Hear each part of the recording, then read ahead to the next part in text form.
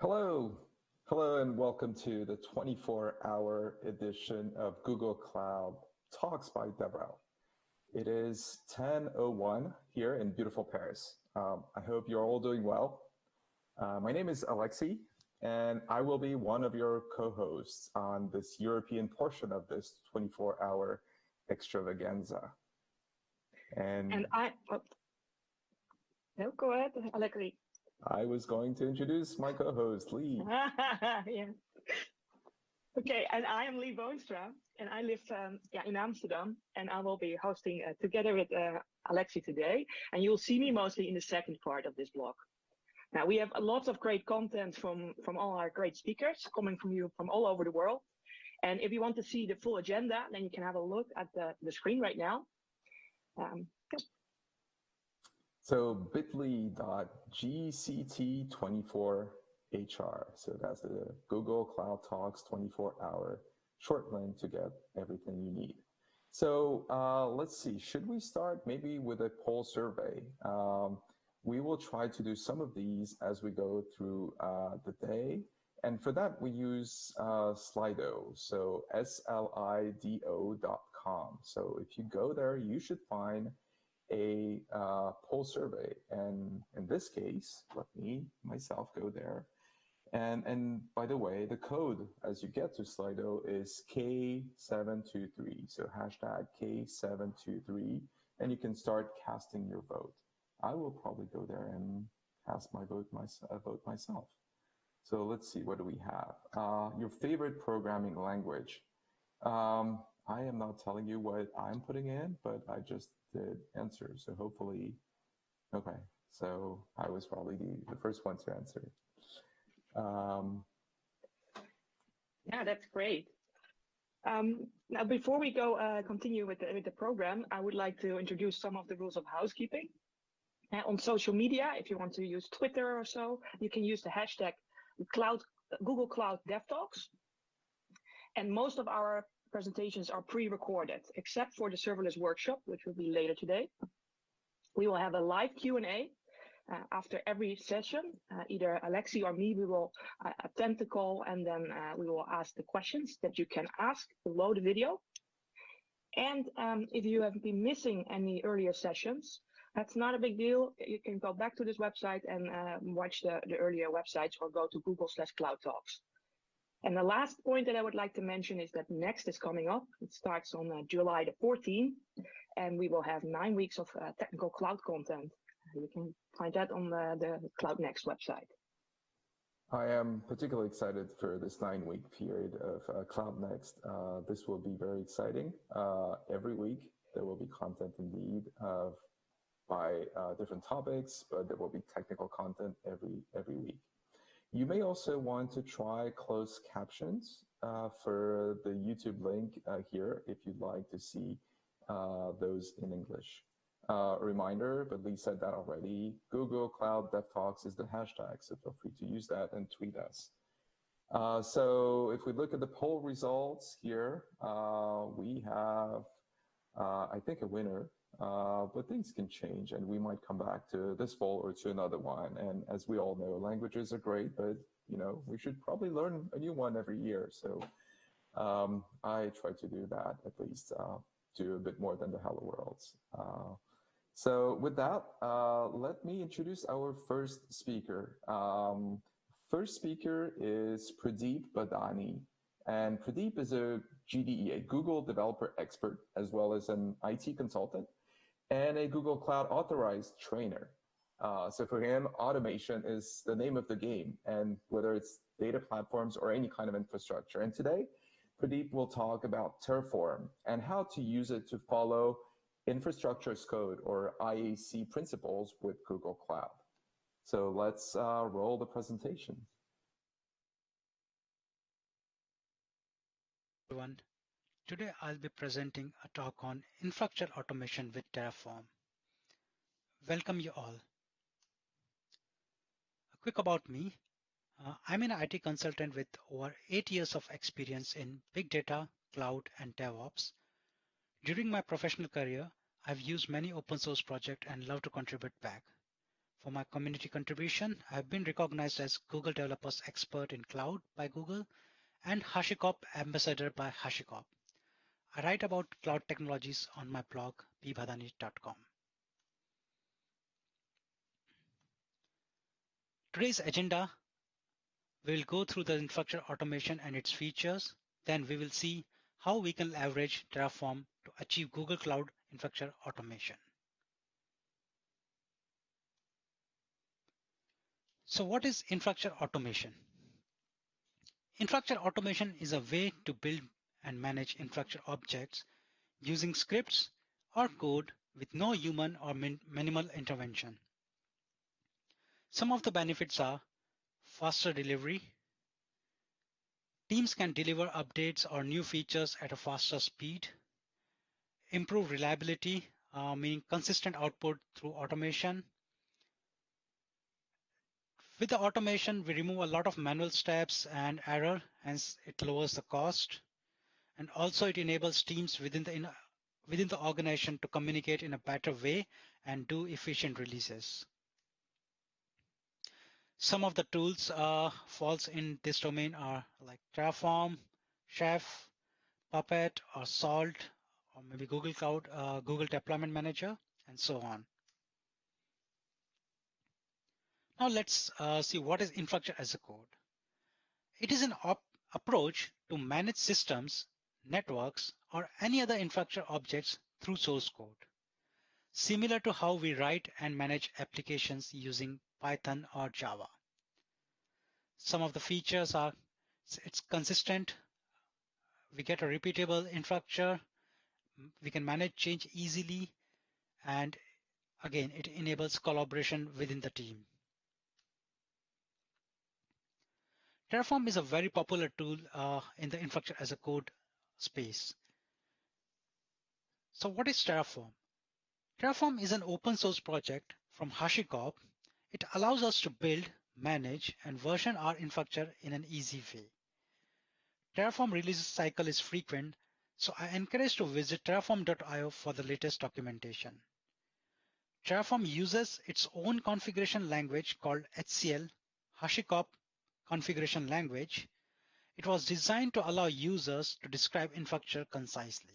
We'll see some example how this language syntax looks like. Some of the features of Terraform, it's platform agnostic. With Terraform, we can manage heterogeneous environment with the same workflow. You need to write configuration as per the project need. We can have few resources created in maybe a Google Cloud, few resources created using the Bitbucket provider or a GitHub provider or some other cloud provider within the same Terraform project. State management. It keeps tracks of all the infrastructure object it creates in a file called state file. It can infer dependencies between the different infrastructure object. For example, if you are creating a subnet and a VM inside the subnet, Terraform will create the subnet before trying to create the VM. Execution plan. Once we write the Terraform configuration, execution plan can help us to understand what infrastructure changes Terraform will perform. It is kind of a dry run. Resource graph. Resource dependencies can be viewed in form of a graph as well. Parallel execution. Terraform will try to create multiple resources in parallel wherever possible. For example, if I'm trying to create 10 VM, Terraform will try to create 10 VM independently in a parallel if they don't depend on each other for some reason. Now let's dig into the Terraform concepts. First of all, Terraform provider. Terraform providers are the plugins which translate API interaction with the service. For example, the provider, Google Terraform provider, helps Terraform to interact with GCP services and also authenticate against the GCP services. It is defined using provider keyword, then provider name, let's say Google in this example. Please check for all the provider name in the Terraform documentation. So if you are looking for, let's say, Bitbucket provider or GitHub provider, they have their own name. So please check their documentation. Then in the provider block, we need to set some attributes. So in this example, we are setting project and region. Project is, for example, my GCP app project, and region being Europe Westro. There are more than 100 different providers. Here's the reference link, which lists all the Terraform providers on the terraform.io website. Resource is another concept. So resource describes the infrastructure object in a Terraform. So for example, if I want to describe a GCS bucket, I would use a resource keyword, then a resource type, Google Storage Bucket, and then the local name may be config, and provides its attribute. For example, a name of the bucket and where that bucket resides, like location, maybe Europe West in this example. The data source. Sometimes we have some infrastructure which is already created, maybe by some other Terraform code or script or manually or by any other means. For example, when I'm trying to create a VM, I already have a VPC created in my GCP project, and I just want to use the VPC self-link in my VM configuration. Instead of hard coding or providing through variable, I can use data source to query the GCP API and get me the VPC name or the self-link.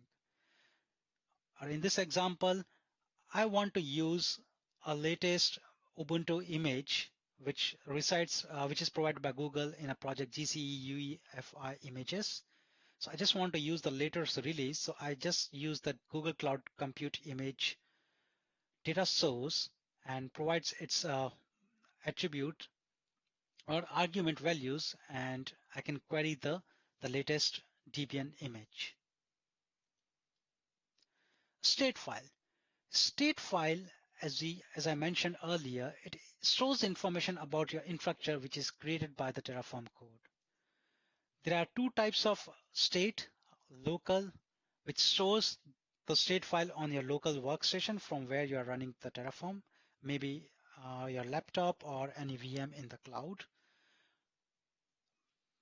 The downside is, as the local state resides in your local file system, it is really hard to share between the different members in the team because it resides in your local system. Then you have the remote storage.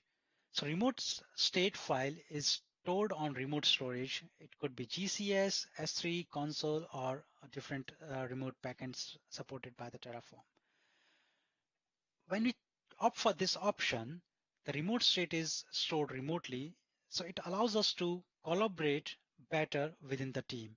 For example, I have a code which is on the version control, maybe on a GitHub, and the remote storage is also on the GCS. Maybe 5 members in my team, they can get the code from the GitHub, and they will all point to the same remote state, which is on the GCS. So they get the latest picture of the infrastructure. Now the question comes, what happens if two users tries to do something at the same time?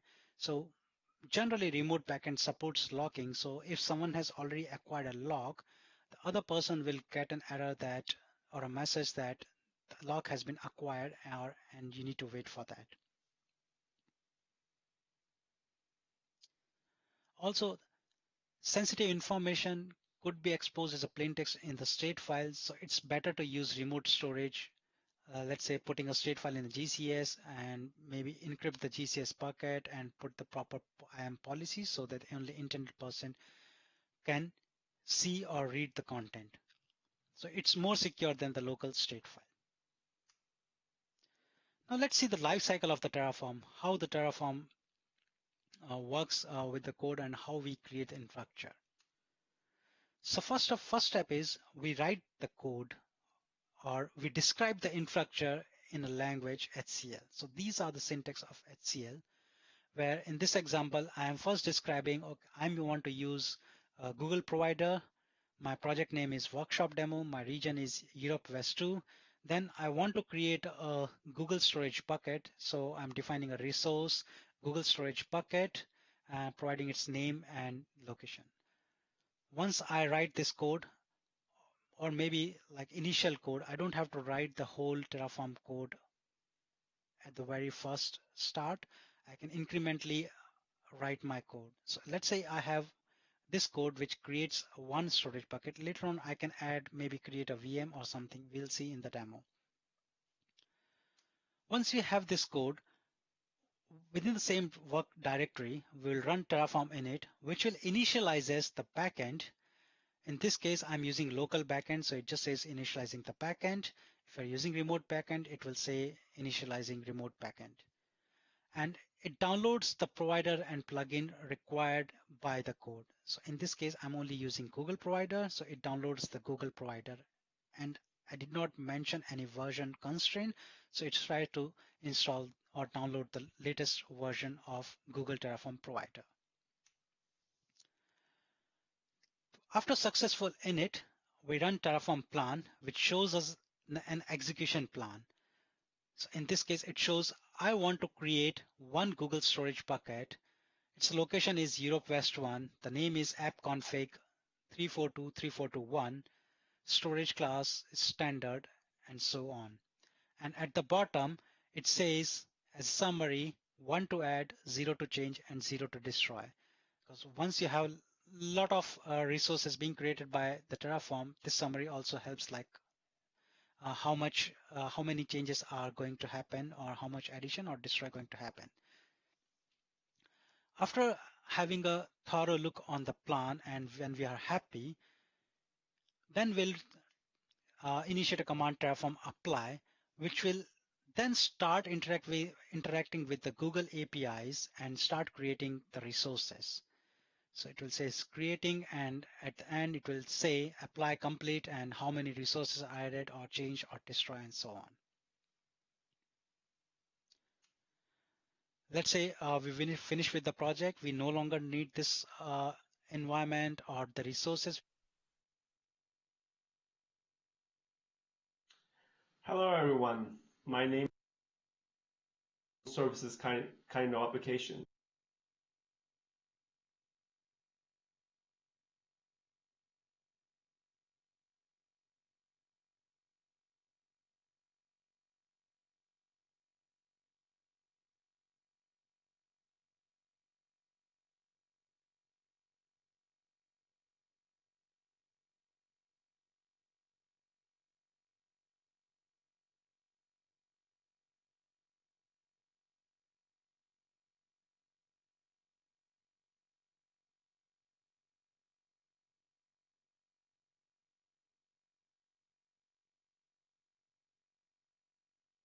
Us an execution plan. So in this case, it shows I want to create one Google storage bucket. Its location is Europe West 1. The name is appconfig 342.342.1. Storage class is standard, and so on. And at the bottom, it says as summary, 1 to add, 0 to change, and 0 to destroy. Because once you have a lot of resources being created by the Terraform, this summary also helps, like how many changes are going to happen, or how much addition or destroy going to happen. After having a thorough look on the plan, and when we are happy, then we'll initiate a command Terraform apply, which will then start interacting with the Google APIs and start creating the resources. So it will say it's creating, and at the end it will say apply complete and how many resources are added or changed or destroy and so on. Let's say we finish with the project. We no longer need this environment or the resources. We want to clean up for a variety of reasons. It could be a cost saving, or you don't need that infrastructure anymore, maybe for today or for this week, or for any reason. To clean up, we just run Terraform destroy. It will start destroying all the resources which is defined in the code. And at the bottom, in the summary, it will say destroy complete and how many resources are destroyed. So it's a five-step workflow. First, we write the code, we initialize the directory, we run the plan, we apply the changes, and when we don't need the infrastructure, we can just clean up with the destroy. Now let's see how to set up the workstation if you are using, if you want to interact or use the Terraform from a local laptop. Let's see some steps. The same experience can be done on Google Cloud Shell, where it already comes pre-installed with Terraform and gcloud, which we are going to see how to install on the local system. To install Terraform, if you're a Mac user, it's fairly straightforward. Brew install Terraform. It will install the Terraform, and after that, you can run some commands like Terraform help or Terraform version to just check if it is installed or the binaries are working fine. For Linux, you just download the latest Terraform binary and then place in a directory which is on your path, and then again you can just run Terraform help or version to check it.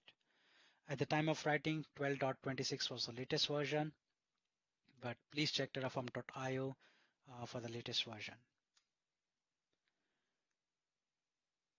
To use the gcloud, again straightforward, you just need to run few steps and then run gcloud init. It will go through some setup steps to configure your gcloud. For detailed video, please refer to my blog, Getting Started with Google Cloud SDK, linked below. gcloud, as I mentioned, gcloud and Terraform comes pre-installed with the Cloud Shell, GCP Cloud Shell. So if you're using Cloud Shell, you don't have to follow these steps. You'll already have all these things out of the box. Now let's say I want to create this architecture using Terraform. So here we have a web server running on a Google Compute instance. A services account is attached to it to interact with Google Cloud Storage. So what we are going to do is we'll create one instance and maybe start a Python web server onto it to show some files on the web server and write some logs to the Google Storage bucket. So we'll do this in our demo. So let's move on to the demo now. Let me first define the provider Google, then its attribute project and region. I'm using variables, which I'll define shortly. Then I needed a service account, which my VM will use to interact with the Google Cloud Storage. So I'm defining a Google service account with the name SVC My App Storage and attaching a storage role to it. Before I progress further, let me just define all the variables which I'm going to need so that I can show the incremental changes in the Terraform. So I will just create a file called variables.tf. The name could be anything. And I'm going to just keep all the variables which I would need. The variable is defined using a variable keyword, the variable name, and then you can have a description which helps in the documentation and what type of variable you want. If you want to keep it optional, we can provide some default value. So if we don't provide the value of this variable at the runtime, Terraform is going to use the default value. Now let's save this file, start the terminal. At this stage, we have just defined the provider and service account and its IAM membership. So first of all, I'm going to do Terraform init, which will initialize the backend and initialize the provider plugin. All set. So I'm going to run Terraform plan. Now it is asking me for the label values because I did not provide it the label values or a default value in the variables. I'll just close this here because I have not provided. So I'm going to define all these values in a file called terraform.tfvars, which Terraform will automatically picks up at the runtime. You can define all the variable values in any file name .tfvars, Then you need to just provide the file name at the runtime when you run Terraform plan reply. But if I'm using terraform.tfs, it's a special file name. We don't need to provide the file name. So I'm providing my project ID, the region name I want to use for my VM, which we'll see later on, and the labels and so on. So let me run Terraform plan now.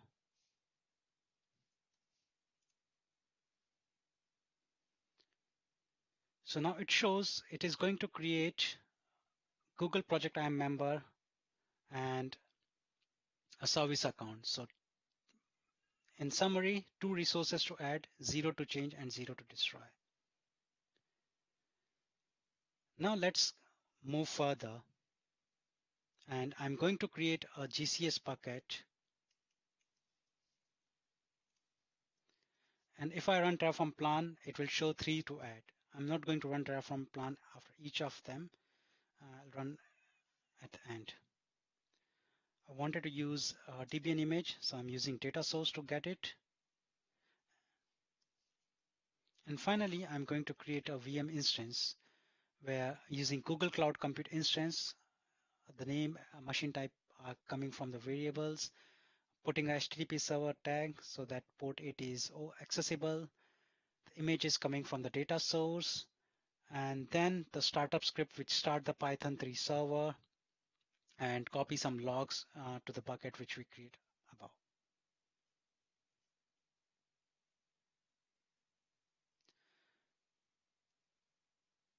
Now let's back to our terminal, and I can run Terraform init again. There's no harm in running Terraform init again and again.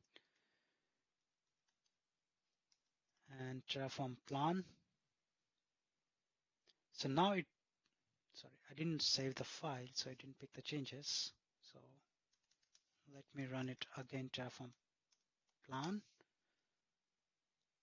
And it says 4 to add. So it creates a bucket, it creates service account, attaches the IAM policy and the VM instance. So all the 4 resources now it's picking up. I'm happy with this plan. So I'm going to run Terraform apply. It will ask me, I'll say yes. And now it started creating the VM instance, and it's already created, I think, bucket and service account. So apply is complete, resources 4 to add, 0 to change, 0 to destroy. Let's go back to our browser and see the instances. So it has created this demo app, and if I refresh, it has created workshop demo logs bucket. Now, quickly, I will just check the serial log of this VM just to check that the metadata script has completed.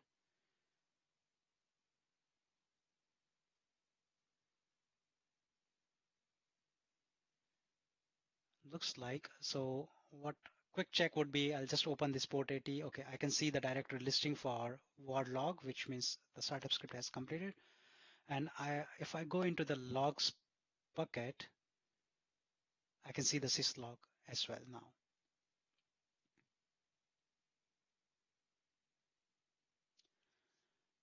Now, let's say I don't need this infrastructure anymore. So I want to destroy it. So I will just say Terraform destroy. It will show me all the resources it is going to destroy. Once we are happy with this change plan, we'll press yes, otherwise no. And once we put yes, it will start destroying the bucket and the VM instance and so on.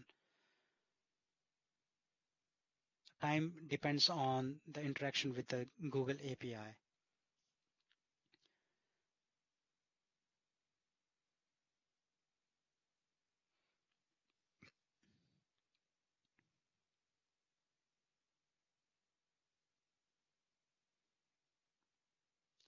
So it has destroyed all the resources. 4 resources were created. So if I go back to the bucket. I don't see the logs bucket. This should already be gone. This is gone. And if I refresh, demo app is gone.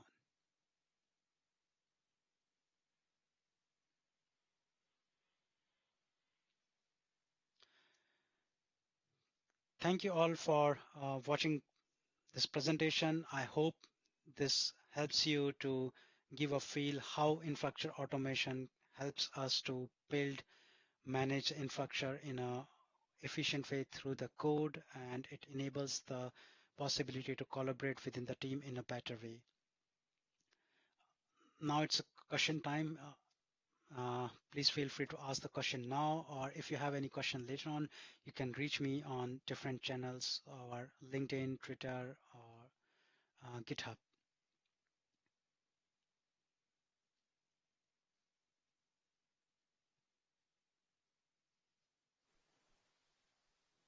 And we are here with Pradeep. Pradeep, thank you very much for participating here, and thank you for joining.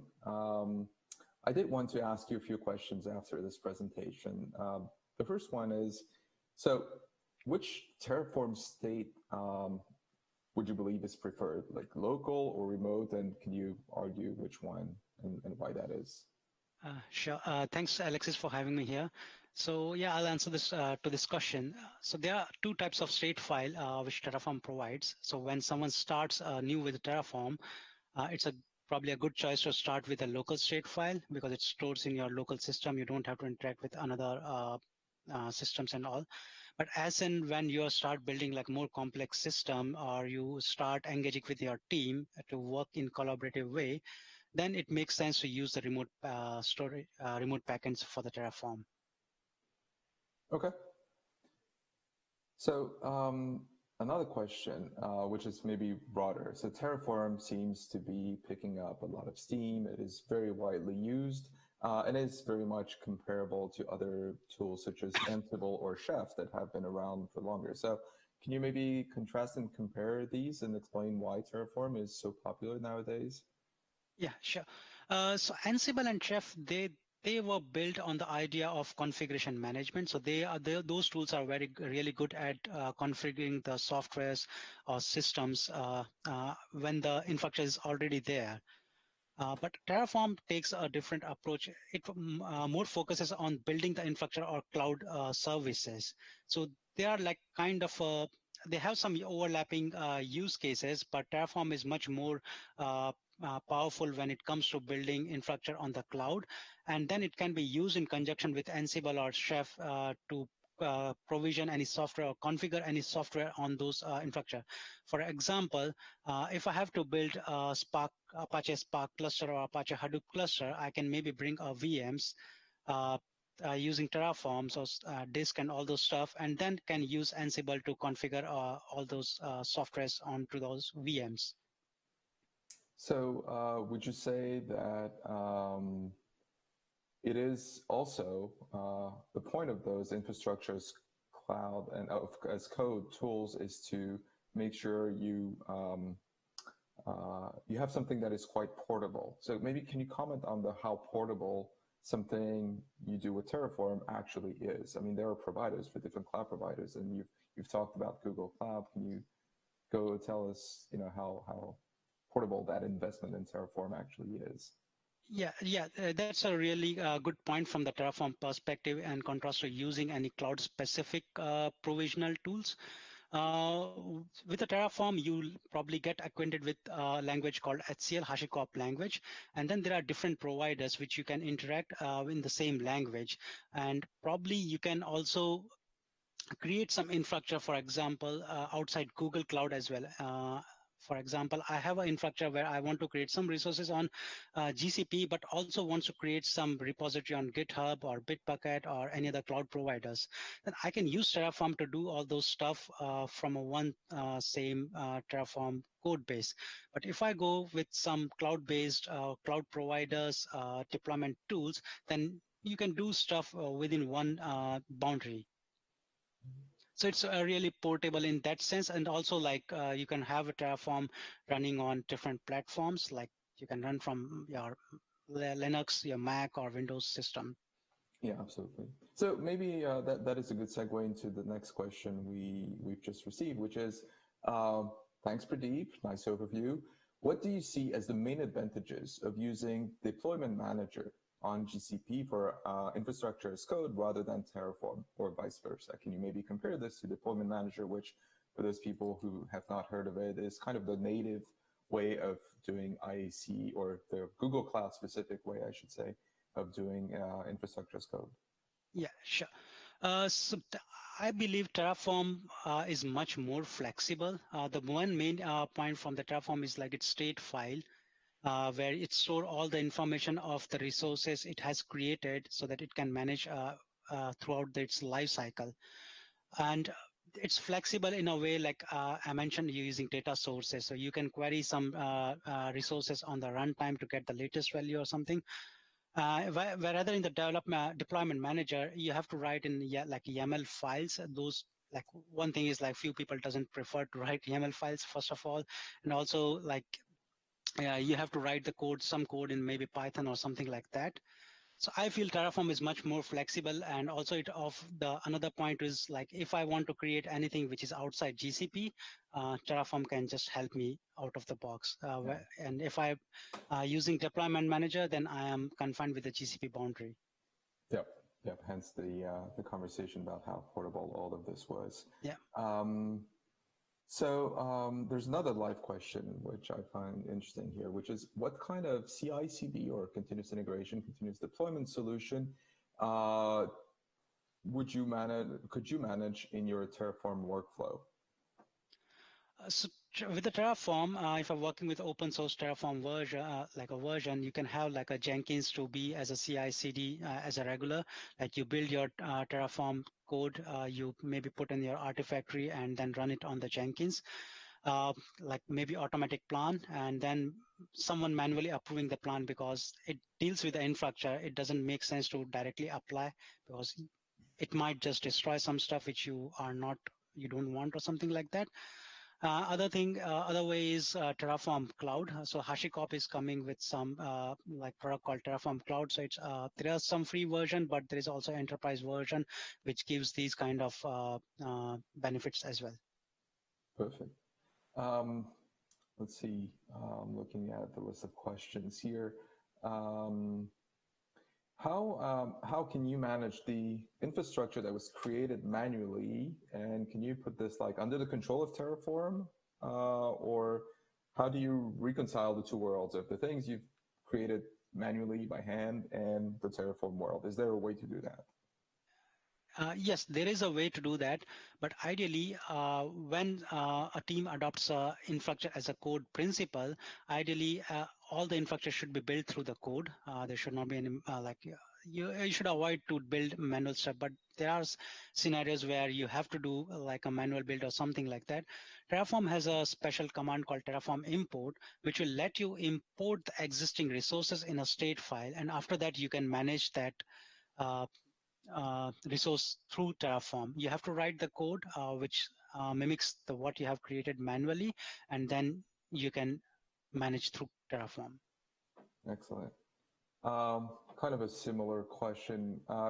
Can one destroy part of the infrastructure that was initially created using Terraform?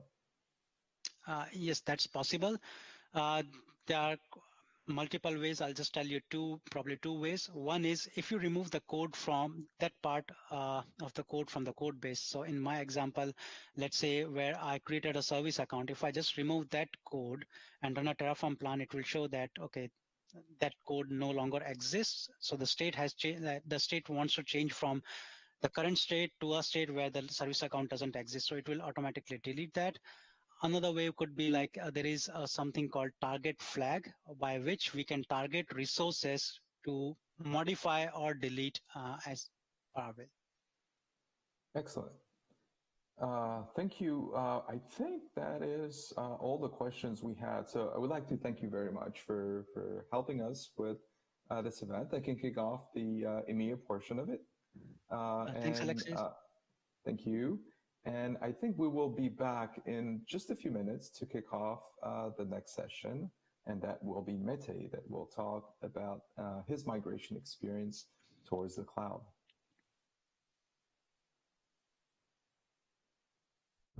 Hey Martin, you brought a dog to the workshop? Yeah, Brett. I just came back from the veterinary clinic where Bella here got her checkup. They built a system for making appointments online. It is serverless and exposes data from a Cloud SQL database through a REST API. Sounds great. Stay tuned if you want to know more.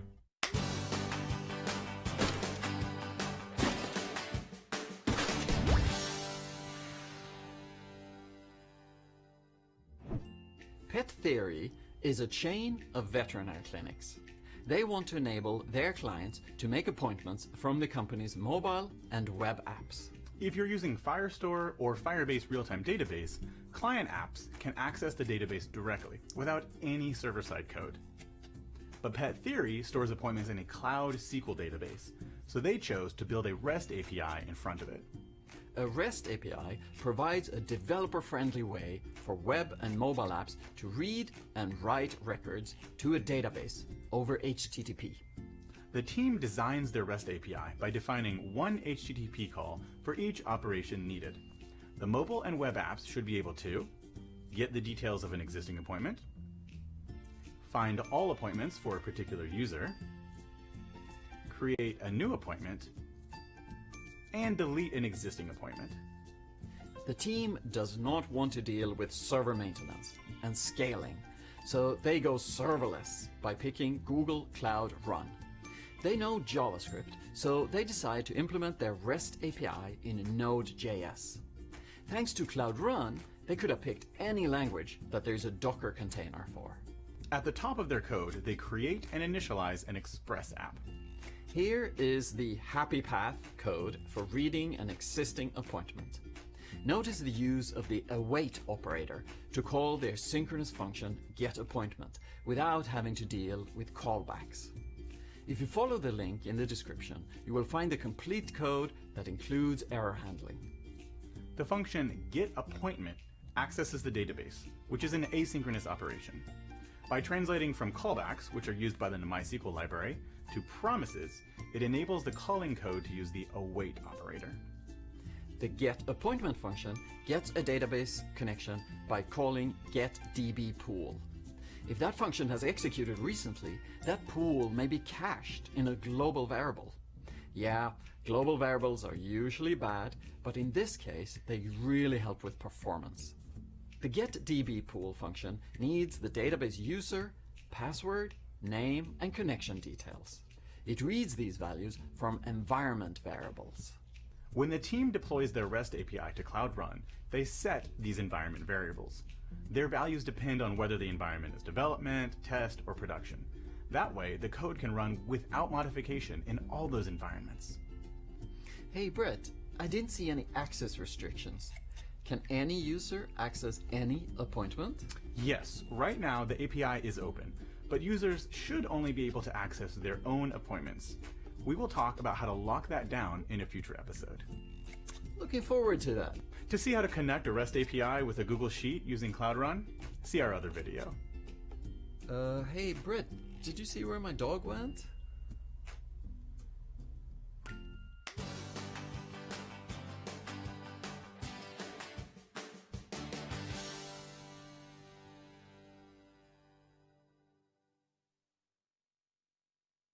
As a developer, you want to quickly deliver great cloud applications like web apps, mobile APIs, and background jobs. But choosing a cloud solution often comes with trade-offs.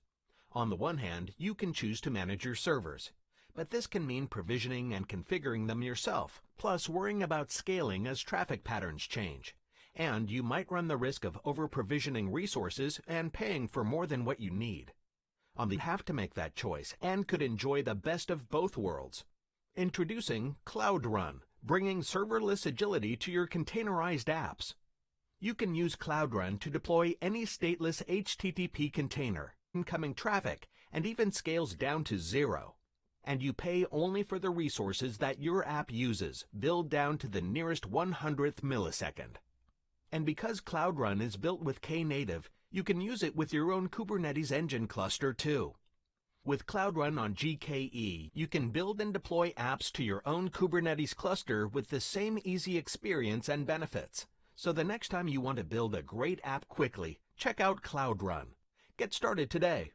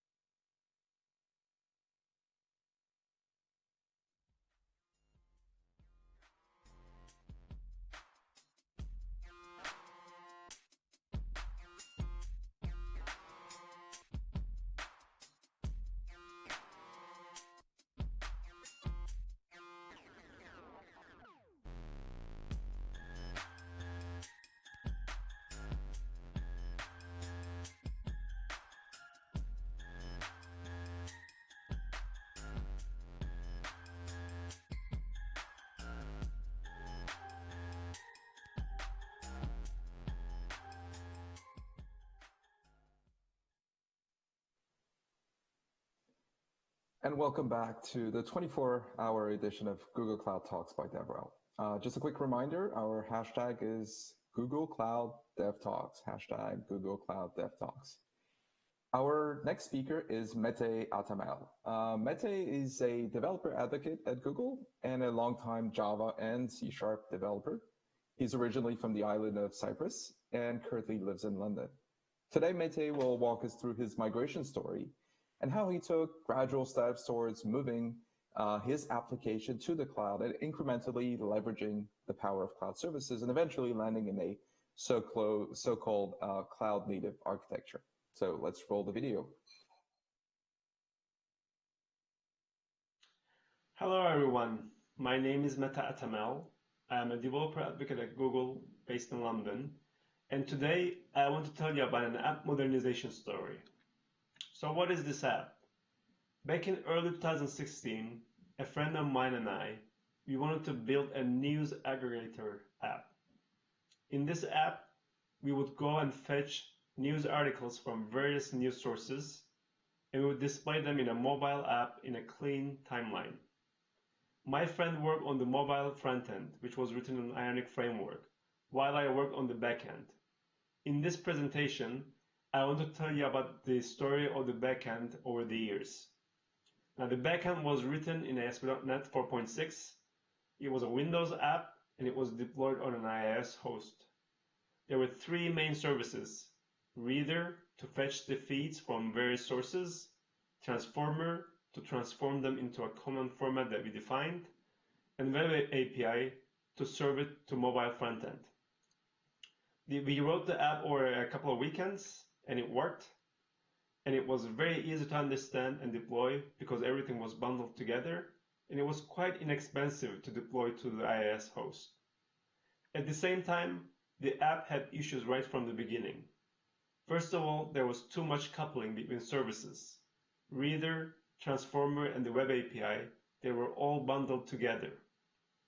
The developer experience of the IIS host was not great. Sometimes the machine that we were deployed on, it would go down.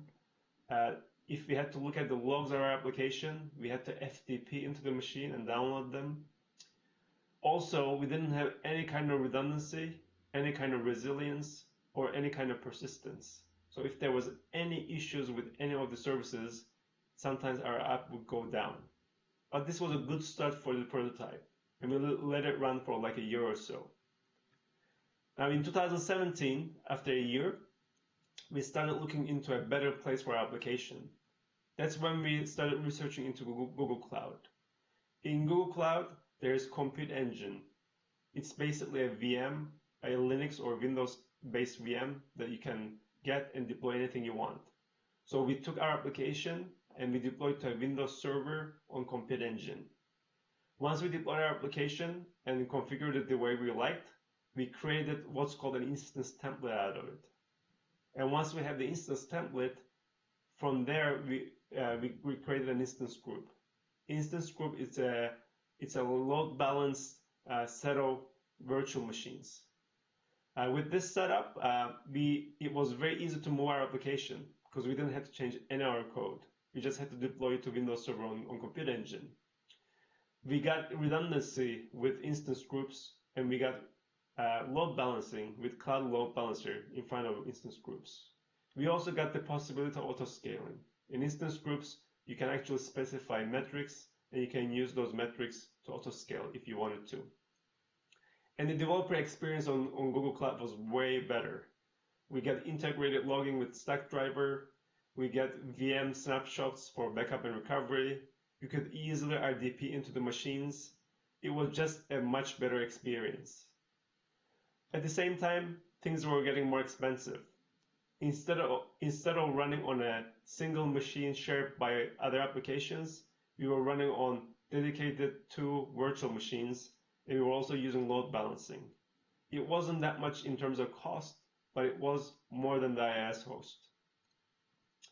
This model served us well for two more years. But between 2017 and 2019, there were a lot of things happening in the tech world, especially in .NET world. First, there was this new version of .NET called .NET Core. And one of the most interesting aspects of .NET Core is that it runs on multiple platforms, Linux, Mac, and Windows. Secondly, there was a lot of hype around containers. Everyone was talking about how to take a monolithic virtual machine-based application and how to break it down into smaller services and run them in containers, and how efficient this was. Third, we had this Windows dependency that limited our options on where to deploy our application. And fourth, the cost of our application, even though it wasn't too much, it was still considerable given that it was a hobby application. So all these forces came into play, and in early 2019, we started looking into how to containerize our application. But before we containerize our application, we had to rewrite it in .NET Core.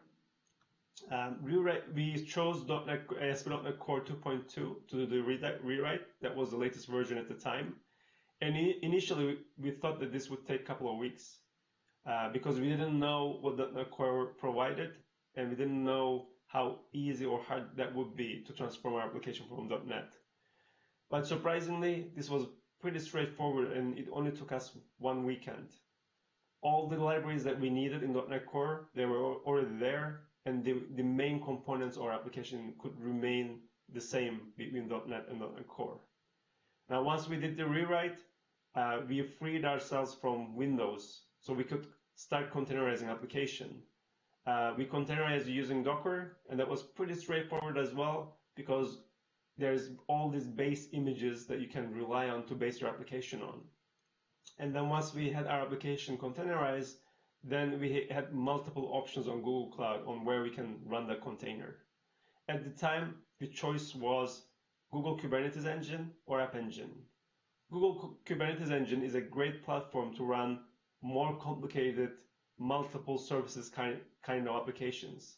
But in our case, App Engine Flex had everything that we needed. We just needed to run our container in an easy way, and that's what App Engine provided us. So that's what we chose instead of Google Kubernetes Engine.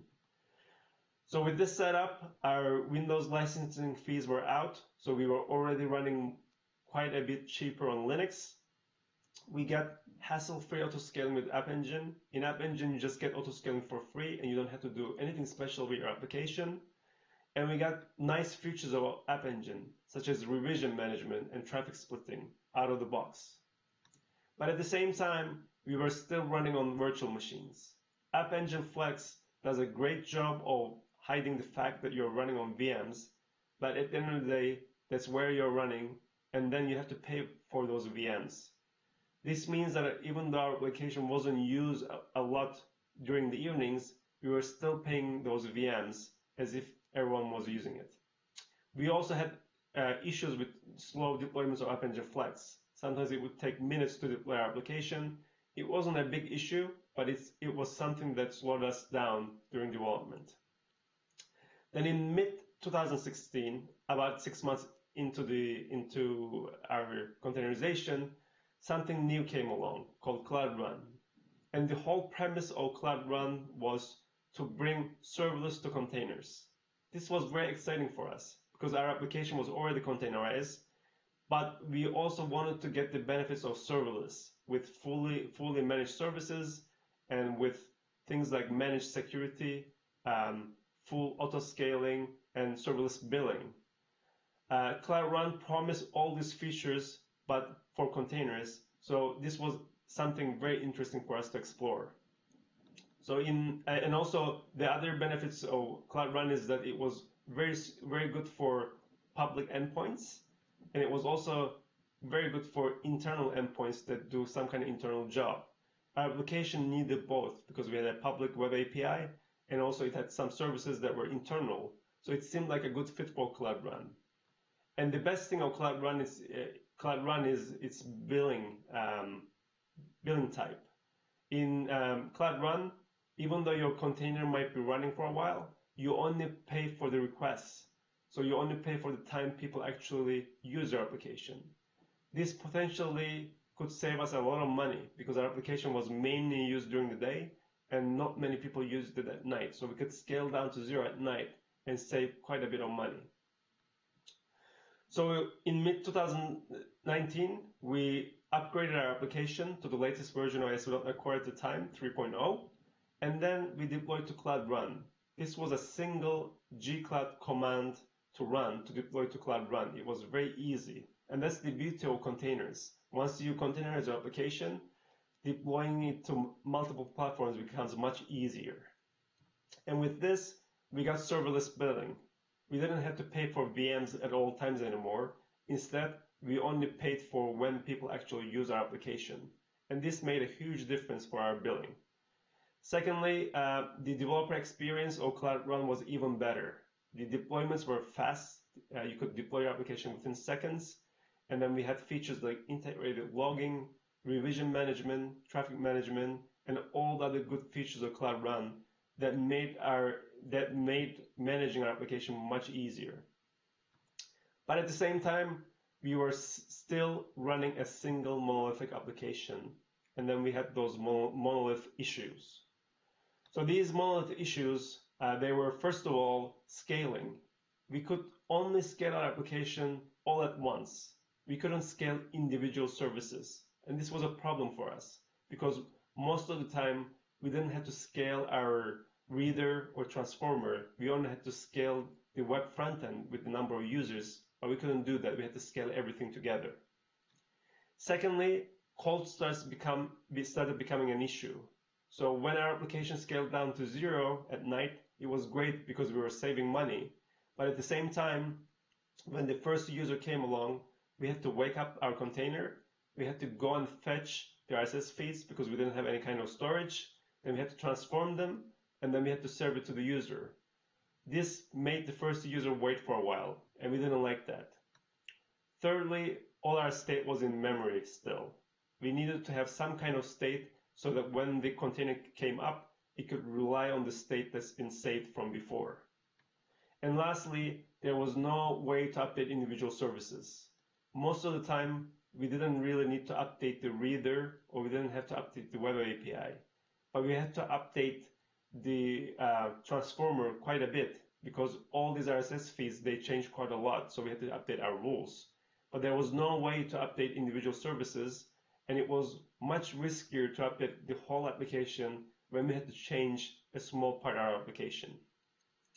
So with these issues in mind, in early 2020, the beginning of this year, we started looking into how to break down monolith into smaller microservices. And in the end, this is the architecture that we came up with. First, we created a new service called Reader. This is a private cloud run service, so it doesn't have a public endpoint, that would simply go and fetch RSS feeds. That's all it does. We put this in front of Cloud Scheduler. Cloud Scheduler is a cloud-based scheduling tool, and it would call Reader every hour to go and fetch the RSS feeds. Once the feeds are fetched, they are saved into cloud storage, which is a cloud-based object storage solution. Once the RSS feeds are saved into cloud storage, you can configure cloud storage to emit notifications to a cloud pops up topic. So when a file is saved, it sends a message to cloud pops up topic, and then that would be pushed to another cloud run service called Converter. This Converter, it's another cloud run service, it's a private service, and it would receive the JSON RSS feed for the JSON, and it would transform it into a common format with the rules that we defined.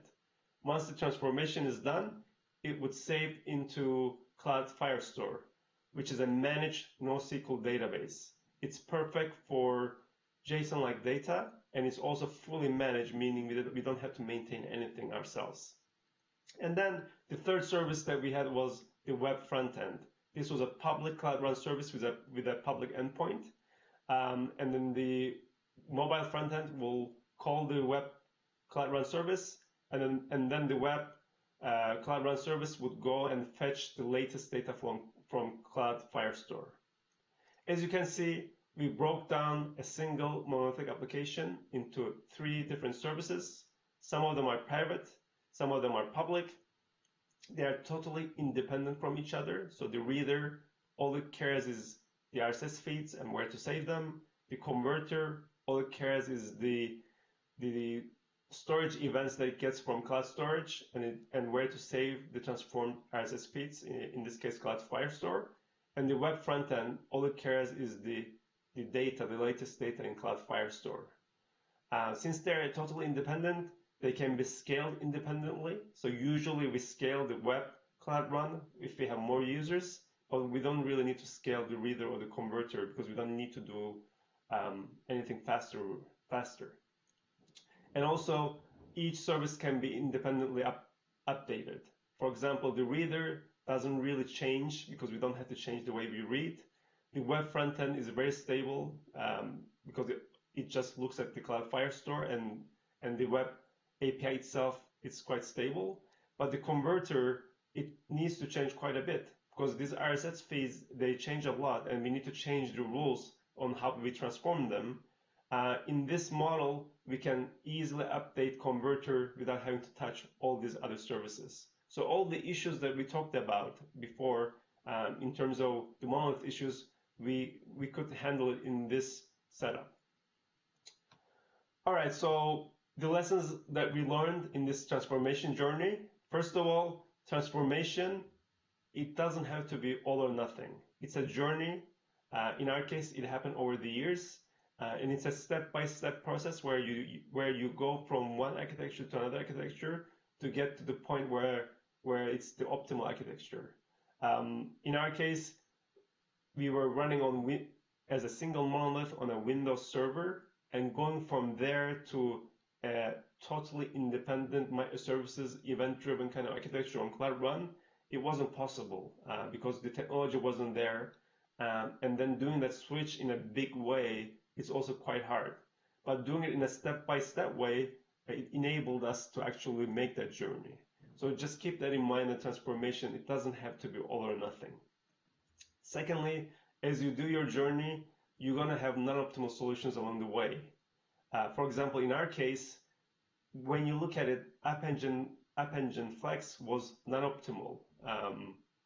What we needed was Cloud Run, because Cloud Run really enabled us to have serverless billing, but it also enabled us to have event-driven microservices architecture. But at the time, there was no Cloud Run, so we had to deploy to App Engine Flex. But by having to deploy to App Engine Flex, we did the transformation from .NET to .NET Core and from Windows to Linux. So even though it was not optimal, it did help us as a stepping stone to more optimal solution, which is Cloud Run in this case. And sometimes doing something simple like lifting and shifting your application from IaaS host to cloud can have huge benefits. In our lift and shift, we didn't have to change our code. All we had to do was change our deployment from IaaS host to Google Cloud. But with that, we get instance templates and instance groups and load balancing and resilience and redundancy without really having to change our code. So it doesn't always have to be a complete rewrite to take advantage of new environments. But at some point, if you truly want to take advantage of the environment that you're in, you need to do some kind of rewrite. For example, in our case, our application was a monolith for a long time, and we kept it that way. But to fully take advantage of Cloud Run serverless billing and Cloud Run event-driven architectures, we really had to break down our monolith into smaller services, and we had to make them event-driven. And that meant that we had to restructure our code, and we had to rewrite our code to be more event-driven. It took a lot of time and effort, but in the end, it was worth it. And it's something that you need to keep in mind. If you are totally changing your environment, and in this new environment, there's a new paradigm, you will need to think in a different way, and you will need to change your code in that way. And finally, you have to remember monolith decomposition. Everyone talks about how to take a single monolith and break it down into smaller microservices. It's usually a good idea, but you should keep in mind that it takes a lot of time and effort to do it right, especially if your application wasn't written in a modular way. You have to first get your application to be modular, then you have to break it down into microservices, then you have to figure out how those microservices will communicate with each other, and you need to figure out your CI/CD pipeline story. So there's a lot of things that you need to figure out once you break a single thing into multiple things. And the management of those multiple microservices is going to be harder as well. So you need to make sure that you have instrumentation and also monitoring in place as well. So when you embark on this journey, don't do it just because everyone tells you to do so. Do it because you have a really good reason. In our case, the really good reason was the serverless aspect of Cloud Run that made the whole thing worthwhile. But monolith decomposition is hard, and make sure you approach it with a good reason, and you also anticipate that it's going to be difficult. All right. Well, this concludes my talk. Hopefully, this was a useful journey for you, and you learned something along the way. If you want to read more about it, I already blogged about this on my blog in a blog series with more details, so feel free to check it out. I also have the backend code on my GitHub under Amathus. And then if you're interested in Cloud Run, I also have a Cloud Run tutorial on GitHub as well. Feel free to check that out as well. Thanks very much for listening, and enjoy the rest of the talks.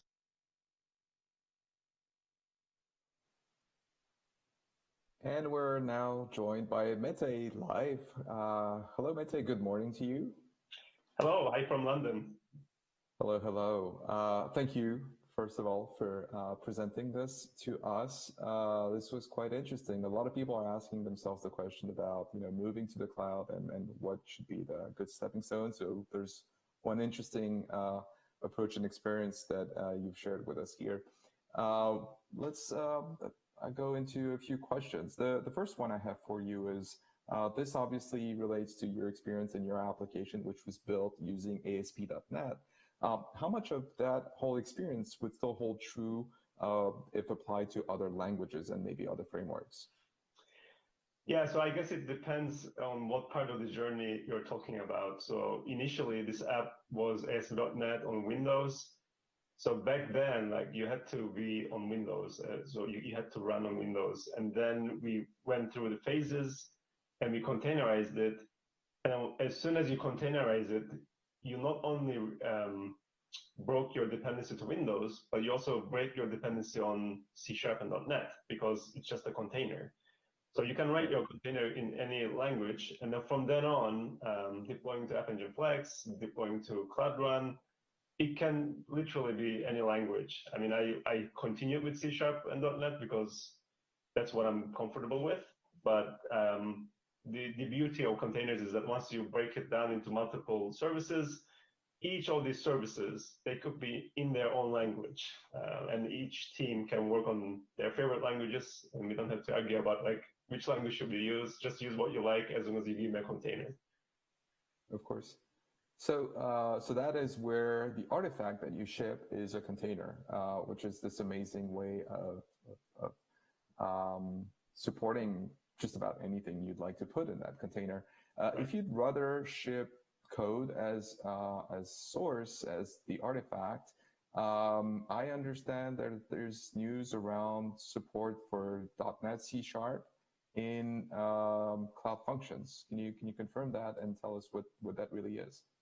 Yeah. So as some of you might know, like we have Cloud Functions on Google Cloud, which is basically serverless functions, and traditionally that supported languages like Java, Go, the Node.js, but no C#. But we will have C# support very soon. Right now, I think it's private alpha, and it will be public at some point. So I'm very excited about that, because even though containers are great to kind of do whatever you want, they're not so easy to get right. You know, when you create a container, you need to create a Docker file, and the Docker file has to be optimized. So you need to pay attention to how you layer those different layers in the image. And if you don't pay attention, the container image can get quite big. Then you need to care about security and getting Docker files, secure Docker files. It's not so easy. I mean, it kind of looks easy, and you can copy and paste some like secure Docker files, but at the end of the day, you have to pay a lot of attention on what you put into your container. For those reasons, like even though containerization is great, it can be challenging for people, even especially if you want to do something simple. And that's what Cloud Functions is really good for. You know, in Cloud Functions, you just write your code. It's usually something small that does, you know, that just responds to an event. For those use cases, I would prefer Cloud Functions because you just write the source and deploy the source. Yeah, and that we would be supporting that hopefully pretty soon with C# as well. And then there's also another thing that's coming up.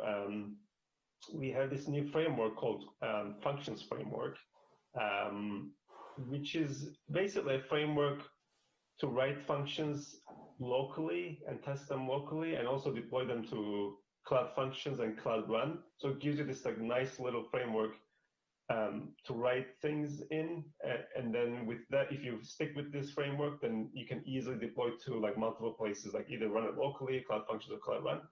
We already have support for that on for .NET. I mean, it's still in the alpha state, but it's out there. It's on GitHub. It's open source, so you can try it out and see if you like it. That's also something to look out for as we are building these kind of applications. Yeah, it seems like every day Google Cloud is becoming friendlier to .NET and Windows developers, and there are many other things that are supported for this audience. Hey, you didn't really talk about the client side of that entire application. Do you want to tell us a little bit more about what's involved there? Yes, that's a good catch, because when you think about an app, it's not just the server side. The reason why I didn't talk about it, because I wrote this app with a friend of mine, and he worked on the client side, I work on the server side. And the client side was written in Ionic framework. For those of you who don't know, Ionic, it's a multi-platform JavaScript framework where the idea is that you write the app in JavaScript, but then you can deploy it to Android and iOS from the same source code. And the reason why we chose that is that, you know, we didn't want to rewrite the same app like for iOS and Android. And also we just want to maintain a single code base, and that was easy enough. It was simple enough that it could be done in a framework like Ionic. And then all the transformation over the years, it kind of happened on the server side, and we haven't really changed the front end that much because it just worked for us. But it's something in the back of my mind that, you know, since the backend is super modern and transformed and event driven and all that kind of stuff, maybe it's time to revisit the front end and see what we can do there. Because the mobile front ends, the frameworks for mobile front ends, they keep changing a lot. Like if you look at all the different things that we have with Angular and Ionic and Flutter and everything, like there's a lot of things out there. So I want to do a survey of them and figure out like what is the best nowadays? What can we use? So I'm thinking something along the lines of maybe update to a new version of Ionic, or maybe use something like Flutter, because Flutter also supports multiple platforms. I haven't decided yet, but it's next on our agenda that we should really transform the front end and then maybe talk about it as well. We'll see. Yeah, and maybe you can keep the two in parallel. That's the beauty of separating and having a nice backend architecture that can support multiple technologies on the front end. So it's not like a big bang thing where you need to adapt the backend as well. Yeah. Can you tell us a few words about the developer experience at the different stages? How's that, and the move to cloud in general? Is that does that ease the developer experience? And if so, how so? Yes, it is in a massive way. Because what happened initially, we deployed to this IIS host. It wasn't even cloud, and the reason why we deployed there is because we looked at some options and it was a prototype and we wanted to deploy somewhere cheap. So this looked like a good option. And the developer experience was basically we would deploy the app. It was on a machine somewhere. We didn't know where. And it was probably shared by multiple other applications because it wasn't dedicated hosting.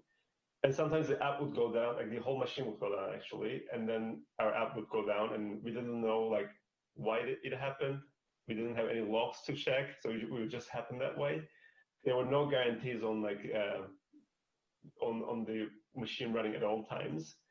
And then even simple things like logs, for example, if you wanted to look at logs, I had to like log in to the actual machine and download the logs and look at them. And if something is not there, I had to redeploy the app and wait for the logs again. Like I couldn't search them. I couldn't, it was basically very, like the development cycle was very slow because of this. And then we made the switch from IIS host to Google Cloud, to a Windows server on Compute Engine. And initially I wasn't sure what to expect because I'm like, okay, it's just a virtual machine. So yeah, okay, maybe the virtual machine on Google Cloud, it's more stable, and it definitely is. But I wasn't expecting anything more than that. But I was pleasantly surprised because there's all these features in Google Cloud that you don't really think about that much until you really get into it. And then you realize that, okay, this is actually quite useful. For example, I mentioned in my talk, I mean, you can easily get into VM in Google Cloud Console. Like you can see the list of your VMs. You can just click a button and you can RDP into your Windows server easily without having to do anything. So just doing that, like just being able to do RDP into it, like with a click, was really good. Then all the logs, they get sent to Stackdriver, and then from there you can see the logs in a central place. You can search them, so I don't have to download them anymore. Then you can create instance templates out of your VM. So once you configure it the way you like, then you can easily replicate it to multiple VMs. So if you wanted to do redundancy, multiple VMs, and it was literally just create instance template, just create an instance group, boom, like it's there. And then once you have the group, then you can put a load balancer in front of it. So there's all these like small features here and there that overall makes like the developer experience like much better, without really having to change our code. And then once, yeah, sorry. No, and even when you get to building containers, you can do that in the cloud. You don't need to have something local. You maybe can even get away with having just a Chromebook and nothing installed really locally to develop. Is that actually possible? Yeah, exactly. I mean, and then as we moved along from VMs to containers, then I could do everything in Cloud Shell, like because .NET Core is in Cloud Shell, and I could just log into my browser and do everything there, and then push it to Google Container Builder to build the image, and then save it in Google Container Registry, then deploy to App Engine Flex initially, and then Cloud Run made it even better. Like, I mean, when you look at the developer experience of Cloud Run, like I think it's the best developer experience I had, like in terms of running code. Like you have fast deploys, you can easily set up a CI/CD pipeline within Cloud Run now. You have revisions and traffic management. So all the good things you have in App Engine, you have in Cloud Run, but then they just do it in a better way. So it's been getting better and better as the time is passing on Google Cloud. Yeah. Yeah, you seem to be quite convinced by Cloud Run. I have to admit, I am quite excited myself. Did you mention or did you consider Kubernetes engine at any point? Because containers should have led you to at least consider it. Yeah, as we containerize the app, there was this question, okay, we have this container and there's multiple places we can run it. And at the time on Google Cloud, there were two options, Google Kubernetes Engine and App Engine Flex. And the reason why, so App Engine also has two flavors, the App Engine Standard and App Engine Flex. We could only run on Flex because it was C#, and C# is only supported on Flex. I did look into Kubernetes because I work quite a bit with Kubernetes. And I felt like Kubernetes was a little bit of overkill for our application. Because in our case, especially when we were deploying initially, it was a single app. It had a front end, and then it had some internal services, but it was a single unit. And Kubernetes is not that useful if you just have one thing running. It's more useful for multiple services that need to scale at different rates. And for that reason, I didn't want to get into all the details of Kubernetes, or creating a deployment, creating a pod, creating a Kubernetes service. There's a lot of Kubernetes vocabulary that you need to know and you need to set up to get things running. And I just didn't need it. All I needed was just make sure that I have my app running, maybe have some kind of redundancy. And in App Engine Flex, you can do that. You can deploy the container and you can tell, okay, I want to run at least 2 copies of this container. And then it's load balanced and auto scaled. So that was good enough for me. And then in the second iteration, when we were considering Cloud Run and Kubernetes Engine, again, I asked the same question, should I do this on Kubernetes or should I do it in Cloud Run? But in every aspect, Cloud Run was much easier. And it also gave us the ability to do microservices, event-driven microservices. So I didn't really have to I didn't really have a good reason to kind of get the Kubernetes complexity into my application. So that's why we went from App Engine Flex to Cloud Run without Kubernetes in the middle. Great. So in just a few seconds, in 30 seconds or so, we'll get into another live poll. So get ready to log into slido.com. If you haven't already, I will give you the code in just a second if I can find it. And it's hashtag I have it K723. So slido.com and hashtag K723. And we have a poll for you there. If you'd like to start answering, that would be great. And in the meantime, I do have a last question for you, Mete. As you did not go with Kubernetes and you went with serverless, which is Cloud Run in this case, have you considered cost? This isn't the most widely used application out there, let's be honest. But how would that look if it really was? Would this still be the right choice? I mean, cost was one of the main reasons why we went with Cloud Run, to be honest.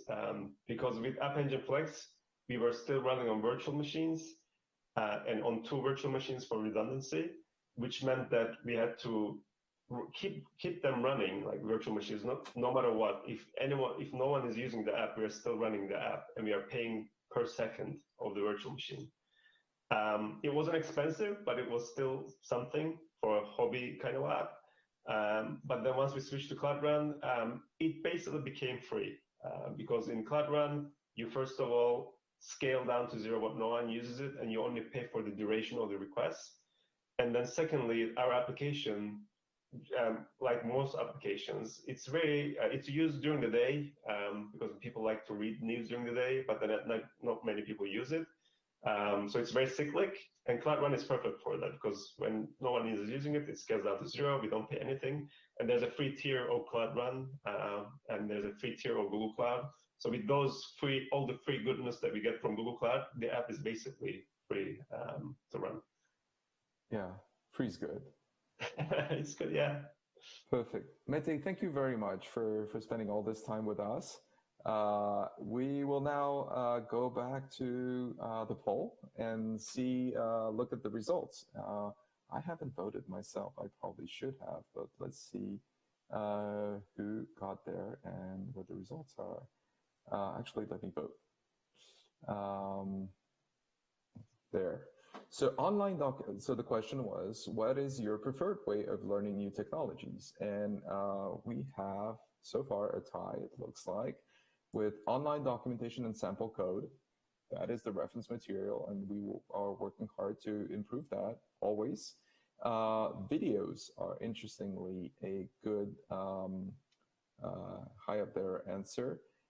Self-paced courses, we have a good number of these in the form of code labs, quick labs, physical books. Nobody uses those. Well, nobody in this poll certainly. And instructor-led courses. You should consider those. These are really good. They build off of many of the other ones, and I would recommend you look at those. The good news is, whichever is your favorite way of learning, we have you covered with Google Cloud. Some of these resources are free if you go to Code Labs. That is one you can use.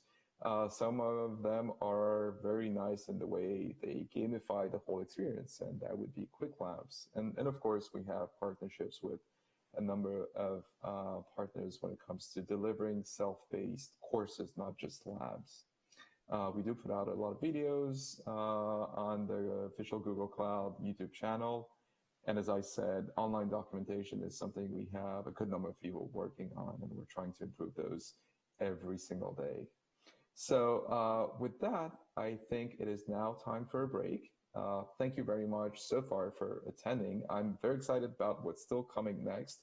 We will reconvene in about 10 minutes, and we'll hear from Guillaume Laforce himself talk about Java 11 and Cloud Functions. So with that, I'll leave you for a quick break, and we'll be back shortly.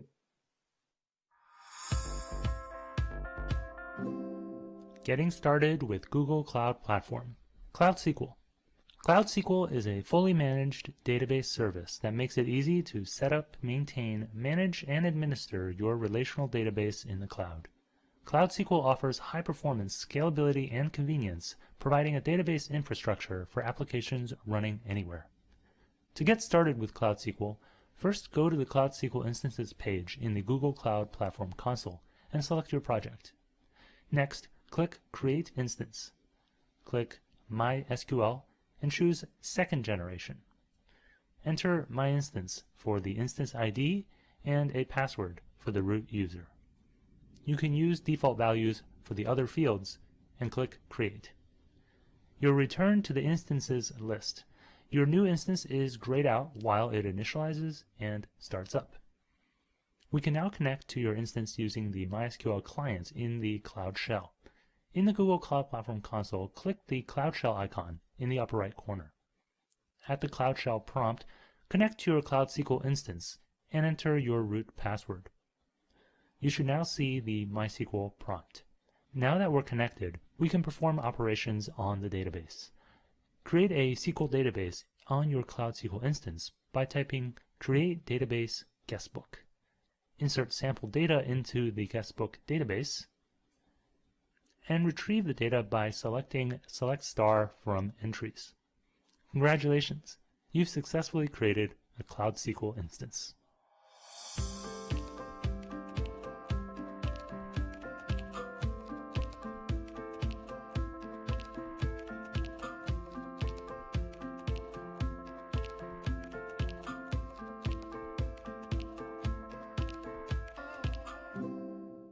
If you are an enterprise, chances are you have networking, storage, and compute on multiple clouds and in your own data center.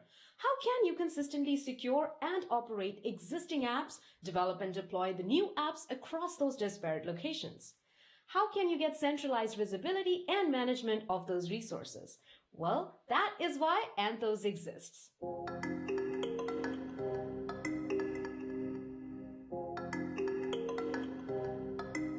Welcome to Anthos 101. As an enterprise, it is very common to have an existing networking, storage, and compute on multiple clouds and in your own data centers.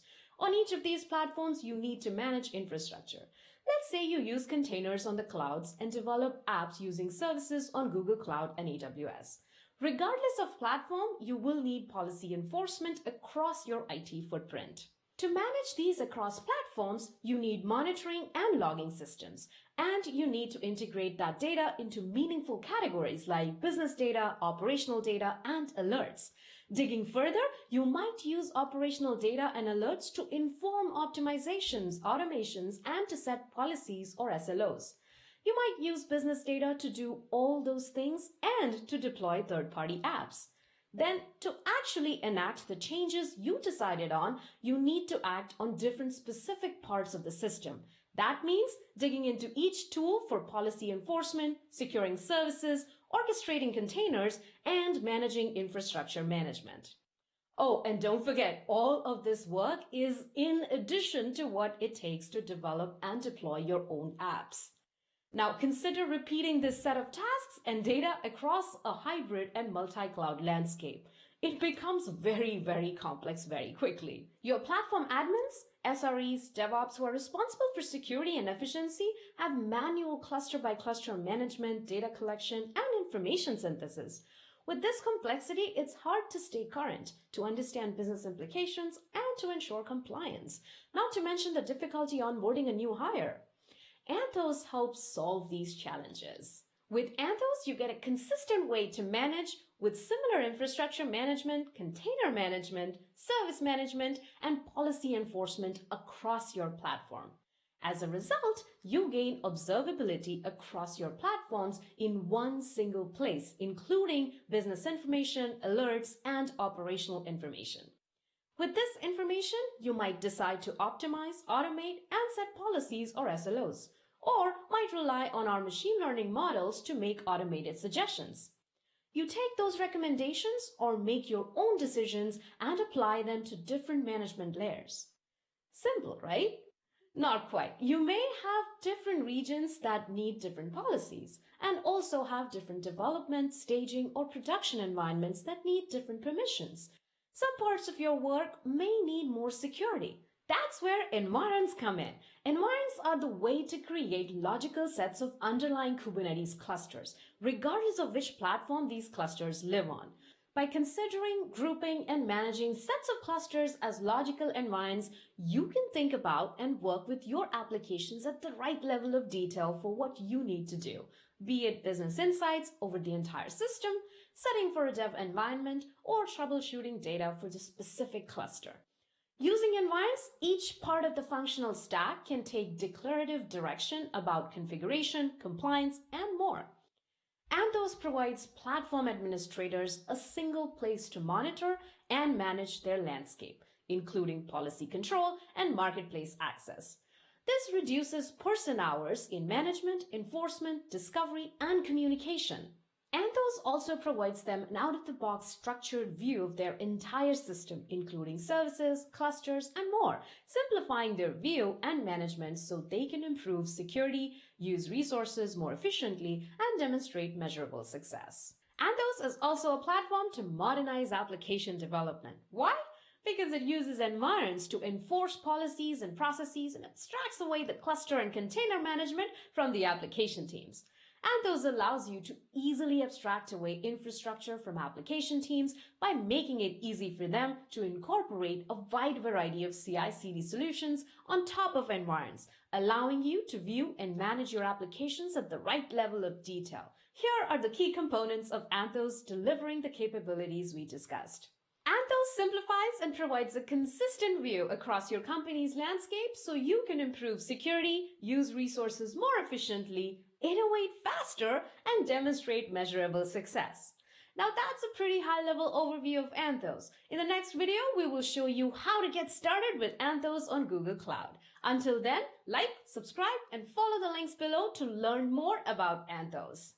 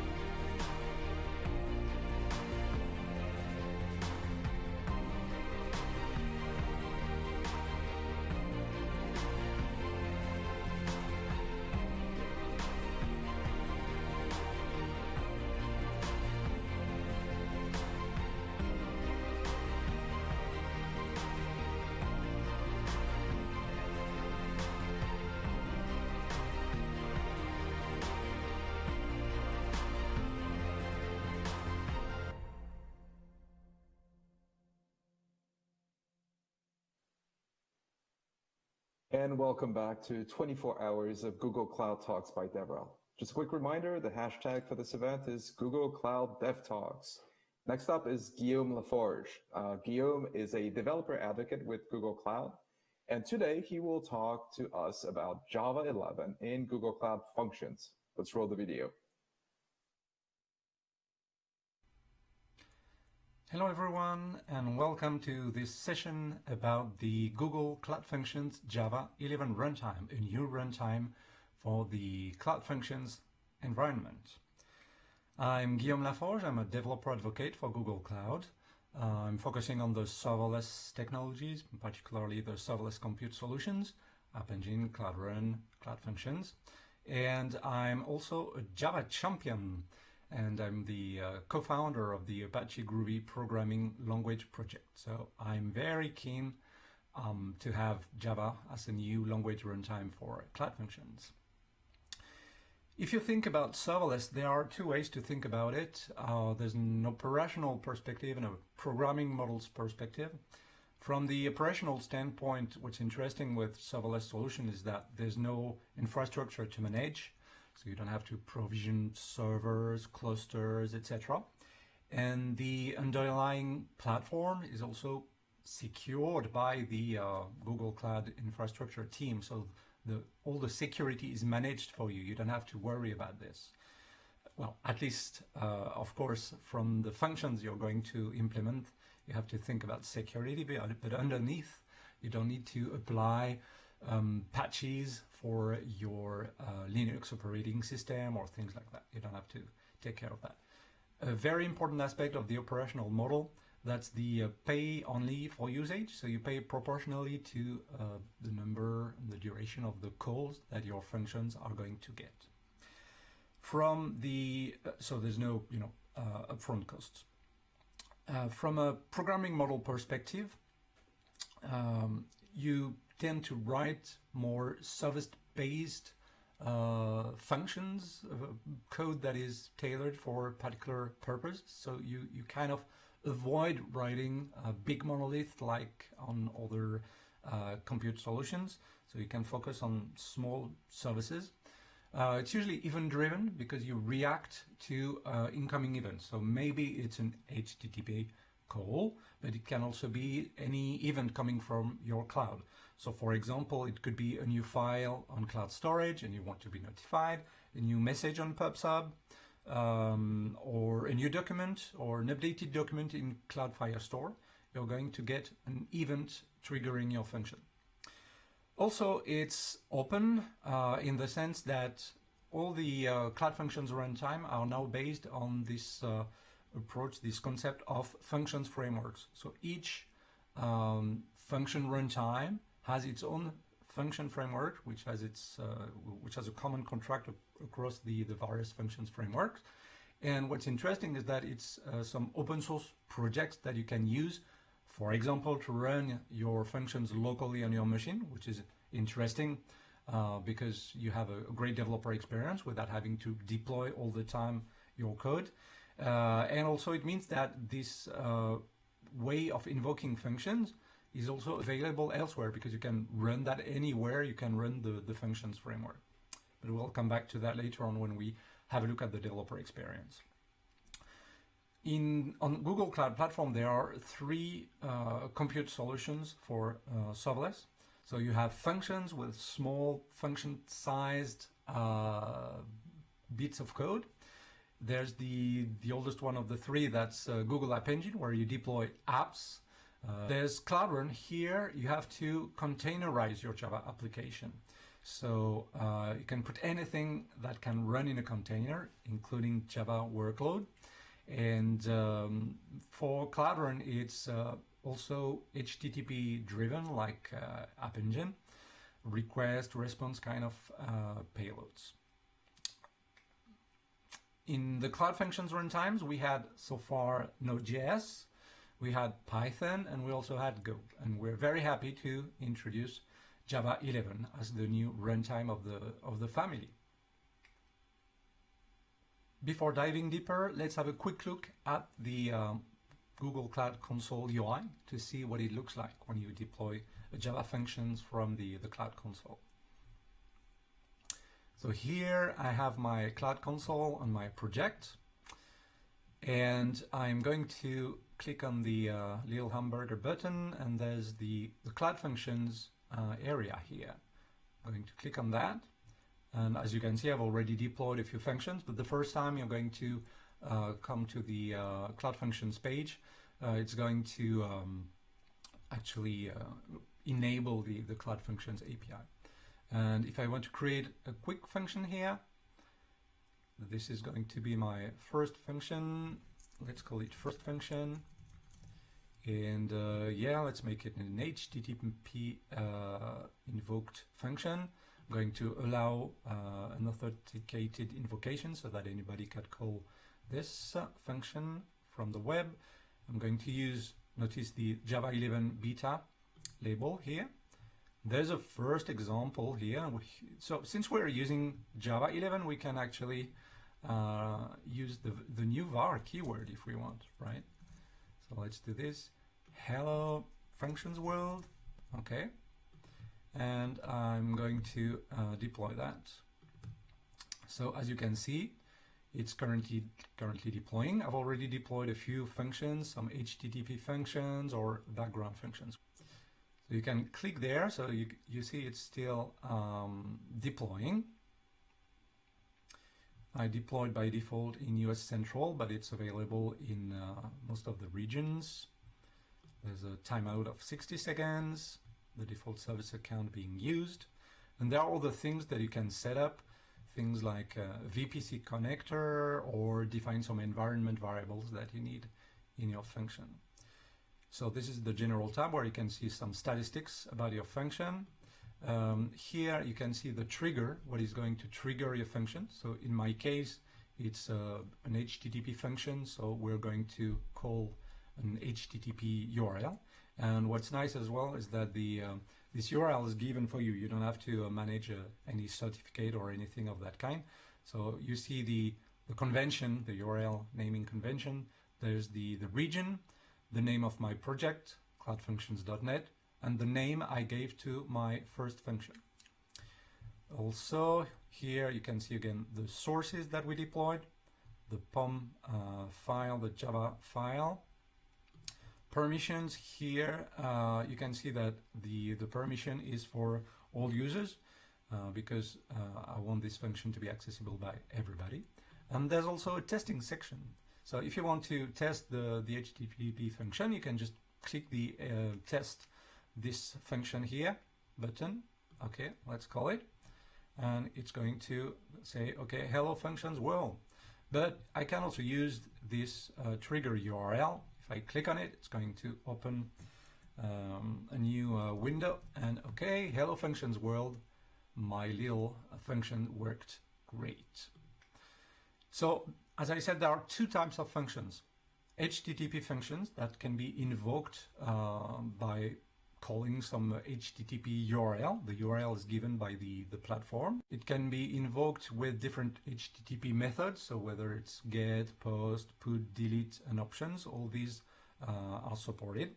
And functions are going to reply with an HTTP response with headers. You can set headers.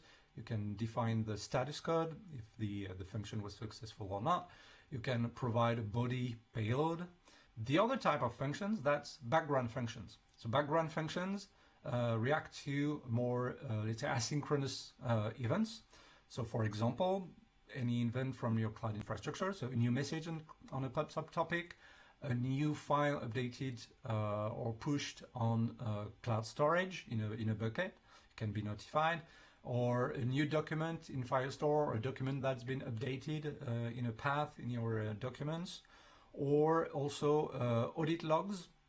So if you define a kind of log event and you want to be notified when something happens within your cloud infrastructure, that's possible. So let's zoom in on HTTP functions. So for HTTP functions, you have to implement a particular interface, the HTTP function interface, from the COM Google Cloud Functions package. It's part of the API, that is part of the functions framework runtime for Java. So it's one of the areas where I worked on with the engineering team. We designed those interfaces so that it's easy to implement a function. So what is a function? It's about implementing an HTTP function interface. This HTTP function interface actually provides one single method to implement, the service method, which takes two parameters. So there's a request, HTTP request, a response of type HTTP response. And then from the response, you have access to the stream or the writer. Here in this example, we get the writer, and we're going to write, okay, hello developers. So let's have a look at another function that I wrote. So here I have a prime number function that I implemented. I'm even using the an external library. That's the Commons Math library. I'm also importing the Cloud Functions objects that I need, the interface and the request and response object.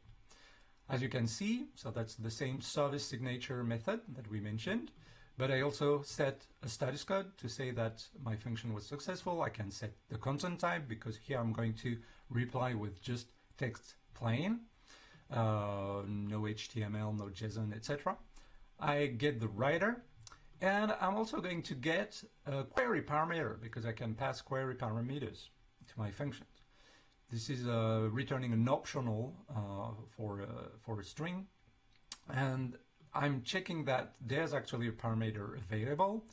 And then here, since this parameter is a string coming from the query parameter string, I'm getting the string and I'm parsing it as an integer.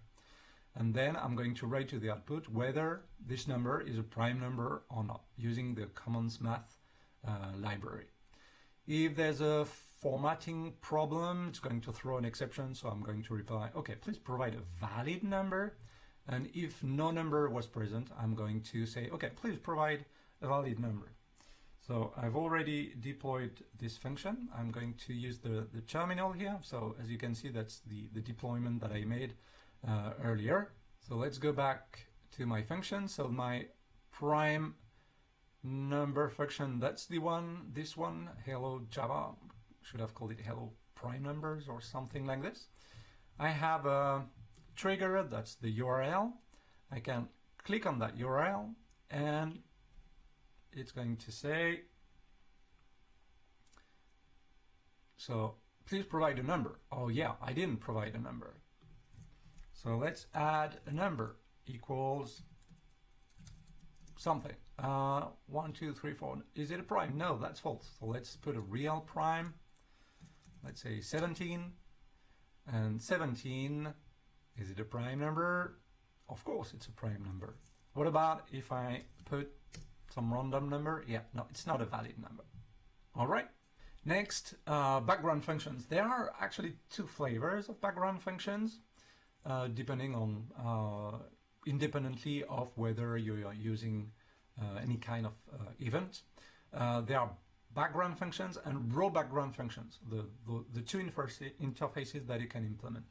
So for example, if I want to get pub/sub messages, be notified when there's a new message on a topic, I can define a class representing my pub/sub message here.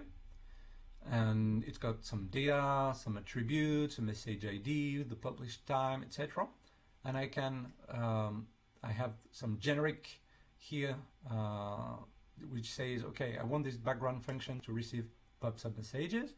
And then my background function interface asks me to implement the accept method with the generic types here, pub/sub message.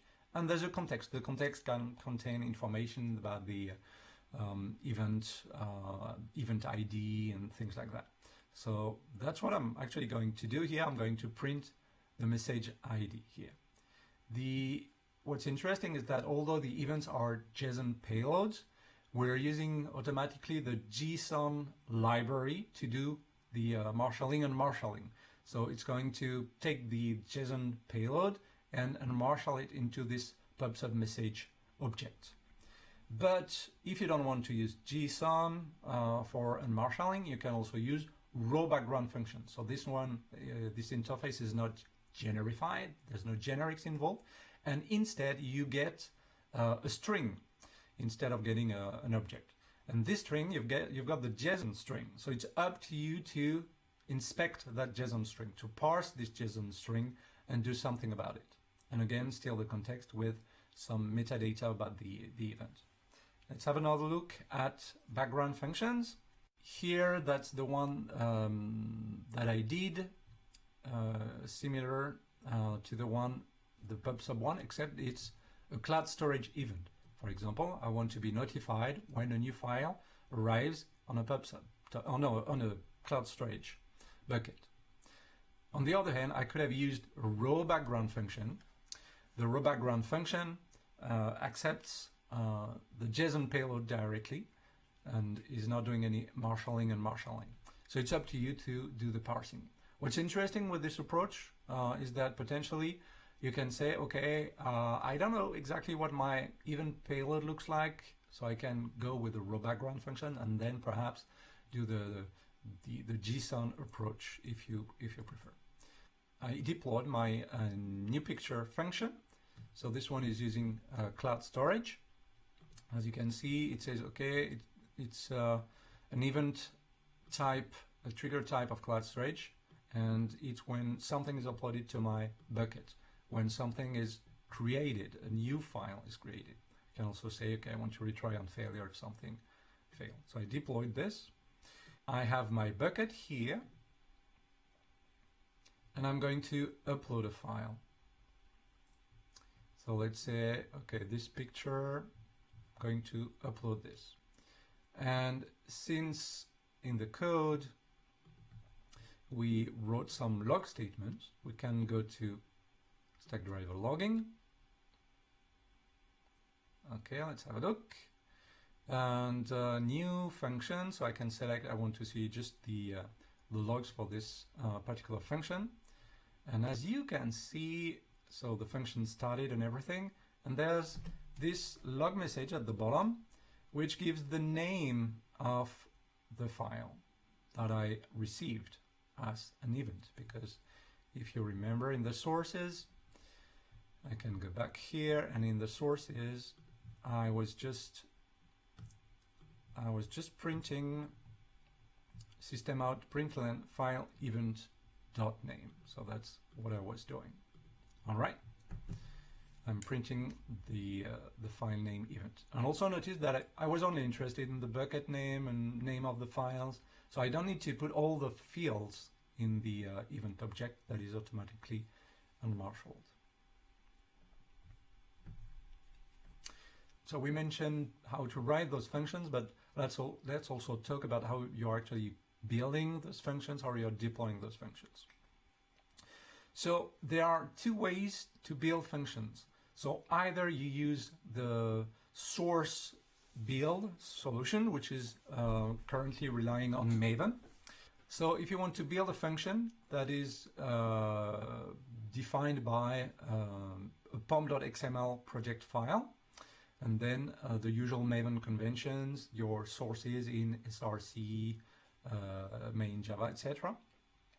The Cloud Functions runtime, with depending on how you upload your code, so if you use, for example, the gcloud command line, it's going to push the source, the pom.xml file, and the Java source files. And the build is actually going to happen in the cloud.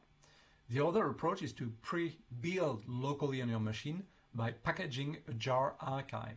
So depending on, if you don't have dependencies, you can just create the jar and send that. But if you have dependencies in your functions, like I had, for example, with my prime number function, you can create a shaded jar with dependencies which are actually built and bundled within the jar. The other approach is to also create a jar manifest.mf with a manifest.mf file, which contains a class path attribute that points at the jar dependencies in some subfolder local to relative to the actual jar archive. So for example, for the pom.xml file, so this is a shorter version, but you can see that I'm just depending on the Google Cloud Functions Framework API dependency. Okay, this dependency is provided because it's provided once it's running within the Cloud Functions runtime. This API is actually provided, so you don't need to bundle it within your jar. And the standard structure, so you have the pom.xml file at the root, and then you have src main Java, within which you're going to have the source code of your function. And then to deploy, you can say, okay, gcloud functions deploy, the name of my function, the region. Here, this example shows how to deploy an HTTP function. I want to grant access to all users. I'm saying this is the Java 11 runtime, and the entry point, that's the package, the fully qualified name of my class. So for example, if I have a function named example in the com.example package, I'm defining the entry point that way. And I can also specify things like memory. When you're using Maven, you can also use the function deploy goal from the functions, the Maven plugin for Cloud Functions. Here for my HTTP function, my pom.xml, so you can see here the Functions Framework API, the Commons Math dependency for my prime function. And here I've also added the function Maven plugin. So that's that is pointing at my prime number function, and it's going to be let me deploy that function or run that function locally. Although I built that function with Maven, I could have built it with Gradle. I can use the Gradle build as well. So for example, with the Gradle build, that's the build working for the same functions as well. So I build, again, I'm saying I'm depending on the Functions Framework API, and I have a dependency on Commons Math. But I'm also using the invoker, as we will see later on, which allows me to run functions. And at the bottom, I decided to package things using the jar with a manifest file containing a class path attribute saying, okay, here are my dependencies that are needed, and I'll put the dependencies in a libs subfolder. And that's what I'm doing. I'm preparing the deployment in a deployment directory. I'm going to copy the jar of my function, as well as in a libs subfolder, I'm going to copy the dependencies that my function needs. So about the developer experience, we introduced as part of the functions runtimes, we introduced this notion of the functions framework contract. For each runtime, Node.js, Go, Java, etc., Python, we have a functions framework which allows people to invoke functions locally, but it's also the invoker is actually the one that is also used on the Cloud Functions runtime in the cloud to run your function, to invoke your function.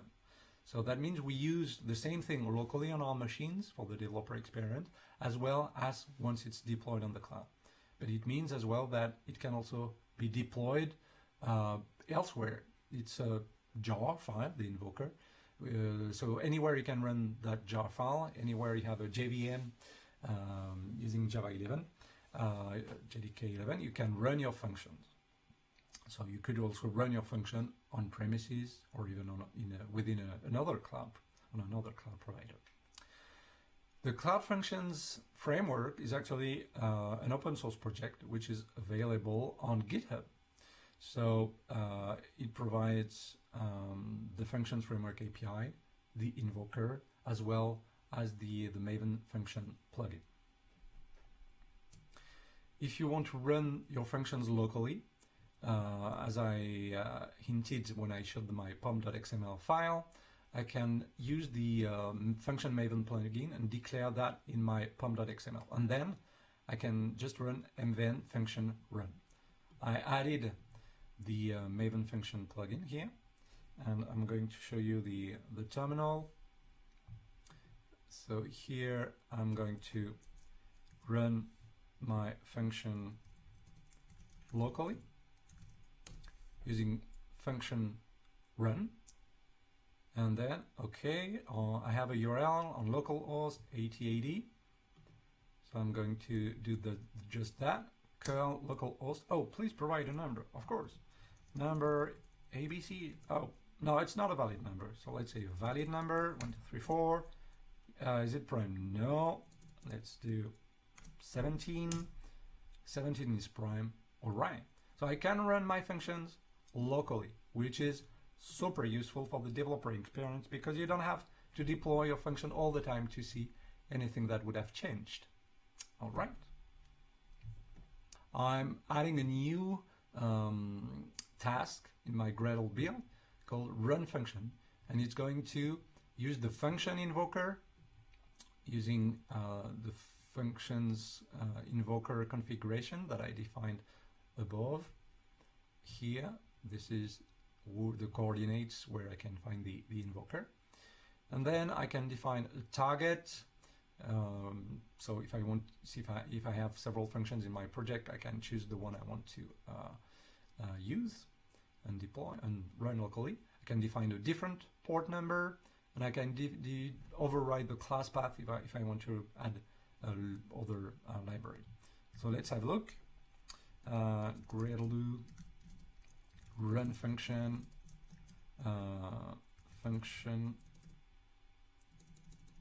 run function target equals, so the name of my function, that's com.xfn dot, oh no, that's not this one, sorry, that's this one, prime number function. I'm going to run that function locally, this time with the Gradle build and the invoker. So it's going to run my function, and again, once, yeah, it's actually already running, and I can do the same thing. Let's pick a different number. Yes, 19 is prime, so that's great, and I can stop my function. Beyond Java, on the Java platform, you can actually run alternative JVM languages, such as Apache Groovy, Kotlin, Scala, JRuby, Python, Clojure, etc. You can run alternative languages on the JVM. And since the Java platform is pretty open, it means that you can also write your functions using other languages. So here I have a couple of examples of, first I'll start with an Apache Groovy function. It's pretty much the same thing as in Java. So I'm implementing again the HTTP, so here I'm using an HTTP function, but that works for the background functions as well. So I'm implementing the HTTP function. I also get an HTTP request and HTTP response parameters, and then I can access the writer and write my response. So let me show you this Groovy function here. I did a function that actually lists the Java champions. This function is a bit interesting because it's not a trivial function in the sense that it does quite a bit of work, right? And it's actually fetching a list of Java functions from an ASCII Doctor document which is hosted on GitHub, and I'm going to parse that document. ASCII Doctor is actually a library, ASCII Doctor J, the dependency I'm using, which is actually built using Ruby and JRuby. So this Groovy function is using some Java libraries, some JRuby library, and it's all totally happy. What I'm doing here is, since the parsing may be a little bit expensive, I'm going to add headers, for example, for cache control. So I want to cache the results.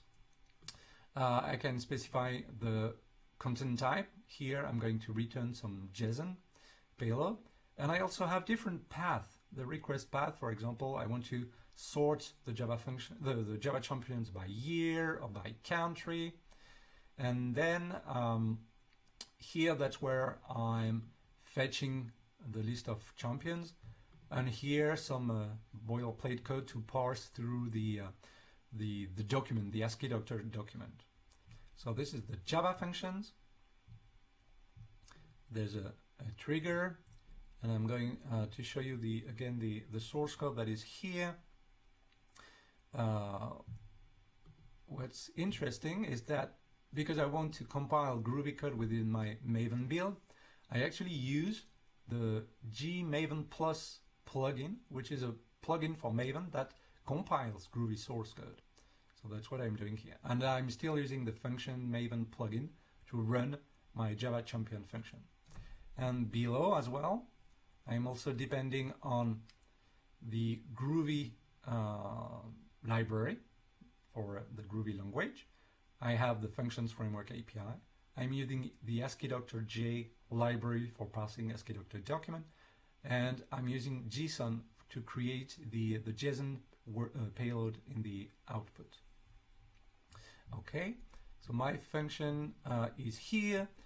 So again, it's deployed. So this one is deployed in Europe West in my GCF Java 11 project, and the name of my function is Java function.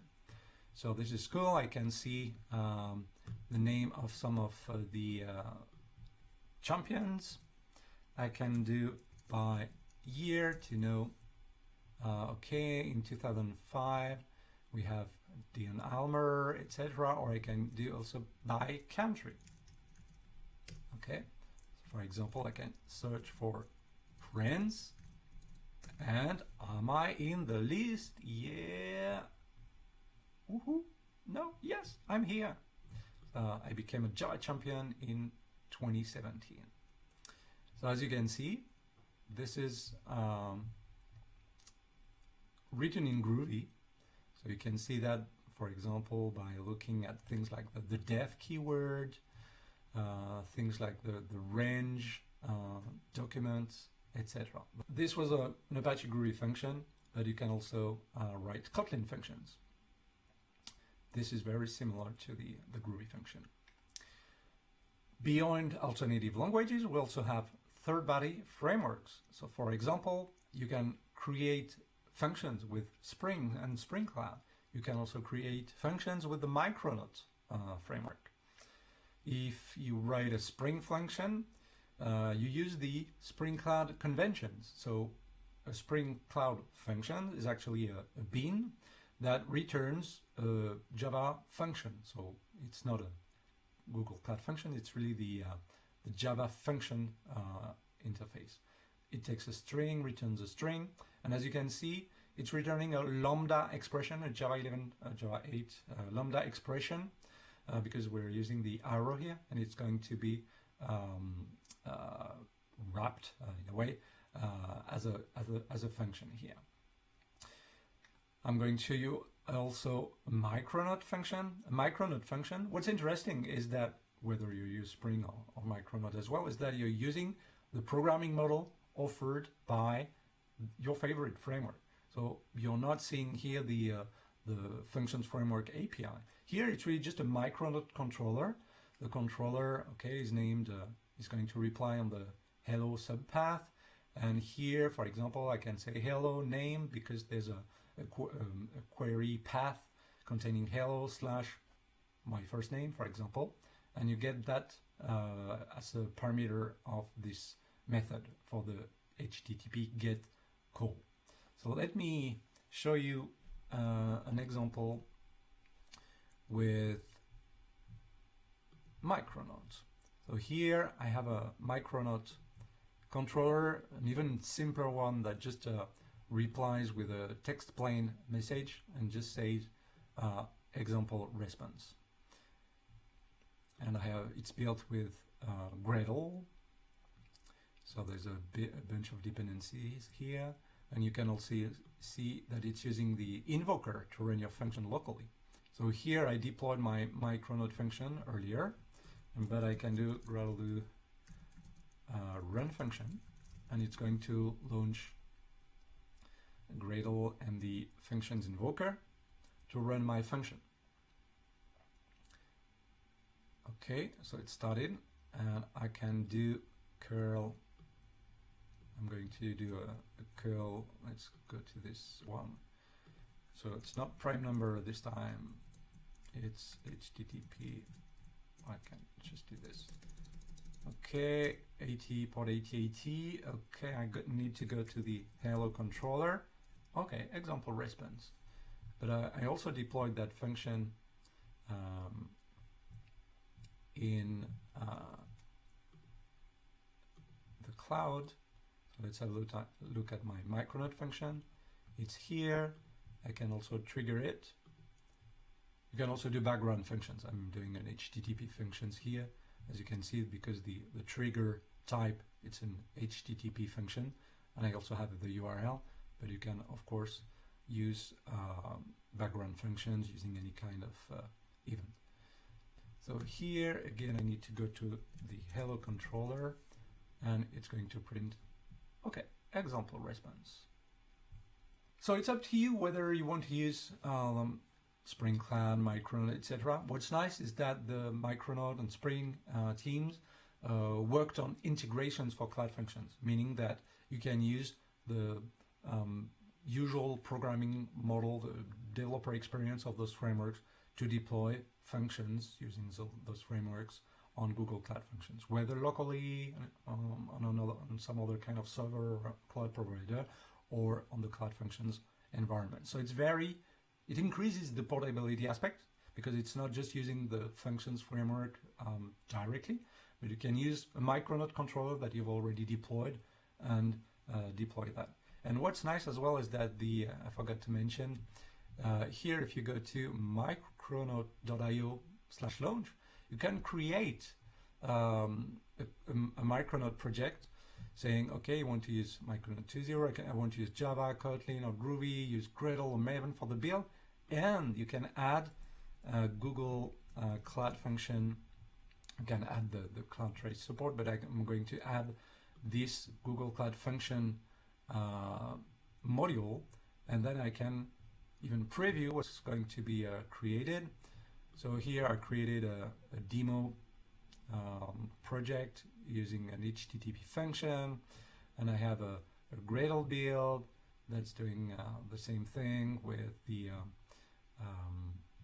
run function to run my function locally, etc. And then I can I want to show you as well the invoker to run my function locally, and where is it? The functions framework API that is used underneath.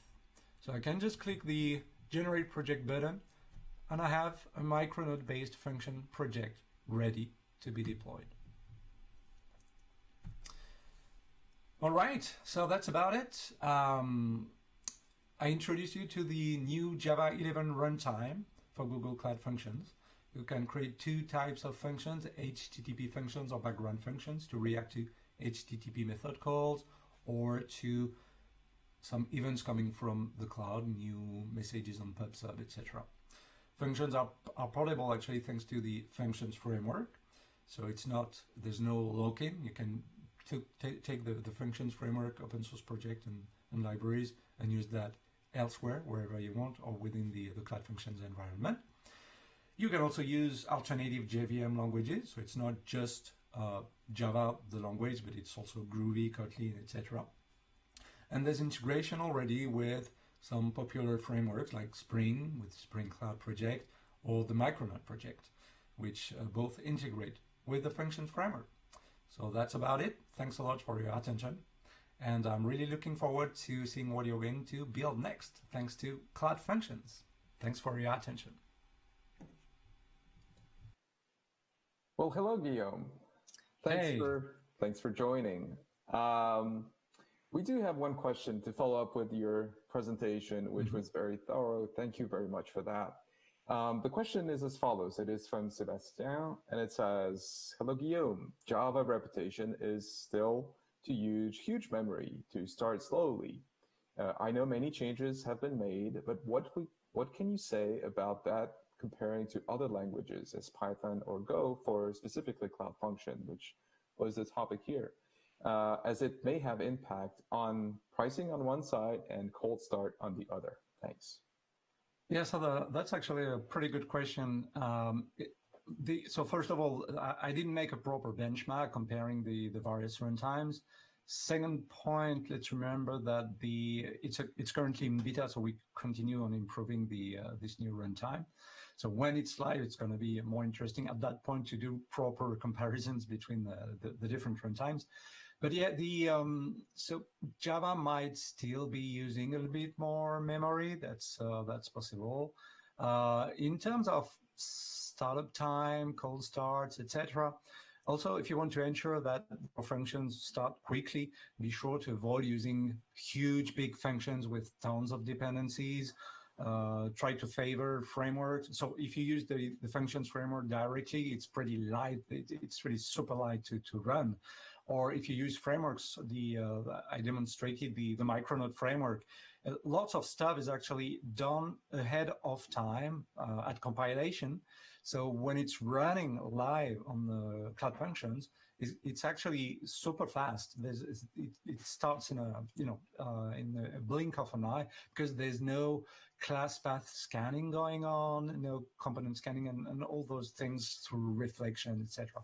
So if you choose correctly, wisely, your dependencies as little as possible, and your frameworks or no frameworks, it's super fast and doesn't use that much more memory or CPU than anything else.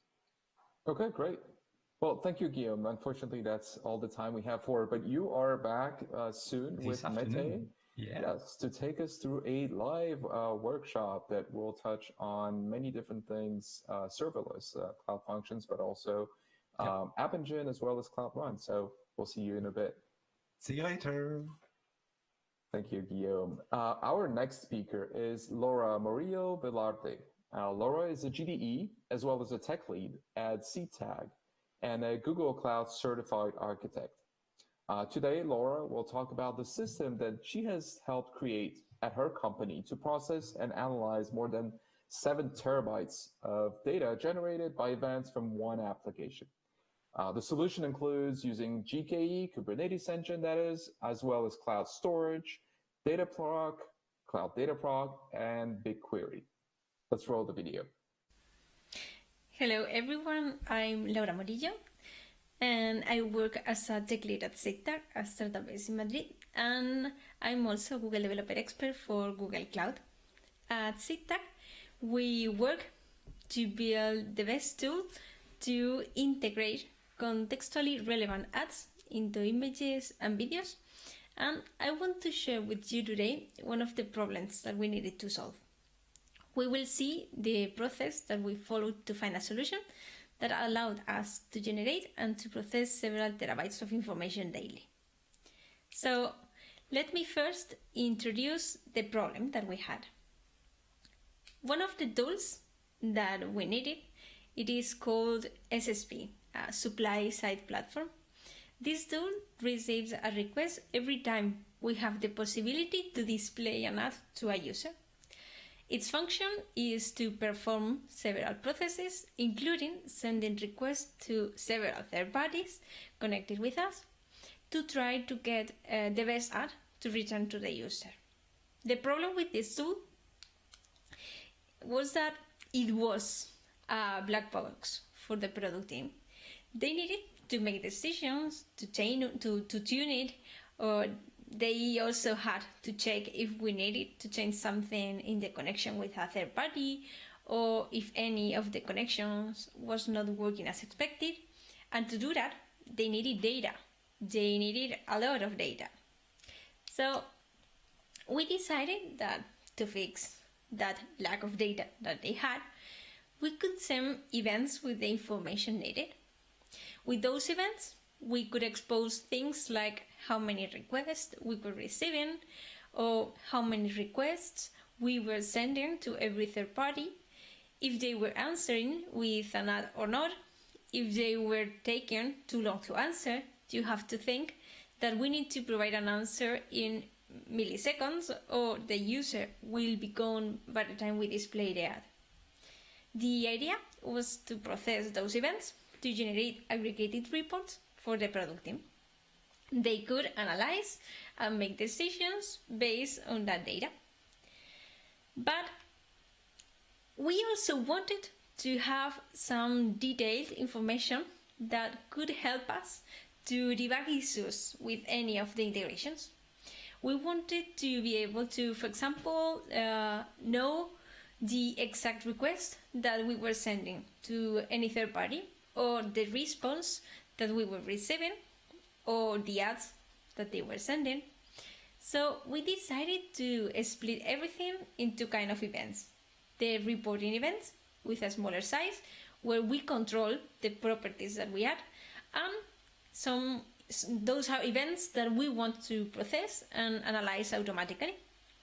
And other events, the debug events. We knew that we could expect the debug events to be way bigger than the reporting events, because the ad, for example, to be displayed can be a quite big XML or HTML. Unlike the reporting events, we don't want to automatically analyze the debug events, because they are only useful when we are debugging something or when we need to talk with a third party about some detailed information in the request or the responses. The report events, on the other hand, are truly critical for us, because they provide information as important as the company's billing. The debugging events are more expendable. It doesn't matter so much if we lose a part of them, and we also need to keep that information less time than the reporting events. So that was the goal that we wanted to achieve. We wanted to be able to send events, store them, and process them to get aggregated data to allow the product team to make informed decisions. But before diving into the solutions, I want to share the technological stack that we were using and the tools that we already know, because some of the decisions that we made, they were based on our previous knowledge and also the stack that we were using. The production architecture that we have, it is mostly based on microservices with Docker on a Kubernetes cluster, and we run as our Kubernetes cluster the Google Kubernetes engine that Google Cloud offers. We also communicate some of the microservices using Kafka. Some of them also connect through HTTP. Kafka is a distributed streaming platform, and we store also most of our data in a MongoDB database. We had already needed to deal with the complexity of processing big amount of data, so we had already developed some Spark jobs. Spark, if you don't know it, it's an unified analytics engine for large-scale data processing. One of the tools that it includes allows us to process a stream of data, so it is a really powerful tool if you have to work with big data, but you need a cluster. In our case, we don't want to maintain our own Spark cluster, so we use another Google Cloud product that it's called Dataproc, and Dataproc provides a Spark cluster. One of the Spark jobs that we had implemented was doing part of what we needed. In a different part of the system, we had already faced the need of generating some aggregated reports. So we knew that we could send events using Kafka or uploading files to Google Cloud Storage, aggregate that information in a Spark job, and save the output to our MongoDB database to be used later in the reporting. But this approach didn't fully match all the requirements that we had at this point. For the events generated from the SSP, we wanted to ensure that we kept the raw events for at least 6 months. And we also wanted to be able to ensure that a certain date could be processed during those 6 months if we figure out that something was wrong or we decided to change something in the way that we process the data. To store 6 months of data in Kafka, we had needed almost a petabyte disk. And also, reprocessing an all day, it wouldn't be an easy task, as we would need to know exactly the offsets associated to the events of the day, and it would be more difficult to handle. So sending the messages directly through Kafka was not a valid option with our requirements. And if we wanted to send the events to Google Cloud Storage, we also needed something to send them from our SSP service, because we couldn't create a file per event, or we would end with hundreds of thousands of files per hour. So with that problem and those conditions that we had seen, we started to evaluate the possible solutions that we could apply. We are going to see the different options that we evaluated, some of the pros and cons that every option had, and we will see also the final implementation that we did. The first option that we evaluated was based on a Kubernetes pattern that is called sidecar container. The technology involved was only Docker with Kubernetes, something that we already had running on our Google Kubernetes Engine cluster, and Google Cloud Storage. When we work with Kubernetes, we use a basic atomic unit of deployment that is called the pod. Inside the pod, we have one or more containers running with a shared storage and a shared network, and all the containers work together to perform some tasks. With this pattern, we wanted to have our SSP service running inside its container and writing the generated events to a file. Running inside the same pod, we will have another container with a service, let's call it the event service, that would read the file generated with the events, and after a certain period, it would upload the file to Google Cloud Storage. The advantages that we found for this solution were, one, that we were properly dividing the responsibilities, so the SSP could take care of doing its work of selecting the best ad, and the event service could take care of the logic related to storing the events and taking decisions like how often to save them, where to store them. Secondly, it should be easy to work with this technology, as it was the one that we already had in production. Another point that we evaluated as an advantage, it was that we would be avoiding any kind of vendor locking. Depending on your use case, this could be something important, or maybe you don't care at all. But the good thing is that we knew that with this solution and the technologies that we were using here, if at any moment we wanted to change our infrastructure, then we could use other provider if we wanted. But we haven't changed yet. The disadvantages for this approach were that we needed to handle the pod lifecycle, as we needed to ensure that if the pod was about to die, the event service sent the remaining events to Google Cloud Storage before dying. We would also need to add some layer of storage to the SSP pods, adding some questions about if we should use the pod as a storage, or if we should use the node, or any other kind of shared storage. And also, the events wouldn't be immediately saved, because with the process that we have described, the event service would need to wait a certain period before uploading the file to cloud storage. So we would have some time without the events being saved. The second option that we evaluated used as technology our SSP service running on Kubernetes and BigQuery. If you don't know it, BigQuery is a serverless, highly scalable cloud data warehouse, and one of the features that it provides is called BigQuery streaming. With BigQuery streaming, we are able to stream data in real time, allowing us to store the events as soon as they are generated and having them ready to be queried immediately. The structure for the solution, it would be quite simple, because we would only need to use the provided library to send the events from the SSP service to BigQuery. And that would be all. The advantages of this solution were mainly the simplicity, because using the library only required a few tests. With some schema configuration, you have an example up and running pretty soon.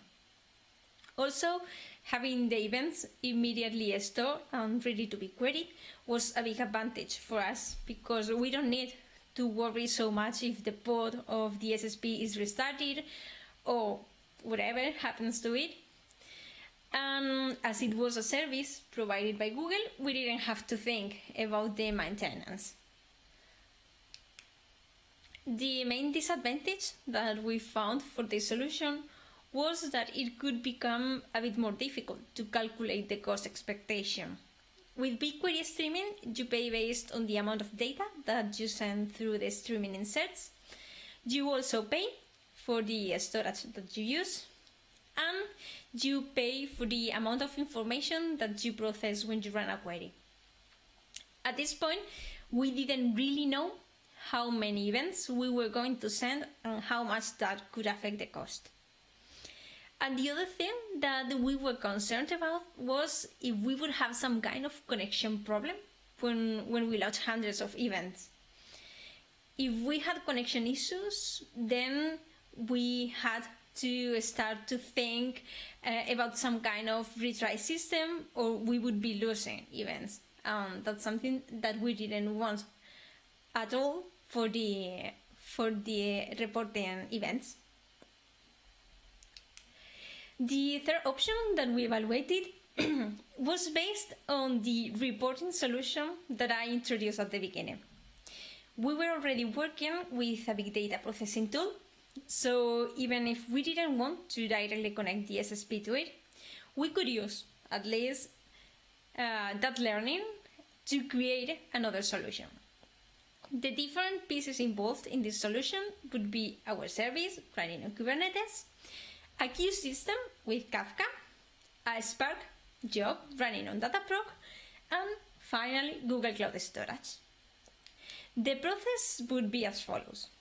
The SSP sends a message for every event to a Kafka queue. Inside that queue, we can implement some retention policies for 12 hours or 1 day to maintain the data for some time in case we face some delays with the processing job. The processing Spark job would read the events from Kafka in batches, generating files with the events thread, and saving every batch in Google Cloud Storage. The advantages of this solution were, once again, that we would use the existing infrastructure that we had already used to solve other problems. And with this solution, we could also control the cost better, as we wouldn't have any part that could cause the cost to grow at the same rate as the requests processed by the service grow. Finally, we would also be immediately saving for at least 12 to 14 hours the events in Kafka, avoiding again the option of losing any kind of information if the pod instance dies, because of as soon as the event has been received by Kafka, then it is stored. The main disadvantage for this solution was that we needed to control too many pieces. And we needed also to add some extra support to some of the parts, like the Kafka cluster, because that's something that we need to maintain. We were also a bit concerned about the event size, especially for the debug events, that we already said that they could be quite big.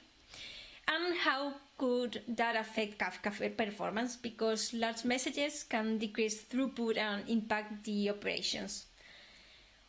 So we had our options, and we had to make a decision. Based on the different pros and cons that we had seen, we decided to go for the option 2.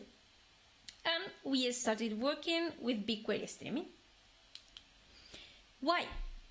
Well, because it was the fastest solution that we could implement. As I mentioned, the library was quite easy to set up and use. And we also had a small team working on the SSP project, and we had no infrastructure team at all.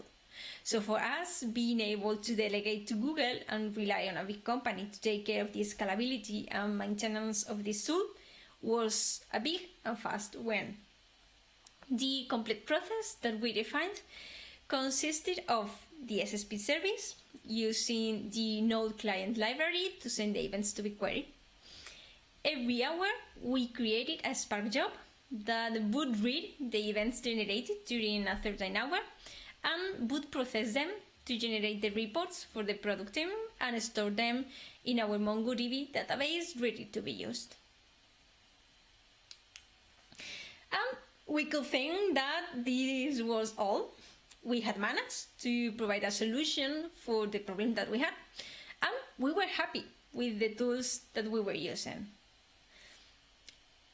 Implementing this solution only took us a few days and was really stable for the time that we ran it. We seldom faced any connection issue, and we were able to obtain all the information that we needed. But we could only work with that for a few months. After a few months, the growing speed of the SSP was faster than we expected, and some months after releasing this feature, we noticed that we started having some errors because of reaching the quota of the maximum rows per second that we could send. When this happened, the limit was 10,000 rows per second, but Google increased that limit up to 100,000 rows per second later. But even with that increase, sadly, we realized that this solution was not enough for us anymore. It worked great, allowing us to go to production with the SSP soon, and had solved the problem during that time, but we needed a new option. So we had to go back to review our options. We had discarded the option 2, but we still had 2 other options. In this case, the winner was the third option, using Kafka and Spark. The main reason to choose this option was that we thought that we had gained during that time enough control over the tools involved to create a stable long-term solution. During the time that we worked on production with BigQuery, we had already seen the growth rate that we needed. So that was, at that point, it was easier for us to scale the tools that we needed to support the load that we knew that we had for the SSP, and to continue to scale it later as it continued to grow. The final process involved a lot of pieces, as we expected. Now, the SSP service sends every event to a Kafka queue, where we have a retention policy of 24 hours to be able to process the events, even with some delay if the load is more than the one that we can process in real time. We use the Spark structure streaming engine that Spark provides to continuously get the events from Kafka and generate files that are saved to Google Cloud. We save those files every 10 minutes now. Our reporting job reads hourly the information stored in the Google Cloud Storage bucket for that hour and generates the report, saving the result in MongoDB to be used by the product team. With a Spark structure streaming, we have a tool that allows us to process a stream of data in a fast, scalable, fault-tolerant way, providing exactly once delivery. And we don't need a lot of code to do that. Let's see the code of this Spark job. The first thing that we always need when we are working with a Spark job is to initialize a session. With that session, we will start a stream that will be, in this case, reading information from Kafka. To do that, we add the options with the different parameters from Kafka that we need to configure, like the access point to the servers, the topic we are going to read, if we want to start by using the latest or the first offset that we find stored in Kafka, the maximum number of entries that we want to read and process in every execution. And we finally create our data frame with the function load. Now that we have loaded the data into our data frame, we use SQL-like syntax to define how we want to process the data that we have received. When we connect to Kafka, our input will have two possible fields, the value and the timestamp. In this case, we are only selecting the value because the SSP adds to the event its own timestamp, and that's the one that we really want to use. So we select the value as a string, but the value actually contains a JSON with multiple values that we want. So we use the method with column to add different columns that we extract from the column with the column value. And with the method JSON tuple, we use a data formatter to get from timestamp the month, the day, and the hour, and we return all the columns that we are going to use. Once we have processed the input data and it's ready to be stored, we define a write stream for the output. As we use the partition by method, we will find a tree of folders at our output Google Cloud Storage bucket, and we will find a folder for every year. Those folders will contain the folders for every month that will contain one folder per day, and inside that we will find a folder per hour. Inside the hourly folders, we will find the files whose timestamp matches the given path of year, month, day, and hour.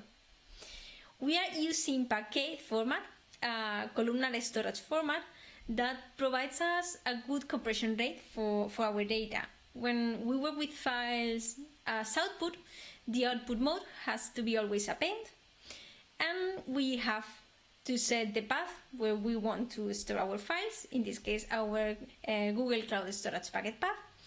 And we also define a Google Cloud Storage path for the checkpoints. The checkpoint location, it's a folder that structured streaming needs to store the status of the job, like the last offset read, and it has to be a path in a file system compatible with Hadoop distributed file system. So we could store those locally inside the cluster, or as I'm doing here, in another Google Cloud Storage bucket. With these three parts that we have defined, the input, the query, and the output, we will have our job ready to read the events from our Kafka topic and save them to Google Cloud Storage after processing them. But with the BigQuery solution, we had the option to run custom queries to the raw data if we wanted to analyze something else that was more custom than what we were processing in our reports. As the data was already in BigQuery, it was easy. But now that we had the data stored in Google Cloud Storage, we didn't want to lose that option, and we didn't have to. We only needed to adapt a bit our process. BigQuery has the option to create a table importing some files, or creating a partition external table that will run directly the queries against the files that we have stored. So after configuring a table with the desired data, we can continue running queries against the raw data when needed. So this was the process that we followed to reach our current solution. I hope that you enjoyed the talk and that it can help you to look for different cloud-based solutions to your problems, and to check always the options that you have. In our case, we iterated through different solutions until we reached the point to be able to process hundreds of thousands of events per second that generate terabytes of information daily. So, thank you, and please let me know your questions.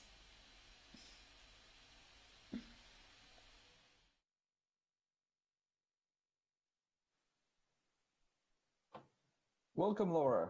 Thank you very much for for this presentation, and thank you for joining us for a quick question and answers session. So we do have one live question, which reads as follows. This question is by Adam, and it says, why did you decide to use Kafka and MongoDB over an entire GCP solution? And in this case, I think Adam refers to using things such as Dataproc or PubSub. Yeah, that's a good question. The thing is that when we started using Google Cloud, it was 4 years, 4 years ago, more or less. And we were migrating from an on-prem infrastructure that we had using only virtual machines, not in a cloud. And we wanted to start using a microservices infrastructure and using all the possibilities that we saw that we could get from the cloud. So we already had some pieces running together. And one of those pieces, it was the MongoDB database. So for us, it was easier to continue using, in that case, that piece. In the case of the message system and Dataproc, the thing is that, as I said, we were already running something on production. So we already needed to process some messages, and we evaluated everything, including the cost that it would be if we continued using the old infrastructure and moving to the new one. Because in the end, we are still kind of a startup, and asking a startup to spend, I don't know, 100,000 euros in infrastructure, probably the boss could have said no. So we need to evaluate everything, and we evaluated the cost of using PubSub instead of Kafka. But currently, the cost would be more than 20,000 euros monthly. So that was a bit too much for only that piece. It was something that we thought that we could cover at that moment using Kafka. And when we started moving to Google Cloud, there was no connection with Kafka if it wasn't with a job of Spark with Dataproc. That's why we finally decided that all the pieces that we could match, trying not to make it too difficult to move from the infrastructure that we had originally to the end infrastructure, that it was this set of tools. That's why also I wanted to introduce them at the beginning of the talk for you to know what was kind of the basis that we had, because it's often easily for us to use or to continue using the tools that we already use. Yeah, absolutely. So, I mean, it's about skills, it's about knowing the things, and sometimes you can use other tools that are equivalent, but it will take you time to get familiar with those. So I totally get that. And of course, as you mentioned, cost is something you should keep an eye on. So this is something that can evolve through time and that you should definitely account for when you build architectures. Another question that I have for you, Laura, is the following. Would you recommend creating this infrastructure particularly for a system that does not process just as many events? You do have a lot of events. Is this overkill for something a bit smaller? Yeah, probably it is. There are a lot of options to kind of be able to do the same task at the end. And I think that it is important to really evaluate every need. That's kind of what I wanted to show with the talk, because we evaluated the different pros and costs that we could see for the different features. And if you have a small team and you don't have so many events, probably using something like PubSub could be easier for you, because for us, needing to handle our own Kafka cluster, it's also time consuming. We finally had someone for the DevOps team, but before we didn't have anyone. Also with Dataproc, you need to configure a lot of things about the resources that you want to assign to every job part, to the master, to the workers. You need to handle more infrastructure. And if you have a small team, if you don't need so many processing requirements, like for example, the events that you need to process, and the cost is easier to maintain, probably you could go to a solution like that one, or even the BigQuery. Our problem was facing a limit that we knew that we couldn't increase. So if we hadn't had that problem, maybe we were still working happily with BigQuery solution. Okay, that's interesting. So we will now try to go back to another survey on slido.com. And as a reminder, if you haven't used this before, it's slido.com, slido.com.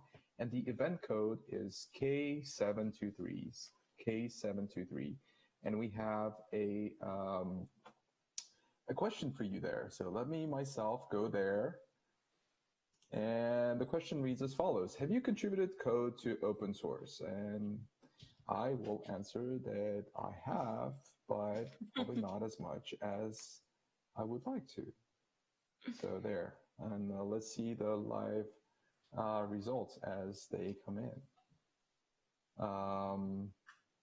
There's no right or wrong answer. This is an amazing experience. I don't know, Laura, how much experience you've had doing this, but this is a great thing, contributing to the community, working with people you don't often work with, and seeing what kind of difference you can make. And it seems here that most people have not. I would encourage you to try. And contributions to open source are not just about code. They can be about documentation. They could be about many different things. So you do not need to get into the weeds of the internals of anything to get started. Yeah, I've been following the Kubeflow project for a while, and I would love to at least be able to help them with some documentation or things like that, because it's only a hobby. I'm not a data scientist, but I like the mix of data science with Kubernetes, because I think that it's a need for them to be able to have solutions for the infrastructure. And I would love to help them at some point. So I've been following the project, and I'm the list. Hopefully at some moment I will find some time to do that. But sometimes it's not easy. Right. There are many ways and many stages to this. You can start contributing, and then you can become a mentor, and you can show others once you've been part of a given project.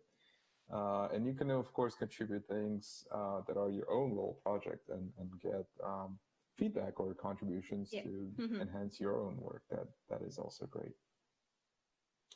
Okay, so with that, I think we have a couple of minutes before we move on to the next talk. I would like to thank you very much, Laura, for being with us and answering questions, in addition to, of course, delivering this presentation.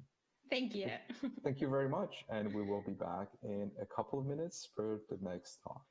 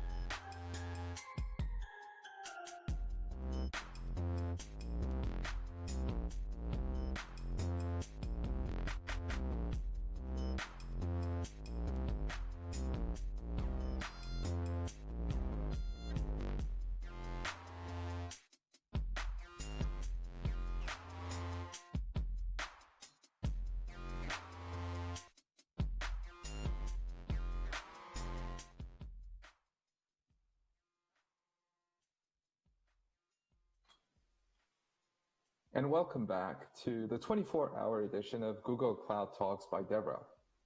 As a reminder, the sessions that you are seeing here are recorded, but we do have a live Q&A following every session with the speaker. Also, consider watching the session with closed captions. These are available as well. And finally, the hashtag for this event is Google Cloud Dev Talks. That's hashtag Google Cloud Dev Talks. Our next speaker is Victor Farsik. Victor is a GDE as well as a product manager and developer advocate at CloudBees. Today, he will present on continuous delivery, that is CD, in GKE using Tekton and Jenkins X. Let's roll the video. Hi, and welcome to yet another talk. We will be talking about continuous delivery, continuous deployment. But before that, let me introduce myself. My name is Victor. I work for CloudBees. We're a company behind quite a few products. The one that you probably know the most or heard the most is Jenkins, but I will not be talking about Jenkins. It will be Jenkins X, but that's a completely different subject. Anyways, I am also member of Google Developer Experts. I am member of Continuous Delivery Foundation, Ambassadors Group, probably a few others. I don't know anymore. Doesn't matter. What else should you know about me? Yes, I published a bunch of books, all under the umbrella of DevOps Toolkit series, in a way. There are some courses. There are some other books. If you can expense them, buy them. If not, ping me and I'll give you a free copy. What else? Yes, there is a DevOps Paradox podcast. You might want to listen. I have a Twitter account. Yeah, everybody does. So I have it as well. You can tweet about that stuff. My nick is at @vfarsik. Anyways, that is boring stuff. Let's dive into the subject. What is the subject today? And that is continuous delivery, continuous deployment in Kubernetes. Everything is Kubernetes. Since this is Google-related talk, it will be in GKE, Google Kubernetes Engine. We will use Tekton, we will use Helm, we will use Kaniko, quite a few other tools, and all that will be enveloped through Jenkins X. I will show you a full life cycle of an application from the very beginning until the very end. Very beginning is the idea. So it starts when you have an idea and say, great, I want to create an application based on that idea. And the end is when it's running in production. Or at least that is the beginning of the end, right? So I will show you the full flow or the full life cycle of an application, fully automated. Everything but coding and pushing to Git is automated. Everything is done in advance. All you have to do is write code and push to Git. So let's see how that life cycle looks like. The best place to start the story is the beginning. What do we do if we want to start working on a new project? In the Jenkins X world, we create a quick start. Now, I prefer using Go, so I will create a new project based on it, and I will call it JXGo. Next, I am asked a few simple questions. What is my Git username? What is the owner of the repository? Would I like to initialize Git? What is the commit message? Anyone can answer those questions. They're not important by themselves. The importance is in the outcome of those answers. They provided just enough information to Jenkins X to assemble everything we will need for a full life cycle of our newly created application. Our code and all the application-specific configurations should be stored in Git. So Jenkins X created a new repository for us. We can confirm that by opening the newly created GitHub repo. As you can see, a lot of files were created only a minute ago. I will skip explaining what those files are from this view and get back to the terminal. So what did we get? We need to build container images, so there is Dockerfile. But that does not mean that we are building images with Docker. That would be a very bad idea, since that would expose the whole cluster and could prevent Kubernetes from operating properly. Instead, we are building images with Kaniko. But you do not have to know that. For you as a user, the important thing to understand is that container images will be built according to the best practices in the industry. Digging deeper is optional, not mandatory. We also need a pipeline that defines all the steps of the life cycle of that application. So let's take a look at it. This is probably the shortest pipeline you ever saw. Yet, that single line defines everything our Go application needs. It builds binaries, it runs tests, it packages the application, it makes releases, it deploys to temporary or permanent environments, so on and so forth. That single line is a reference to a common pipeline used by others who are working with Go. You can extend it as much as you need, while still leveraging the common steps defined somewhere else. Since we mentioned that the pipeline performs many different steps, we need to define targets that it can execute. We need to do that in a way that they can be run not only from a pipeline inside a cluster, but also locally from a laptop while developing. So we need a configuration file with all the targets written in whichever tool is native to a specific programming language. Since we chose Go, that tool is Makefile. If, for example, we choose Java, that could be Maven or Gradle, and so on and so forth. We also might need different profiles, given that the way we will build and deploy the application locally might differ from the way we are deploying it in a development environment, which might still be different from staging and production. There is a tool for that as well, and it's called Scaffold, and JenkinsX already created a config file for that as well. Further on, we have some form of templates that will be converted into Kubernetes-friendly packages. And we can use Helm for that. And JenkinsX already created charts. Deployments to permanent environments might be different from temporary deployments like those spin up as a result of creating pull requests. So we got two charts, one for permanent environments and the other for temporary ones.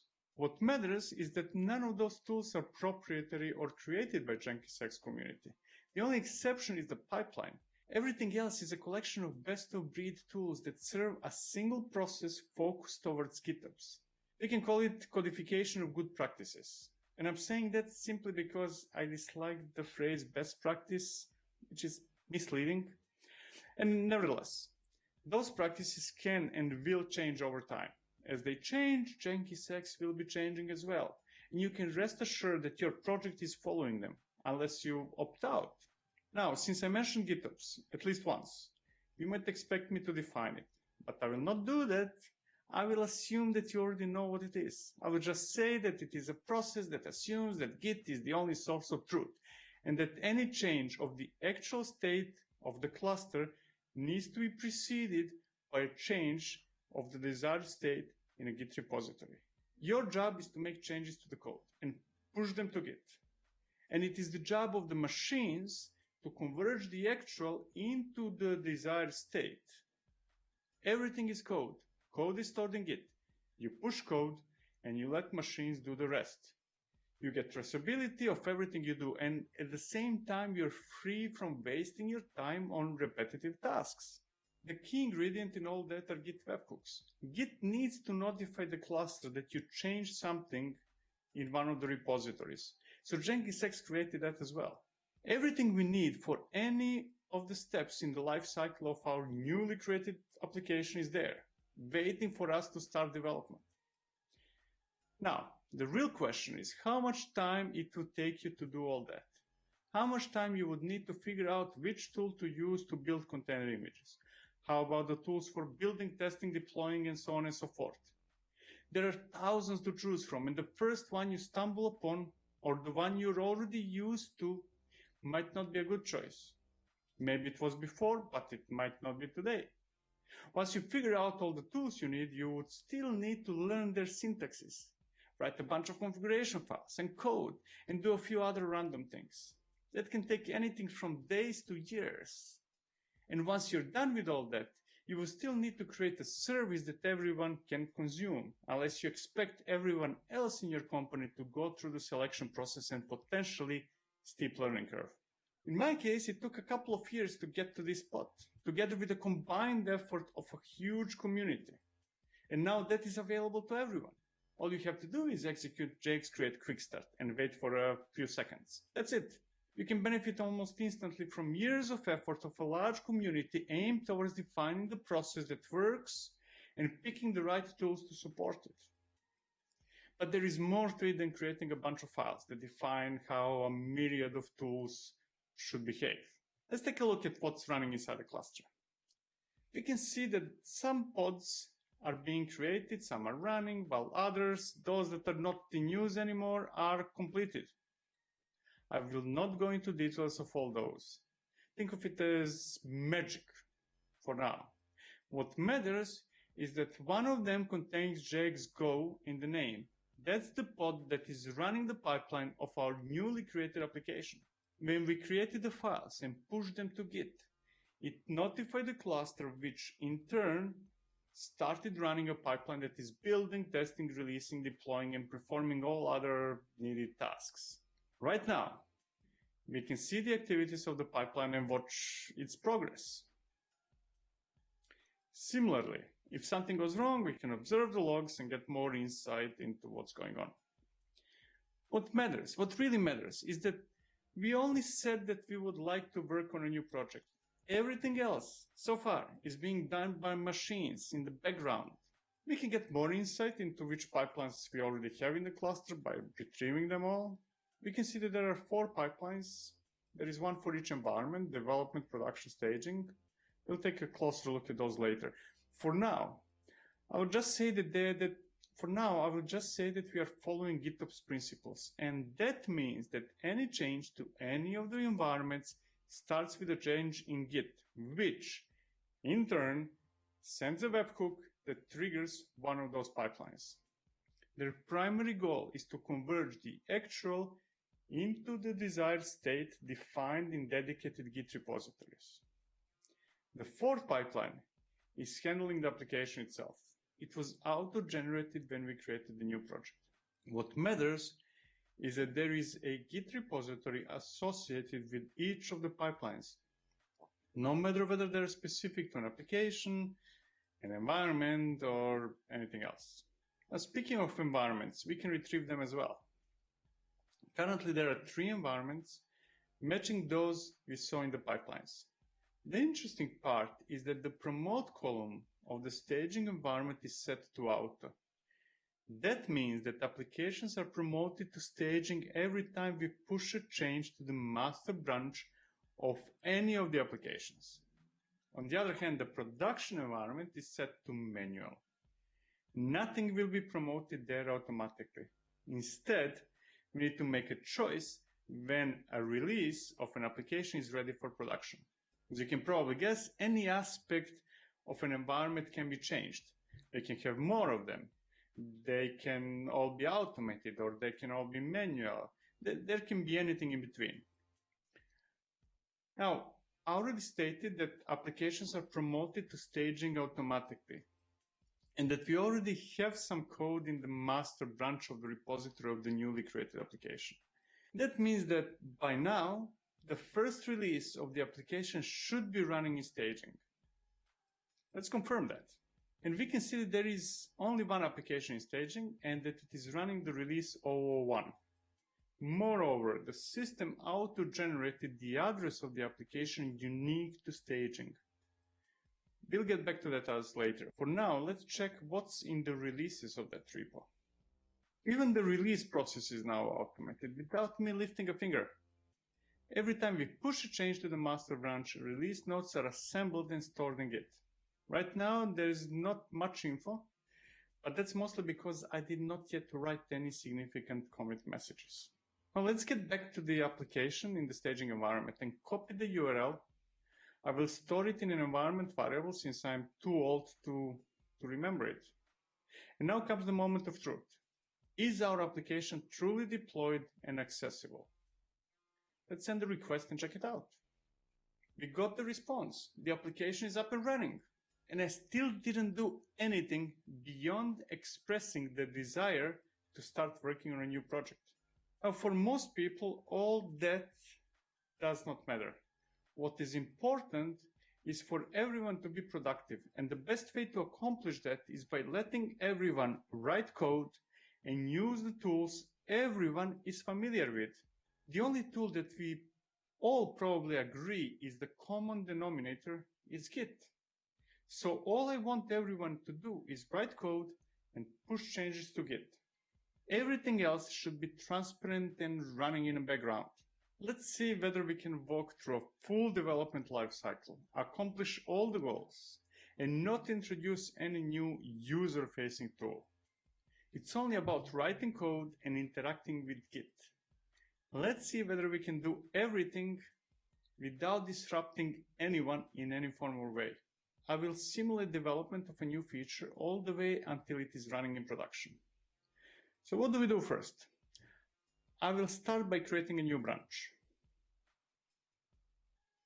Further on, I will simulate development by changing the output of the application. Since I'm a freak about automation and since I love using terminal for almost everything, I will do that through sed. Now let's assume that I finished working on the feature. The next step would be to push the changes to Git. Finally, the last step is to create a pull request. I will use a command for that. I already stated that I love doing as much as possible through terminal. Nevertheless, the effect would be the same if we went to GitHub and clicked a few buttons. Now let's open the pull request in browser. Now, here's the question. What do we do when a new pull request is created? Part of the process is automated and Jenkins X is already building, testing, packaging, deploying, and doing all the good things it should do. Nevertheless, there are some manual actions we should perform. Someone might want to review the code, and it is a common practice that a pull request should be approved before being merged to master. Now, no matter the process you might or I might or somebody might adopt for merging pull requests, one thing is almost certain. We want to capture the communication happening during pull request reviews. Who is assigned to a pull request? What is wrong with the code? Who closed it and who reopened it? And all those things happening, all the communication happening around pull requests is valuable, and we want to capture it. Now, we could perform some actions and record the communications separately, but that would be duplication of work. For example, if we write, "Can you review this pull request for me?" we should not have to click the assign button. The system should be able to figure out that the PR should be assigned. That's where ChatOps comes in. It allows us to convert chat into operations and operations into chat. It merges the need for actions and the need for traceability. Let's see that in action. But before we do that, let me stress that in the interest of being fast, I will skip writing messages like, "Can you please review this?" And I will jump straight into / commands that the system can interpret. To begin with, no pull request should ever be reviewed without a kitten. So it's meow. And we can see a moment later that there is a random picture of a kitten. We could woof instead if cats are not your thing, or if reality is not something you strive for, it could be a unicorn. Anyway, let's get back to the serious part of ChatOps. We might want to assign this pull request to somebody. If I type /assign at vfarsig, we can see that is the person the pull request was just assigned to. There was no need to click any button nor to select anything from a drop-down list. Next, we will assume that vfarsig, me, reviewed the code and commented that the changes are terrible. Imagine that I wrote that text and that it ended with /close. As a result, a moment later, the PR, you can see that the PR is closed as well. Similarly, I can reopen the pull request if I change my mind. Maybe it's good after all. There are many other / commands we could write in our comments, and we don't have time to go through all of them. Now, all that is left is to approve the pull request. And we can do that by typing LGTM, short for looks good to me. And the result is probably not something you expected. The system came back to us, to me, by creating a new comment stating that I cannot LGTM my own pull request. Through that, I wanted to show you that the system does not execute the commands blindly, but rather that it is evaluating whether they comply with whichever rules we defined. In this case, it is clear that I would need to assign my pull request to somebody else. Now, I will skip looking for somebody else and just merge it right away automatically. That's not what I would normally do, but in this case, I don't have much time left. And there is one more piece of the puzzle I want to show you. We're almost finished. I developed a new feature, I created a pull request, and I let JenkinsX build it, test it, deploy it to a temporary environment, and do whatever else I needed to do automatically. I reviewed it, I approved it, and I merged it to the master branch. As you already know, the staging environment is already configured to have automated promotions. So the new release should already be running in staging. After I merge the changes, Git notify the cluster, and as a result, JenkinsX ran a pipeline that executed all the steps I need to run before and after deploying to staging. All that's left is to promote it to production. So let's see what's running in production right now. Now don't be confused by seeing JX Go. Even though it is listed, there is no release number, and that means that not a single release of that application was ever deployed to production.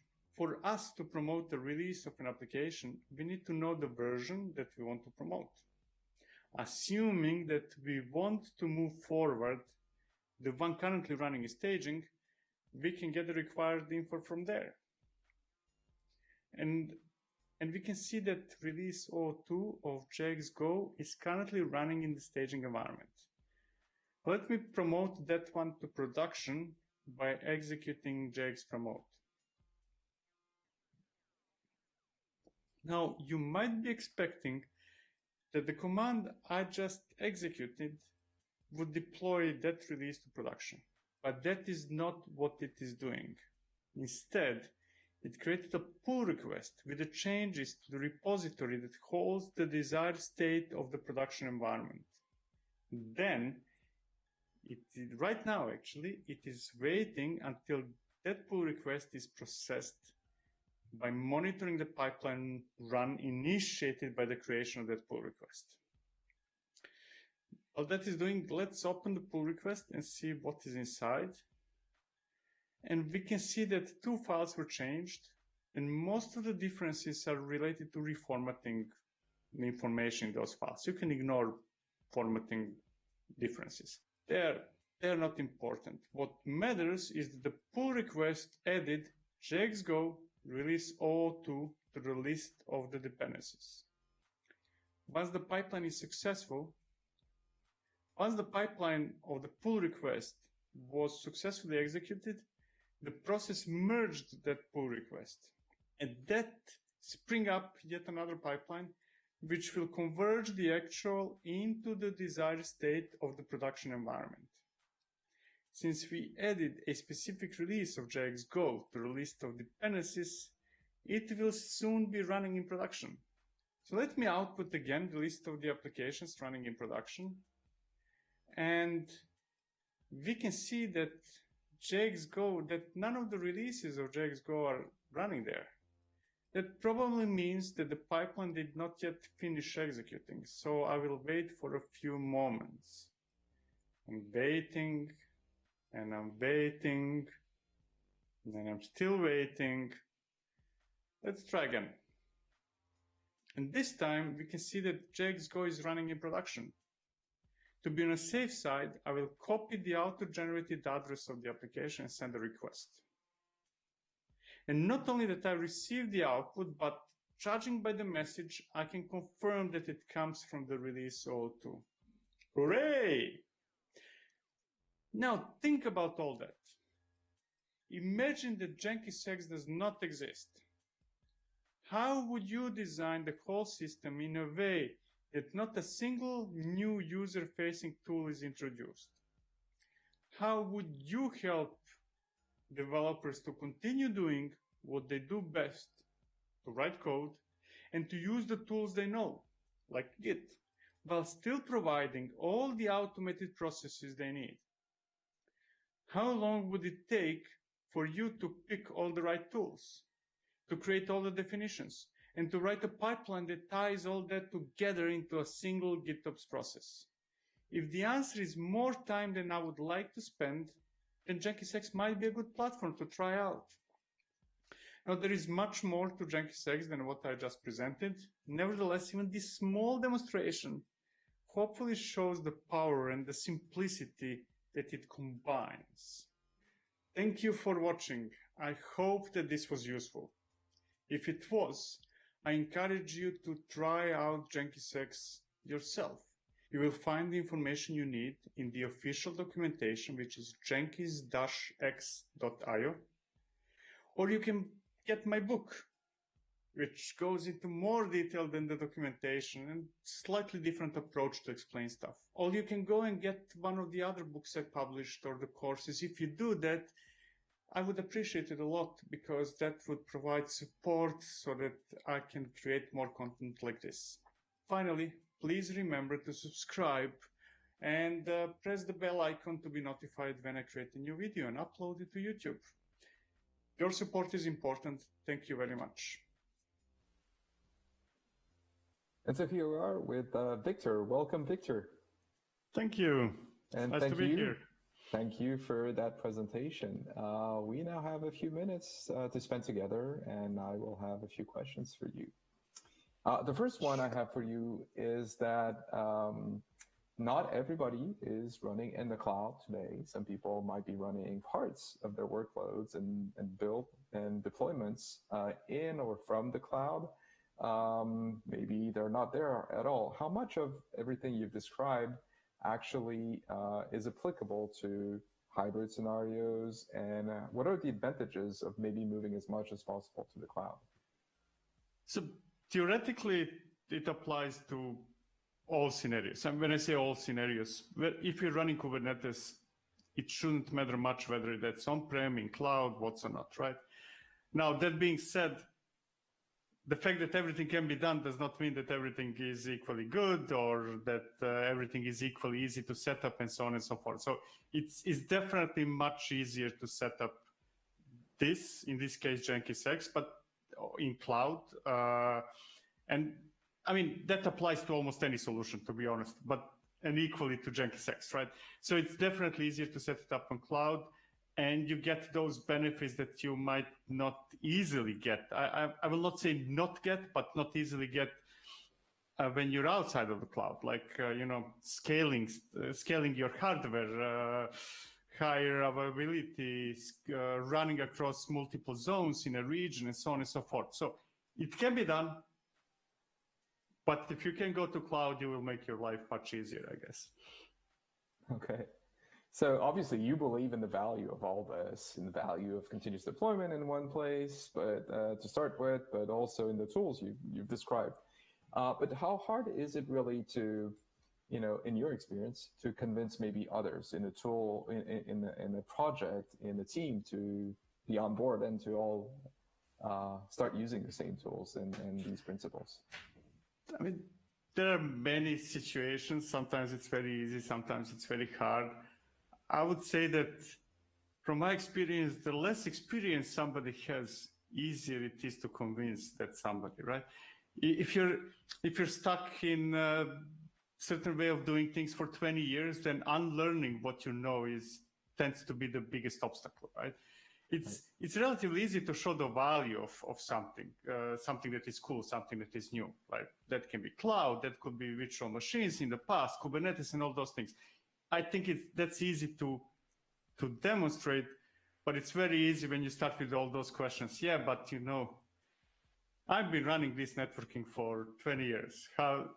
It's mostly about unlearning past experience than anything else, at least from my contact that I have with different companies.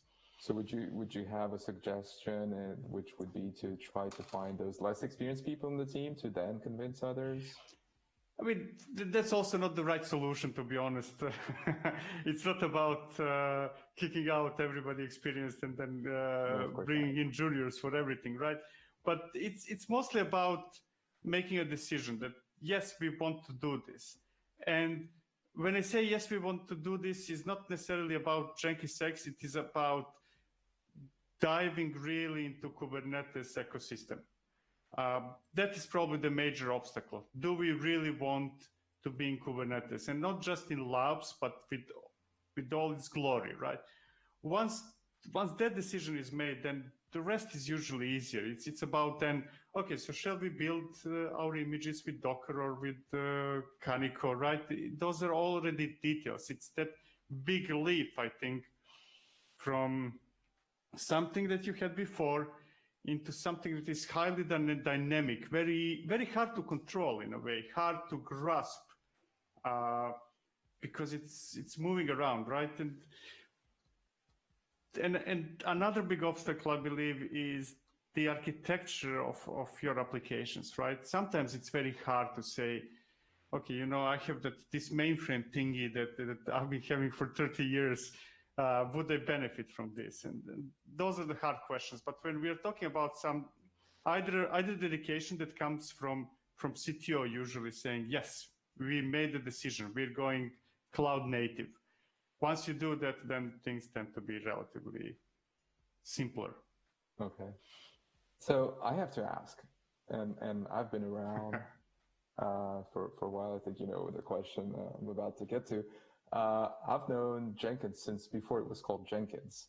But what is the difference between Jenkins and Jenkins X? Does it even should it even share the same name? So the name is the difference is in the similarity is in the name. Both of them have the word Jenkins. Now that's where everything stops. There is literally not a single line of Jenkins in Jenkins X. No similarity, and not only from technology perspective, but in a way how they operate is very different. Like Jenkins is a blank slate, right? It gives you Jenkins file says this is an empty file. Write your processes, do whatever you want, wherever you want. This is very focused on Kubernetes only. It is very opinionated, kind of.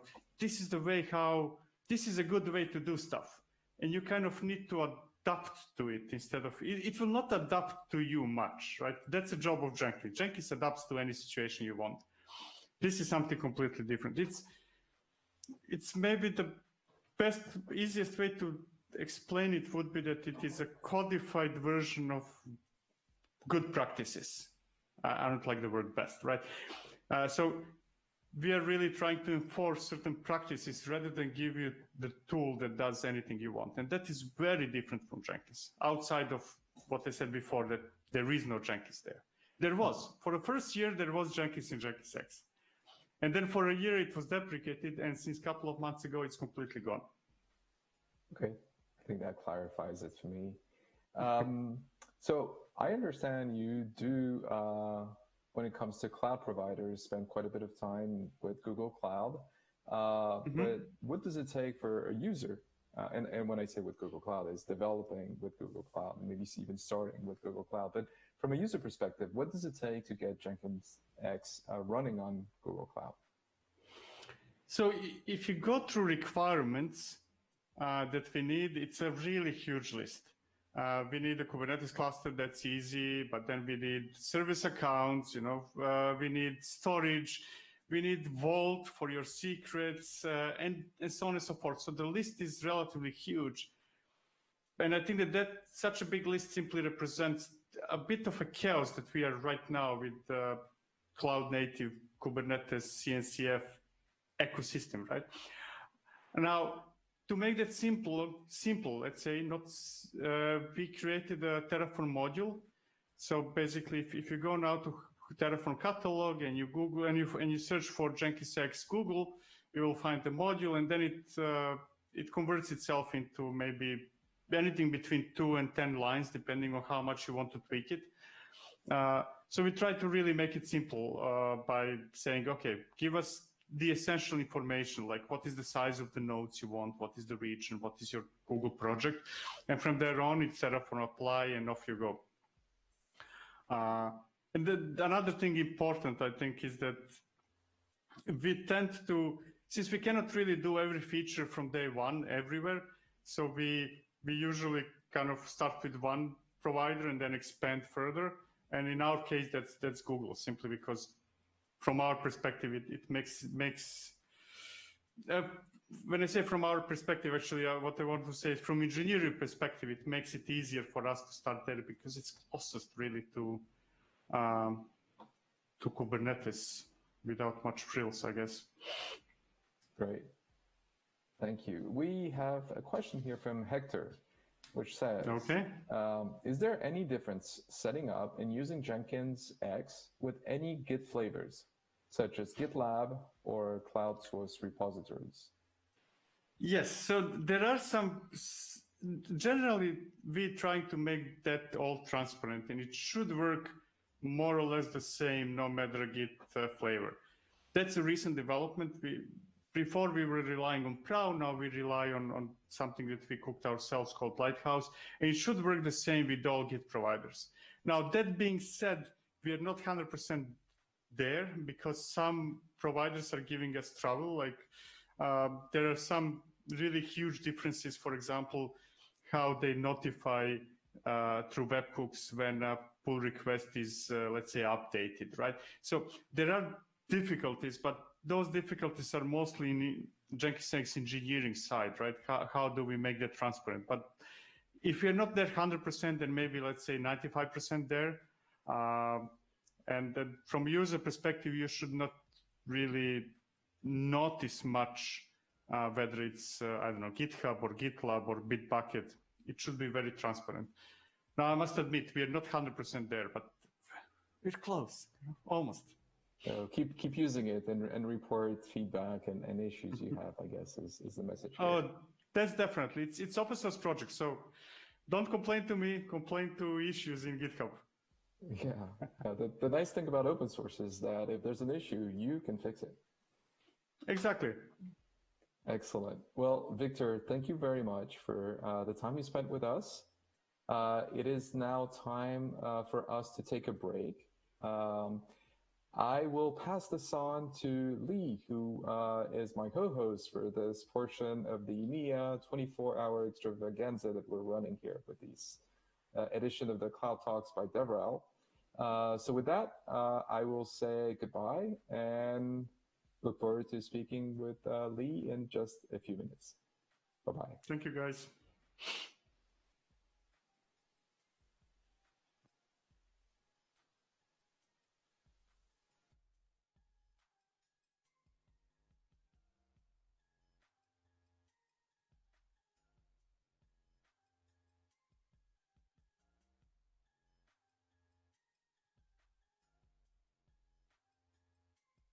As a developer, you want to quickly deliver great cloud applications like web apps, mobile APIs, and background jobs.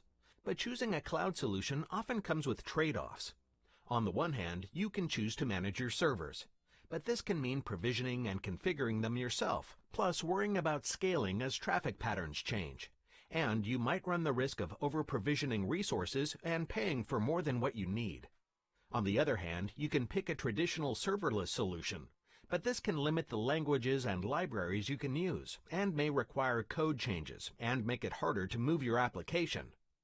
What if you didn't have to make that choice, and could enjoy the best of both worlds? Introducing Cloud Run, bringing serverless agility to your containerized apps. You can use Cloud Run to deploy any stateless HTTP container. This lets you write your code in your favorite language, with the framework or binary library that works for you. Then simply specify the language, your dependencies, and your start script in a Docker file. And with one command, package it up into a container. And boom, you're good to go. Your app is now deployed and running in the cloud. You can forget about provisioning or managing servers. Cloud Run does that for you.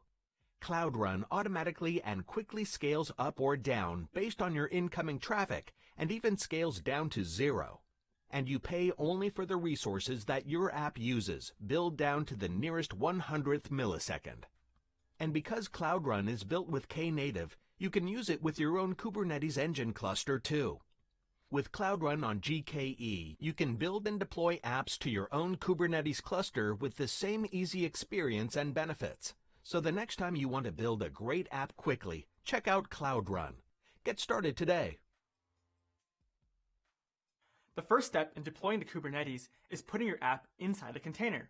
But why stop there? In this episode of Kubernetes Best Practices, let's explore how you can create small and secure container images.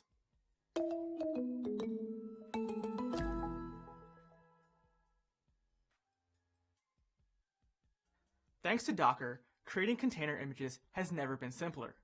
Specify your base image, add your changes, and build your container. While this is great for getting started, using the default base images can lead to large images full of security vulnerabilities. Most Docker images use Debian or Ubuntu as the base image. While this is great for compatibility and easy onboarding, these base images can add hundreds of megabytes of additional overhead to your container. For example, simple Node.js and Go Hello World apps are around 700 megabytes. Your application is probably only a few megabytes in size, so all this additional overhead is wasted space and a great hiding place for security vulnerabilities and bugs. So let's look at two methods to reduce the container image size. Using small base images and using the builder pattern. Using smaller base images is probably the easiest way to reduce your container size. Chances are your language or stack that you're using provides an official image that's much smaller than the default image. For example, let's take a look at our Node.js container. Going from the default Node 8 to Node 8 Alpine reduces our base image size by 10 times.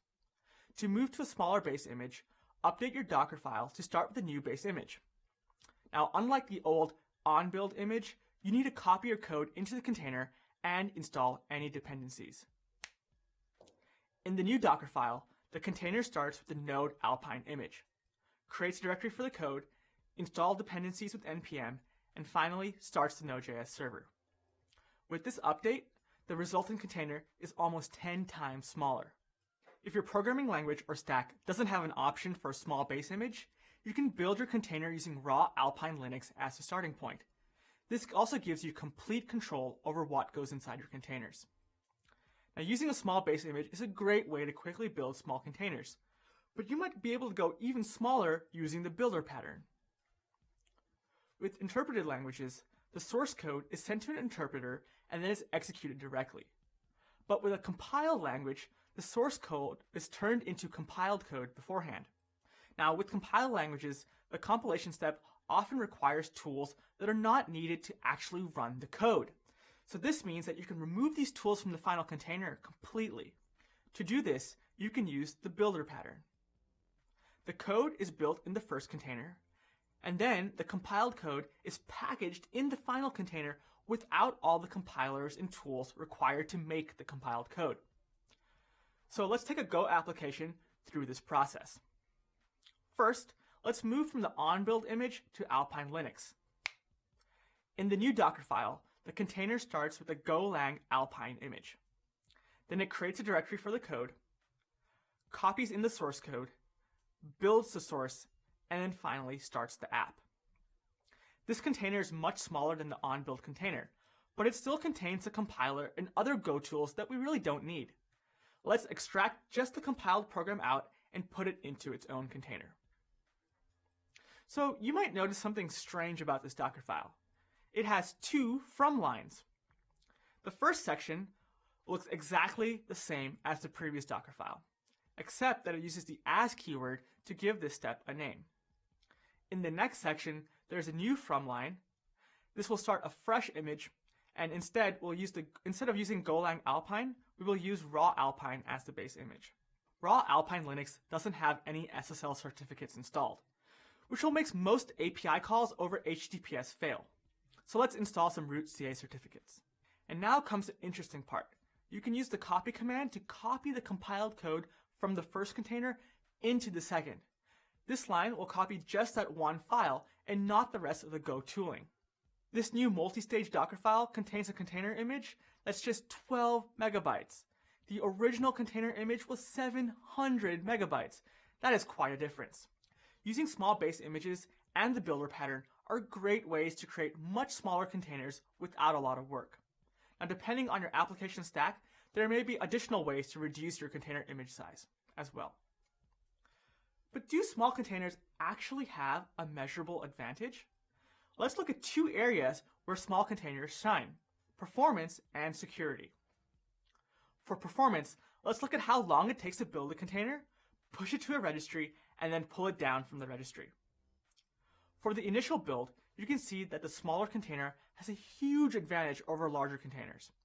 Docker will cache layers, so subsequent builds will take very little or time for either, But for many CI systems that folks use to build and test containers, they don't cache layers, so there is a significant time saving here. Just think about how many times you're building and testing your code. Now the container is built, you need to push it to a container registry so you can use it in your Kubernetes cluster. I recommend using the Google Container Registry. You only pay for the raw storage and network, there's no additional fee to manage containers, it's private and secure, and it's lightning fast. In fact, GCR uses many tricks to speed up pushing. You can see that the time to push both the containers for the large machine is almost the same. This is because GCR uses a global cache for common base images, meaning you don't need to upload them at all. With the small machine, the CPU becomes the bottleneck, and you can see there's still a significant advantage to use small containers. If you're using Google Container Registry, I highly recommend using Google Container Builder as part of your build system. As you can see, it's much faster to build and push than even the large machine, and you get 120 build minutes free per day, which should be enough to cover most people's container building needs. Now comes the most important performance metric, pulling the container.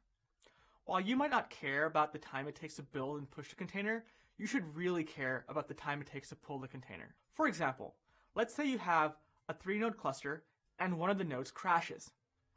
If you're using a managed system like Google Kubernetes Engine, the system will automatically spin up a new node to take its place. However, this new node will be completely fresh and will have to pull all your containers before it can start working.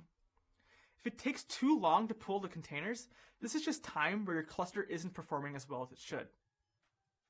Now there are many cases where this may occur, such as adding a new node to your cluster, upgrading your nodes, or even switching to a new container for your deployments. So minimizing pull times becomes key. You can easily tell the smaller container is much faster than the large container. And you're probably running multiple containers on your Kubernetes cluster, so these times can add up quickly. Using small, common base images for your containers significantly speeds up the deployment times and speed at which new Kubernetes nodes can come online. Now, let's look at security. People often say that containers are more secure if they're smaller because they have less surface area for attacks. Let's see if this is actually true. An awesome feature of Google Container Registry is that it can automatically scan your containers for vulnerabilities. So I built both the on-build and multi-stage containers a few months ago. Let's see if there's any vulnerabilities in these old images. Wow, there's only 3 medium vulnerabilities for the small container, but 16 critical and over 370 for the larger container. If we drill into the larger container, we can see that most of the issues have nothing to do with their app, but rather programs that we're not even using. When people talk about an increased surface area for attacks, this is what they're referring to. So remember, build small containers. The performance and security benefits are real. I'll see you on the next episode of Kubernetes Best Practices.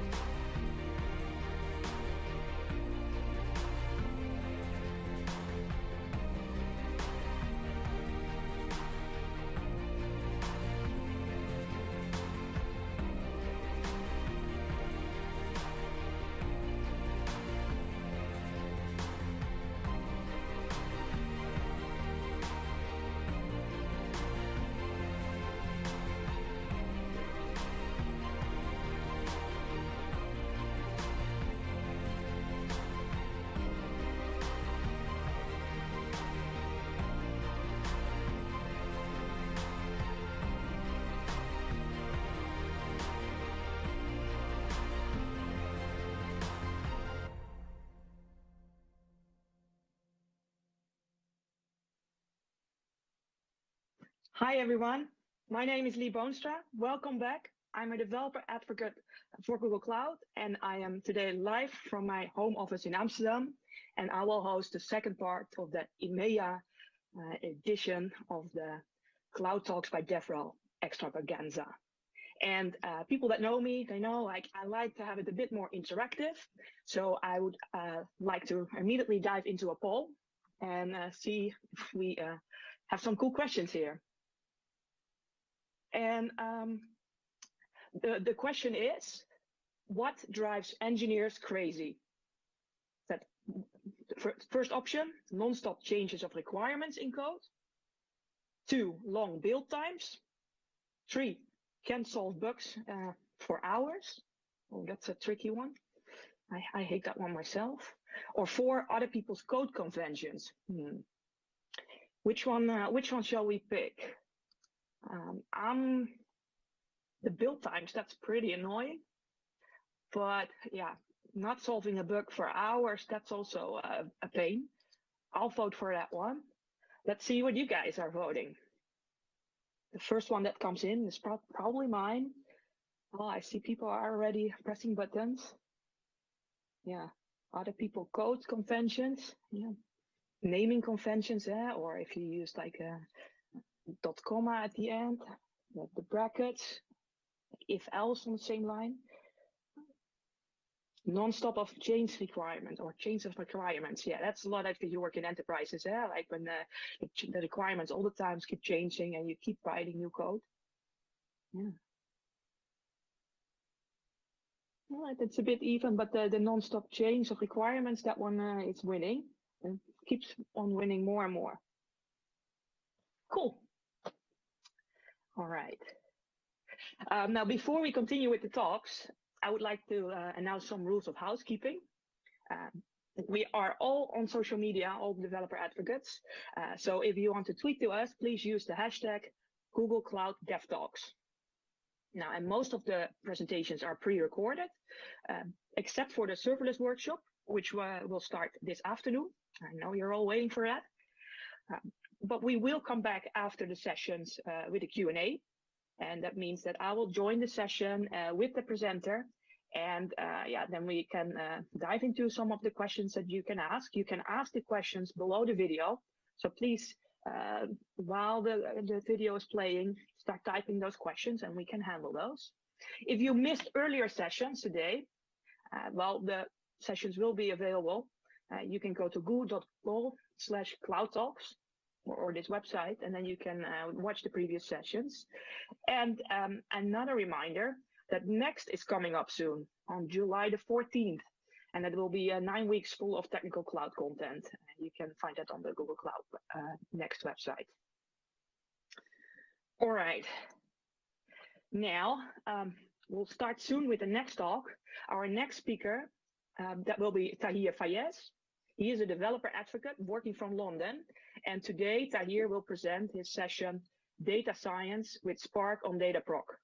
Now, and in this session, Tahir will showcase how data engineers and data scientists can all work together and build an end-to-end data machine learning pipeline for the finance sector. Again, don't forget to ask the questions below the video, and let's tune in right now.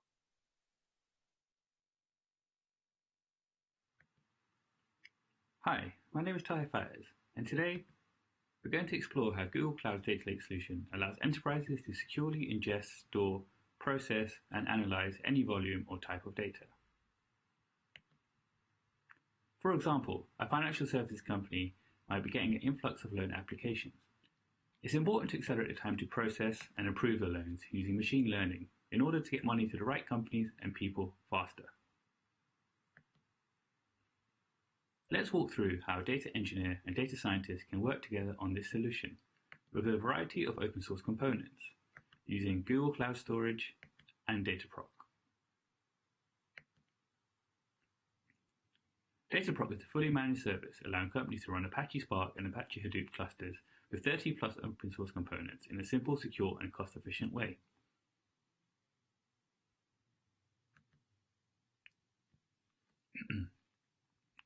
In the first step of the pipeline, the data engineer will run a Spark job on Dataproc to convert the loan data from CSV files into Hive tables.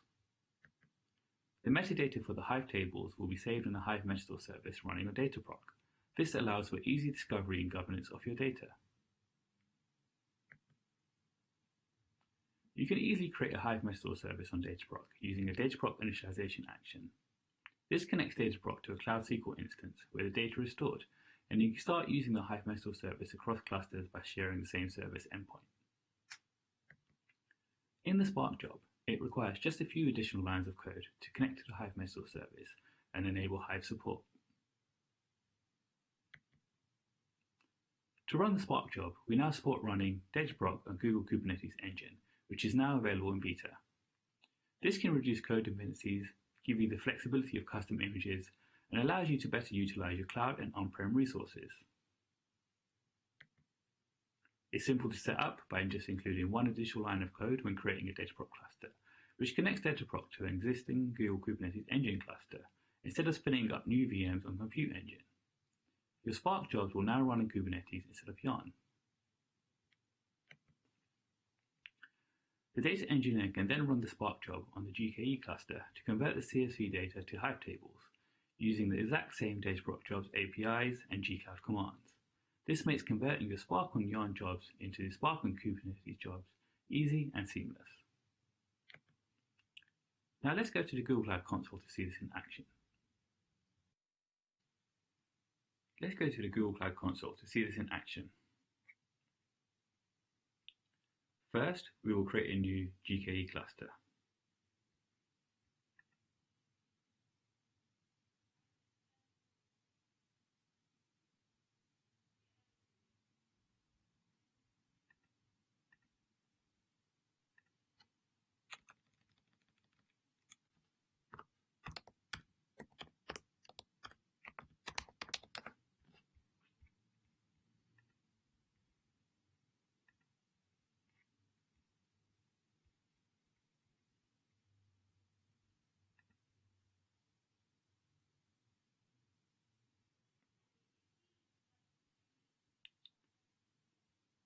Once the GKE cluster is up and running, we can attach our Dataproc cluster to the GKE cluster.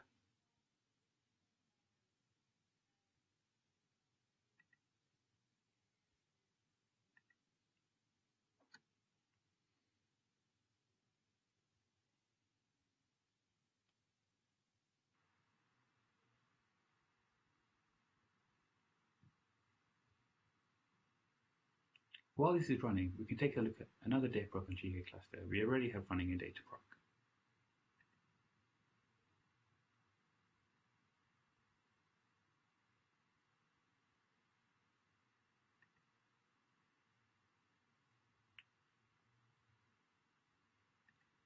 You will notice that when we go to the VMs page, there are no VMs assigned to this Dataproc instance.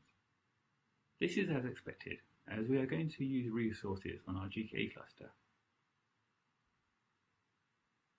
Let's go to the GKE cluster where Dataproc is running.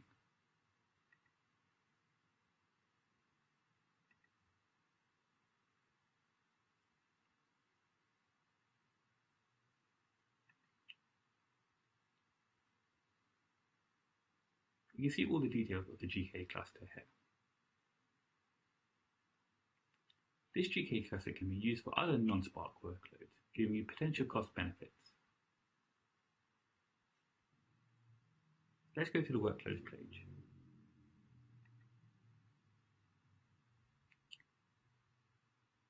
These are all the current historical workloads on our GKE cluster.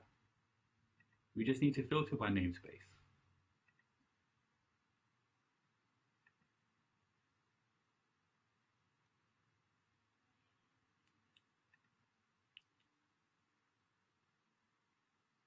Let's look at the Spark code we're going to run on the GKE cluster.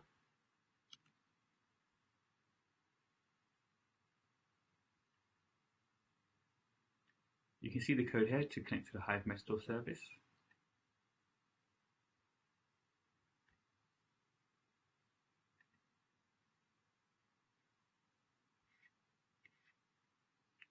And then the code that will be reading the CSV files and converting them to Hive tables using Spark.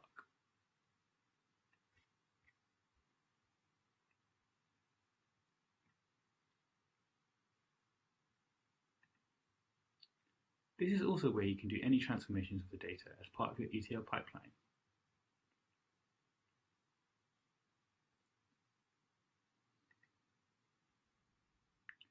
Now let's run our Spark job using the gcloud Dataproc jobs command.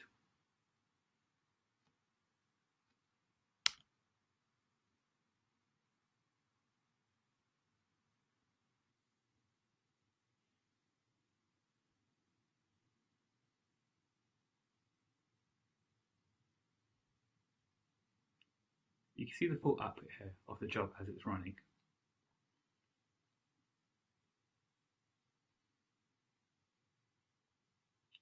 Once the Spark job is complete, you can match the job ID to the workload on the GKE cluster and on Dataproc.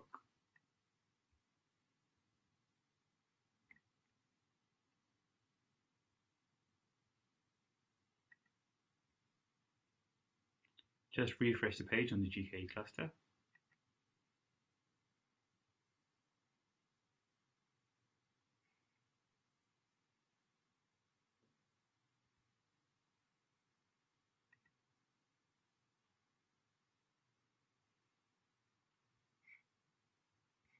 And you can click through to see information about the job.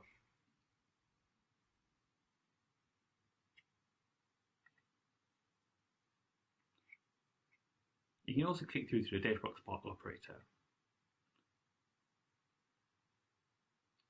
And from here you can see how much resources were used for your job.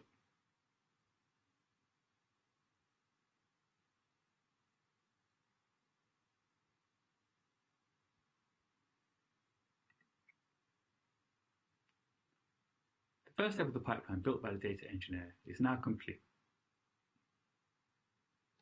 The data scientist can now begin their analysis of the loan data in the Hive tables and start the pre-processing and feature engineering steps for the machine learning model using Spark and Jupyter Notebooks, which we have made easy to use together using Dataproc Component Gateway, or Dataproc Hub.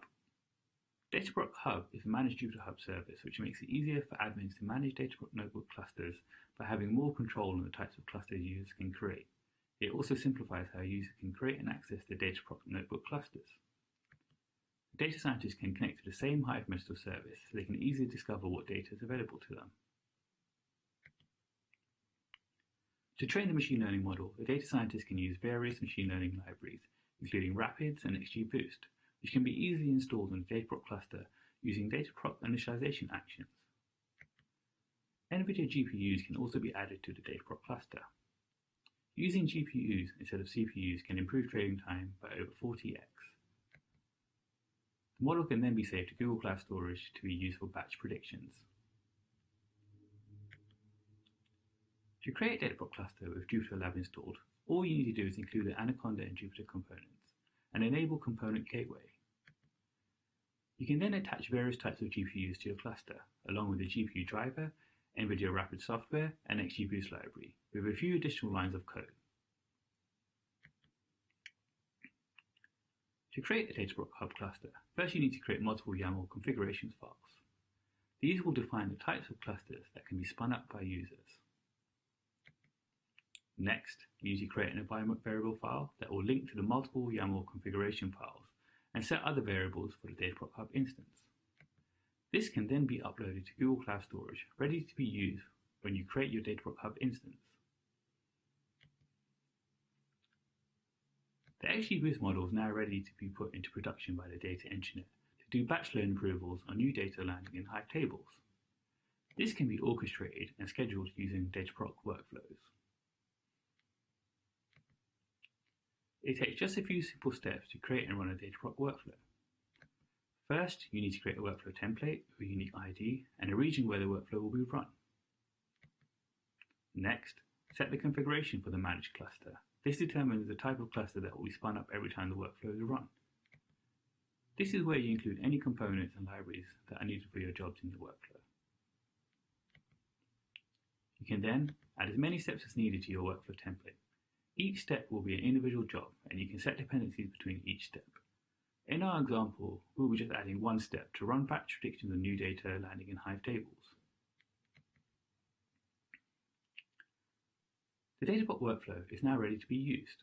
You can then run the workflow from the command line. Alternatively, you can run the workflow from the Dataproc UI, using the Dataproc API, or an orchestration platform like Cloud Composer. Let's go back to the Google Cloud Console and see how easy it is to get going with Dataproc and Jupyter Notebooks. In Dataproc UI, you now have a tab for notebooks.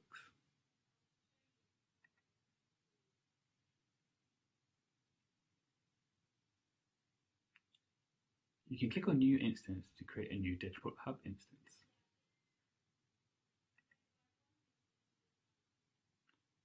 Give the instance a name, like Notebooks Hub.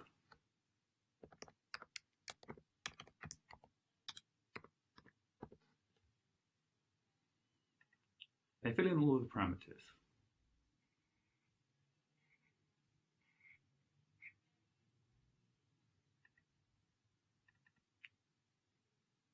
The container environment file is custom for your instance installed in Google Cloud Storage. This is where all the options are set for the type of Dataproc notebook clusters your users can create.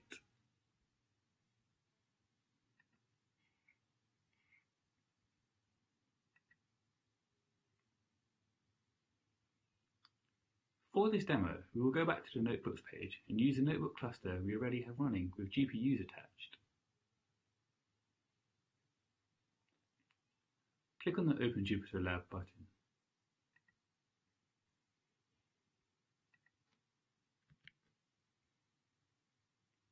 From here, you have a choice of a Python kernel, a PySpark kernel, or Scala kernel for your notebooks.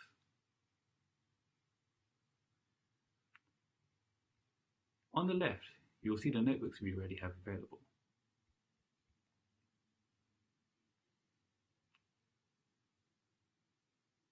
Let's go to our first notebook.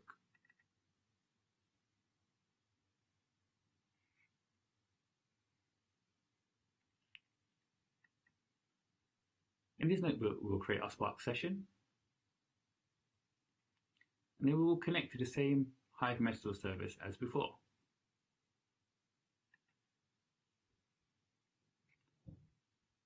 We can then use Spark SQL to see what databases are available and see what tables are available. We can look at the schema of the table.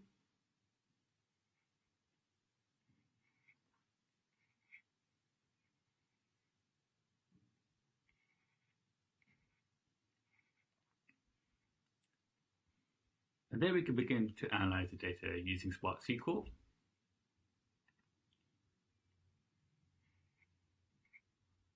Or using Spark data frames.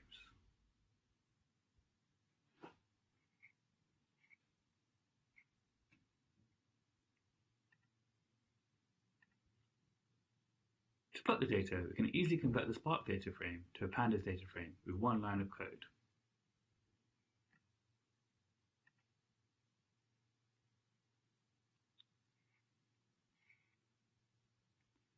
And then make use of the various plotting libraries available in Python. For now, we will use matplotlib. This is a great way to see the distribution of our data.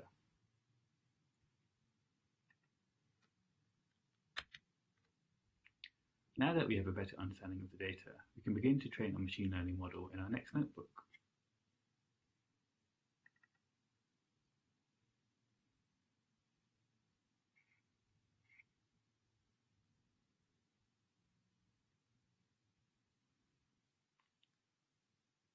We can load the XGBoost for Spark library.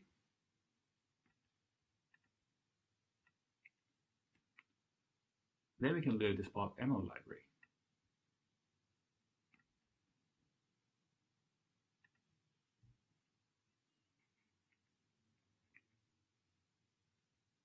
First, we can read the data using GPUs directly from Google Cloud Storage, where the data is stored as Parquet files. The GPU data reader supports reading CSV and Parquet files, and using the GPU data reader makes it much faster to load data than the standard Spark reader.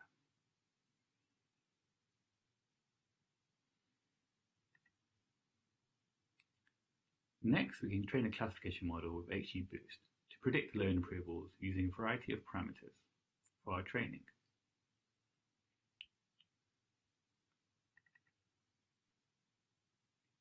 we set the tree method to GPU hist to also use GPUs for training the model.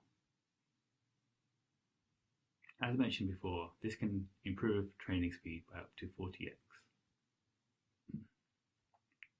We can then make predictions on an evaluation dataset to evaluate the model. We can then view the model performance using PySpark. Here, we are printing the accuracy and the AUC for the model.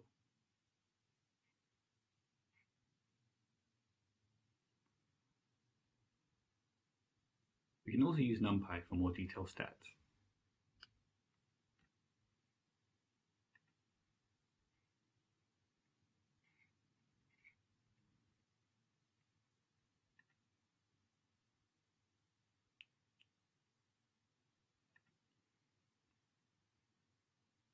And use scikit-learn to create a confusion matrix. The model can then be saved to Google Cloud Storage and loaded in DevRel workflows for doing batch predictions in production. We created a DataBot workflow template earlier using gcloud commands. We can now view the workflow in the DataBot UI.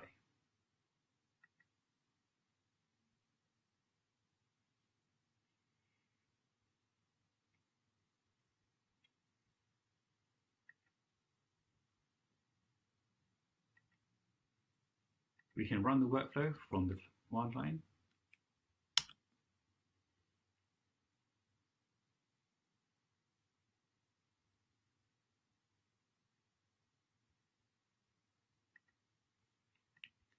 Or we can run the workflow from the UI.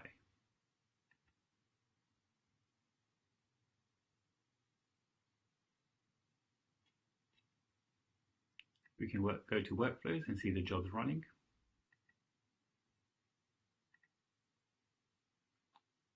We can go to workflows and see the jobs running.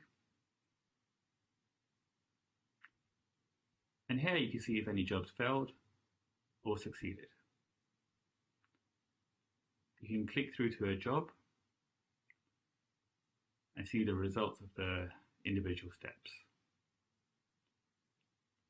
Here you can see the output of our job and the predictions were made successfully. Our workflow is now in production, ready to make loan approvals and data landing in our Hive tables.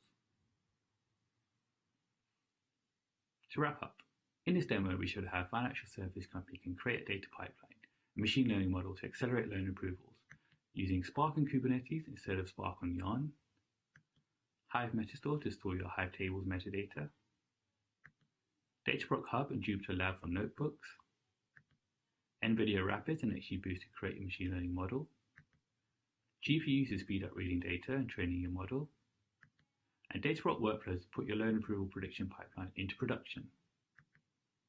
Head over to the Google Cloud Data Lake Solution page, a Databricks page, to learn more and get started with building your own data lake on Google Cloud.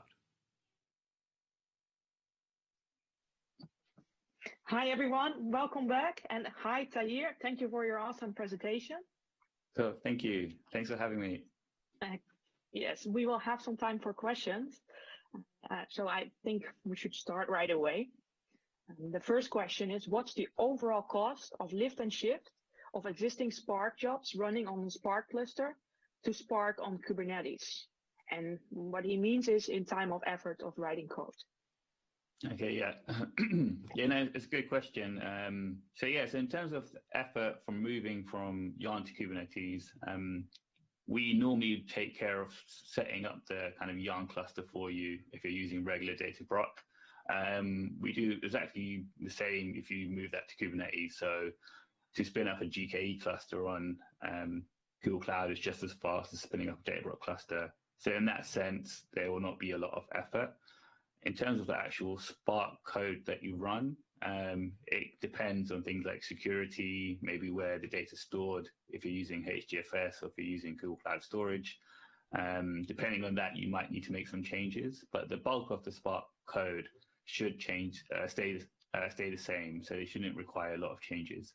So it's a good question, but also a difficult question because it will depend on version of Spark you're running and things like that. Nice. Great. So I have another question, and it's actually about Spark 3.0. Cool. Is it now available on Databricks already? Yeah, so you probably saw some announcements last week and this week about it becoming like generally available. We've made it available on Dataproc in Dataproc 2.0. So we have a preview image now available. So yeah, so you can go to Dataproc, get that up and running, just as you would with another version of Spark. So it's not only Spark that we've made available on Dataproc 2.0. We've got the latest Hadoop, the latest Jupyter Lab, latest Presto. So yeah, so we've got a few updates now. And again, yeah, that includes Spark 3.0, which is probably the most important and biggest announcement recently. Cool. And what about Spark SQL? Can you talk a little bit more about the improvements that have been made to that in Spark 2.0? Yeah, sure. So yeah, so with Spark SQL, that's becoming more and more popular for people creating Spark jobs. So Spark supports Java, Scala, Python, which is becoming more important, and yeah, Spark SQL. I think that's where they announced the most improvements. I think a lot of the updates that were made to Spark 3.0 were in the Spark SQL area. I think the two kind of biggest areas where there seem to be a lot of improvements, one is called the adaptive query execution. So that essentially means that while the job is actually running, Spark can optimize the job. So previously, Spark would plan what's going to happen. That might not be the most optimum plan while the job's actually running. So now, during the actual execution of that query, Spark can make optimizations, and that's resulted in some big improvements. Another one is dynamic partition pruning. It's quite a complicated one that's probably too long. So there's some good videos from the Spark Summit which explains that in more detail. But again, those are optimizations that happen while the job is actually running, and it can filter down and only get the data that's required from the partitions. So instead of trying to pull in all the data, it can do some optimizations to only pull in the data from storage that is needed for the query. So I think those are the two big improvements made to Spark SQL that people can look into. And what about GPUs? Are there improvements on that, like when using GPUs on Spark? Yeah, so in my talk, I mentioned using GPUs to read the data, which is obviously a lot faster than just using normal CPUs to read that data in. And in the demo, I also had using GPUs to train the actual model. I actually spoke to some people from NVIDIA, and they explained exactly the kind of optimizations they've done now. So they've worked closely with the Spark community to integrate GPUs directly into kind of the Spark code base. So what that means is in my demo, you might have noticed I had to change the code to use a GPU data reader. So I couldn't use the exact same Spark code to do that. They've made it now so that you don't actually need to rewrite your code. So you can use the same Spark code you had before, but instead of using CPUs to kind of run those operations, it will use GPUs instead. Okay, thank you. And then the last question that I have for you, is it easy to use Spark as a Python user, or if somebody that's using Pandas? Yeah, so I think historically Spark was more geared towards maybe Scala. So it's all written in Scala. So it's more geared towards Scala and Java users. Databricks actually had a survey or released some stats about their platform where I think they said over 60% of their users now use PySpark, which is the Python version of Spark. So it looks like Python is becoming like even more and more popular. So yeah, so the Spark community have made a lot of updates now that makes it very easy for Python users to use Spark. There's also an open source project by Databricks called Koalas, which means you can actually write Spark code using the Pandas API. So if you're a Pandas user and you don't want to learn the Spark API, you can have the kind of distributed power of Spark by using the Koala libraries and just using what you already know. Wow, that sounds awesome. Well, that's it for now. Thank you, Shahir. If people want to connect with you, how and where can they reach you? So yes, probably best place is Twitter. So my handle is tfayaz, so that's TFAYYAZ. Yeah, I would love to hear any follow-up questions on Twitter. So thank you. Thank you, Tahir. And people, if you want to reach out to Tahir, please use the hashtag Google Cloud DevTalks. All right. Thank you. Yeah. Bye. All right. Now, our next session, that will be a live session. This will be the workshop of Guillaume Laforge and Mette Attemel. And it will be the Piccadilly serverless workshop.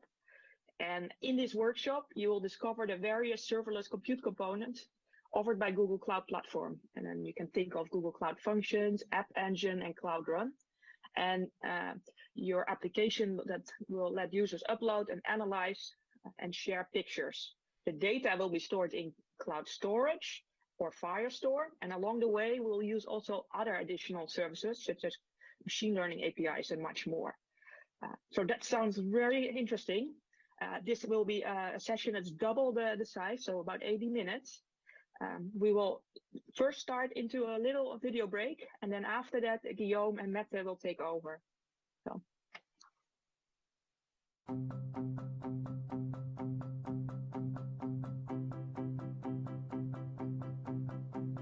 Hi, I'm Stephanie Wong, and I work for Google Cloud.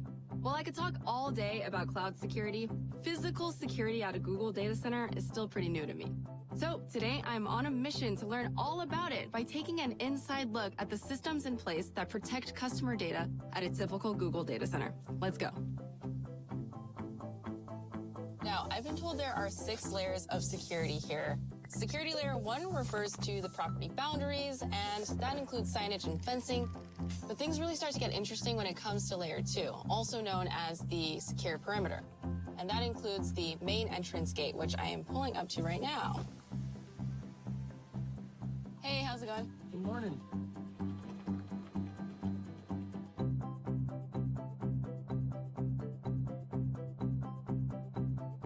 So layer 2 has a lot of security features, ranging from smart fencing to overlapping cameras to 24/7 guard patrols and more. I'm on my way to meet some experts who are going to show me how it all works. Hi, Joe. Hi, Stephanie. How are you? So I just passed the main gate and I saw guards and cameras, but what are some things that I didn't see? Yeah, there's actually a lot of technology and operations going on behind the scene. So from the time that you're on site, we know that you're here and we're able to do correlation analysis of where you've been. We have guards in vehicles. We have some guards on foot. There's also the vehicle crash barrier. That's designed to stop a fully loaded truck from crashing through the front entrance. Ricky, Tariq, can you tell me more about what's unique about the fencing? This particular fence is an anti-climb fence. It's also equipped with fiber. The technology tells us if someone's near the fence or touches the fence. So we use thermal cameras and standard cameras, so we're able to see video footage at night just as clearly as we can during the day.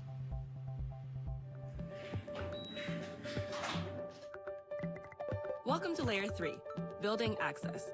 But just so you know, I am still nowhere near the data center floor. That's a few more layers deep. Let's head inside. Stephanie, so you've gotten through the gate, you've come into our secure lobby. You have your card, and we know that that's you, but if someone happened to lose their card, what we want to make sure is that it's actually Stephanie who's shown up. Place into your eyes. And with iris scan, we can authenticate that it's actually you, along with your ID. All right, I think it's good. One thing that's a little hard to get used to when you visit a data center is the strict no tailgating rule. That means that for secure areas, only one person is allowed to batch through a door at a time. No tailgating.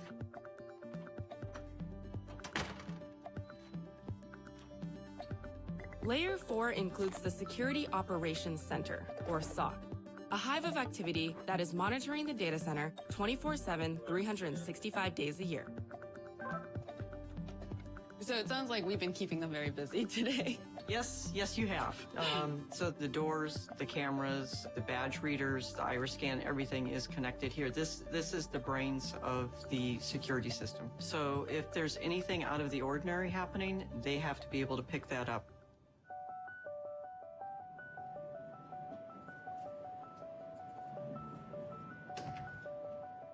Interesting fact about Layer 5, the data center floor.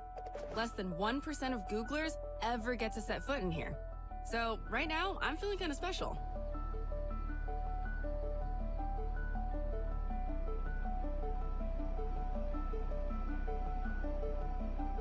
This is truly a as-needed only access area, meaning that only the technicians and engineers that have to be there to maintain, upgrade, or repair the equipment are ever allowed there. And do Googlers or anyone have access to the data? We have access to the devices, but the data at rest is encrypted, and our customers can issue and keep their own encryption keys. And we do this because protecting the privacy and the security of our users' data is our highest priority. The mysterious layer 6, where disks are erased and destroyed, and the fewest number of people are allowed to enter. Drives that need to be retired from the data center floor come into this room through a secure two-way locker system, which means that only technicians assigned to this room can pull them from that locker to either erase or destroy them. All right, welcome to the crusher room.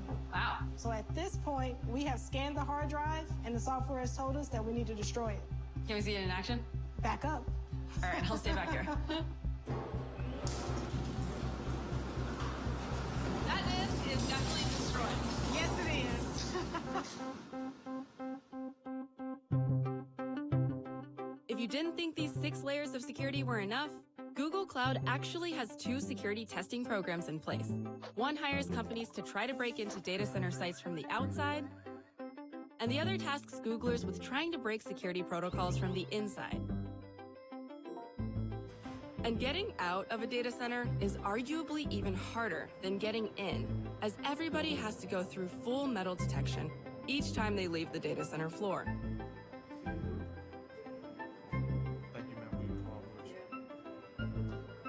Google Cloud supports compliance with over 40 global standards, regulations, and certifications. And the commitment to constantly test, optimize, and improve systems makes it a leader in data center security. Now, how do we get out of here?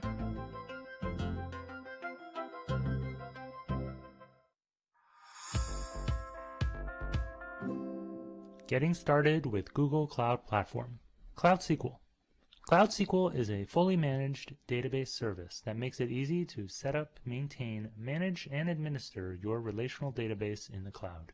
Cloud SQL offers high performance, scalability, and convenience, providing a database infrastructure for applications running anywhere.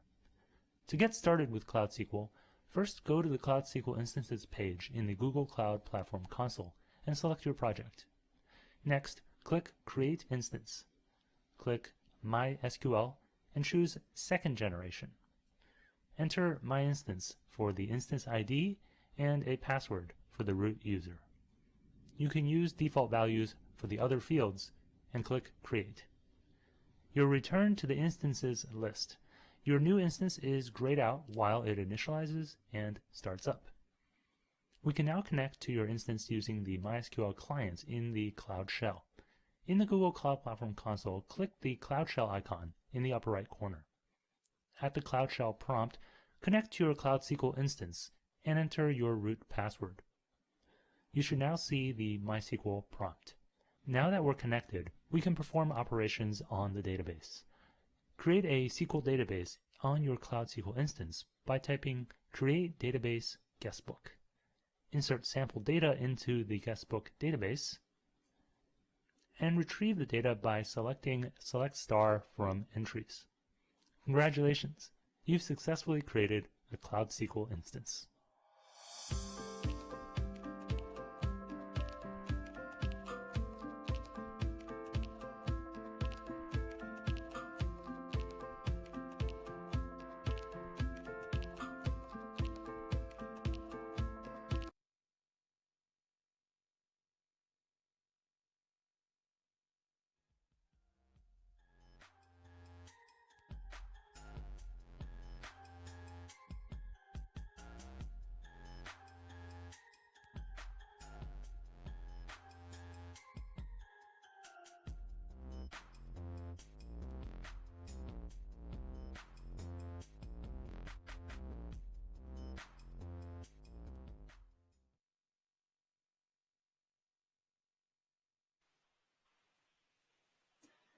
Hello everyone, and welcome to this live serverless workshop.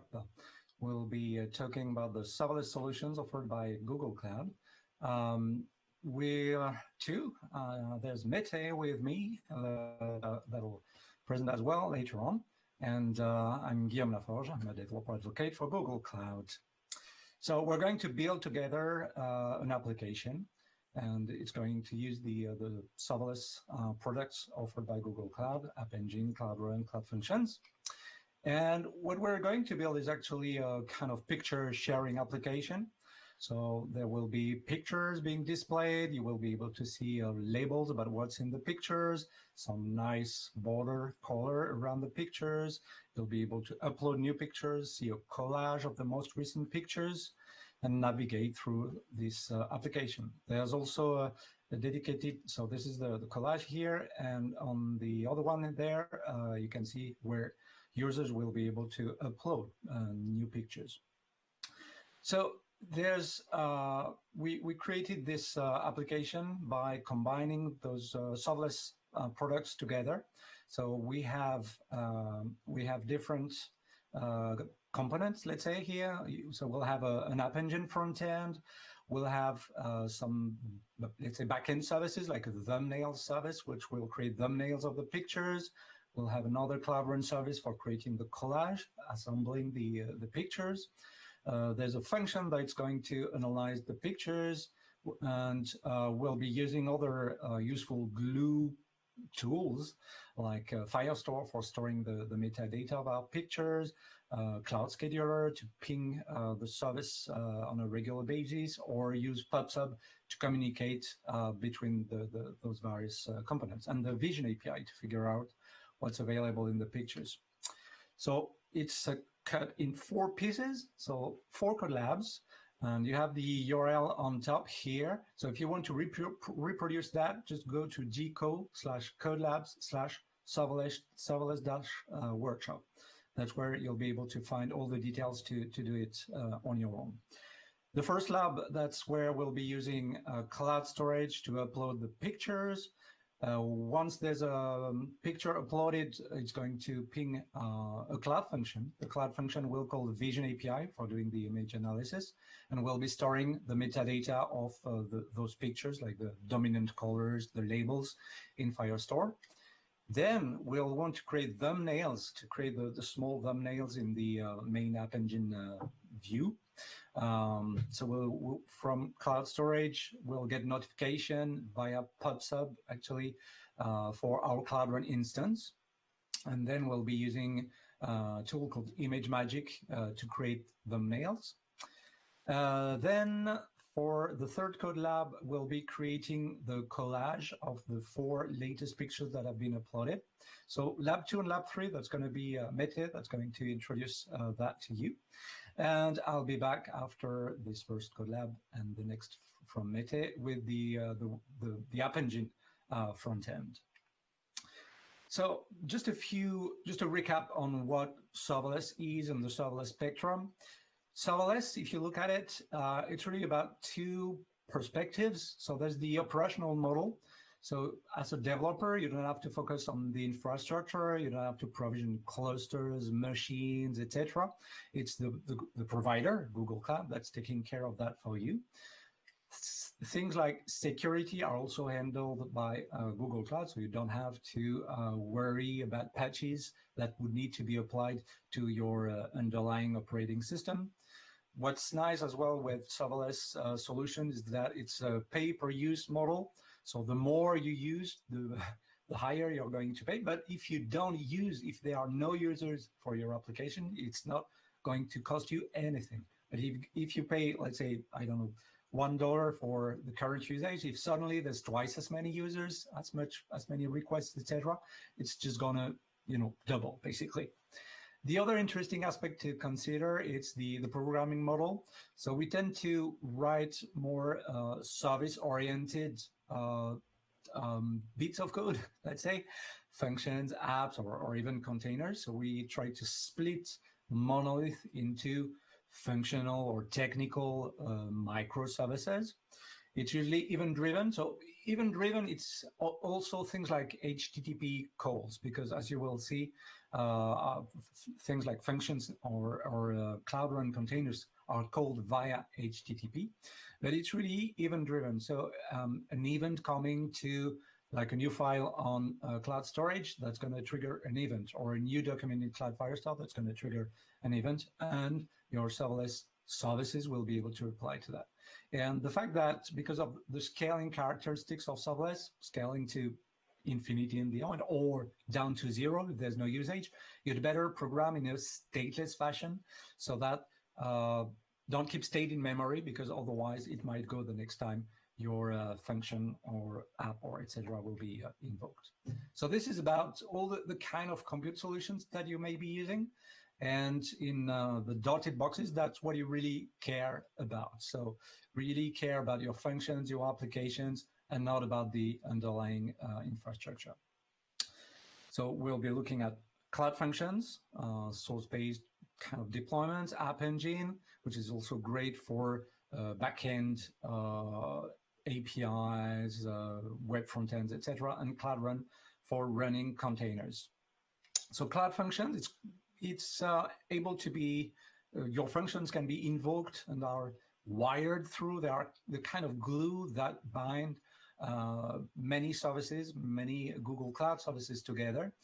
I've already mentioned a few, so you can also use that to create the backend for the webhooks for your chatbots, etc. And so it's a great fit for all the kind of serverless and stateless workloads, for reacting to events, for simple data transformation pipelines, replying to webhooks requests. We have a set of runtimes, Node, Python, Go, and now Java. But it's also in constraints in the sense that you cannot use any foreign language that's not already supported. So you have to be ready to that. Also, there's no custom domain name like App Engine or Cloud Run where you can set that up. So you have to keep in mind those constraints. So let's dive into the first workshop. So I'll move to this screen here. So the as I said, you can find the all the details, all the steps I'm going to go through in this on the Codelabs platform. So there's a short link here, g.co/codelabs/serverless workshop, and there are 4 Codelabs, the 4 Codelabs that you can see at the bottom here in the right of my screen. And on the left side, also note that all the code that we're going to create, write, deploy, etc., is also available on GitHub as an open source project. So just go to Google Cloud/serverless photo sharing workshop, and that's where you'll find all the details. We'll be using the Google Cloud Console UI, of course, and here in the Cloud Shell editor and terminal, we'll be typing the various commands that we'll be running. So I'll start with the first Codelab right here. So let's start. So we're going to create our function.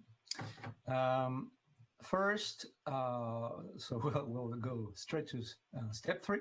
We'll enable some APIs. As we'll be using the Vision API to figure out what's available in the pictures, we need to, let me copy that. We'll need to to enable some APIs. In this case, I'm going to enable the Vision.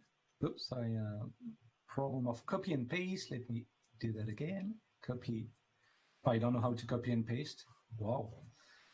I'm going to enable the Vision API because we want to use it in our project.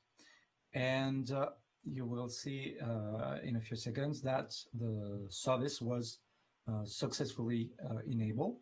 And the other thing we'll be doing is enabling the Cloud Functions API as well.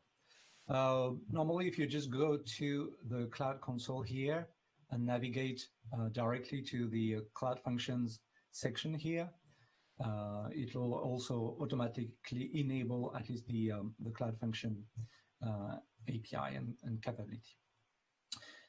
We'll be storing pictures. We'll be storing them in the on cloud storage.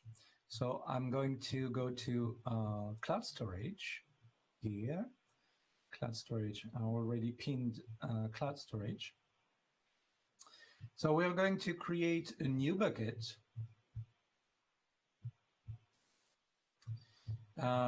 for the name of my bucket.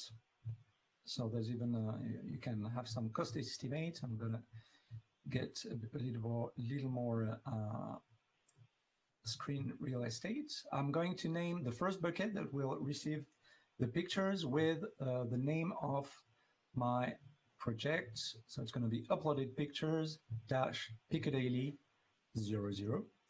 Continue. I'm fine with using a multi-region bucket, but since we're in the EMEA time zones, I'm going to use the European Union for the location. What kind of class, storage class? I'm just going to use the standard class, but you can also use things like colder kind of storage if you don't have the same requirements in terms of how quickly the data needs to be available. We'll be using uniform access control because those pictures will be publicly accessible. I don't want to set the rights on each and every picture, so I'm going to say, okay, this bucket will be public, and that way all the objects within this bucket will be public. So it's a uniform kind of access. Advanced settings, I'm fine with if the encryption is managed by Google. I don't want to bother with setting up my own keys and so on. So I'm going to create that bucket. So that's what we're explaining here in those steps. And the next step I want to do is I want to go to the permissions tab, and here I'm going to add members, and there's a kind of a magic kind of member which is called all users, and I'm going to give all users storage object viewer rights, or role, sorry, it's not right, it's a role. So there's a little warning saying, hey, be careful, we are going to allow public access to this bucket and the content of this bucket. So yes, I'm happy to do that. That's exactly what I want to do. All right, I can move back here, and just to test that the bucket is fine, I'm gonna go here, and I'm going to upload a picture to see if it works well. For example, what is it? Picture from vacations in Egypt. I'm going to upload that. Okay, and I have, if I click on it, yeah, I can click here actually if I want to visualize the picture. Yeah, so that's the picture I've uploaded into cloud storage. Now that the bucket is ready, we're going to have a look at functions, how this works. So we're going to go to the functions interface here. So what we're going to do, we're going to create a new function. Let's create a function. Let's call it, it's a symbolic name, let's call it picture uploaded. For now, I'm just going to leave the memory. What I want to do though is I want this function to be triggered as soon as there's a picture that's being uploaded. So I'm going to use cloud storage as the trigger. The event type, that's going to be a creation, because that's when a new file is being uploaded. And I'm going to be notified when files are stored in this cloud storage bucket that we created. So I'm going to select that one. Okay. For now, I'll just leave this default function here, but we'll come back, and it's really just to see if it works or not. So let me create that function.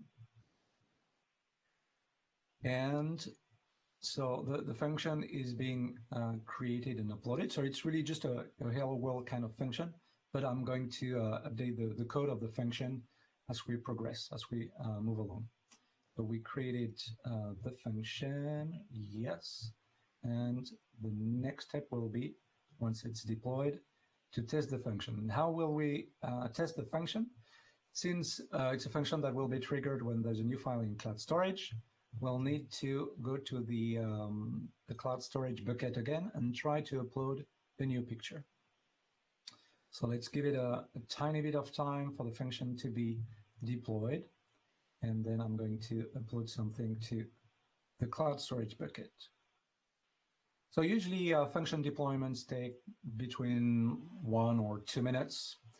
That's usually not too long, so bear with me for a few extra seconds. I don't have a time machine to accelerate time right now. Yes, it's deployed. So let me go to cloud storage. I'm going to upload yet another picture in my uploaded pictures bucket. Upload file. Let's say this one, another nice picture from my vacations, the Philae Temple. It's very beautiful. So I uploaded the picture. Let's have a look at, no, I need to get back here. Let's have a look actually at the logs in the logging section and see if the hello world message was printed. If there was actually a hello world message printed, can select cloud functions here to just view the logs for my function. And as you see, yeah, well, it's not hello world, but there's a message saying processing file and the name of the file for my picture. So the function was properly, the file was properly processed by my function. So my function isn't doing anything yet with the picture, but at least we know that the trigger actually worked. So now let's, now that we tested the function, there's another little thing we're going to do. We want to store the metadata of the pictures in a database. We'll be using Cloud Firestore for that, which is great NoSQL document store, which is also, I would say, shares the same characteristics in terms of the serverless aspects. It's a serverless database. So I'm going to go to Firestore here in the Cloud Console. There are actually two modes for Firestore. There's the I would say the old compatible data store mode. That's the mode, the database that we had before. But when we merged with the Firebase project, we created a new native mode. So that's the one we're going to use. So I'm going to select the native mode. I'm going to use Europe for the location. I'm going to create the database. And we'll create a new collection in that database to store the metadata about the pictures. So what we'll be storing in that in the database, that's so the name of the picture, because we want to find the picture back in cloud storage afterwards. We'll also store things like the labels of the things that are recognized in the picture. We will be also sharing things like the dominant colors, the creation date. So we'll create a pictures collection. Pictures, yes. Let's create that collection.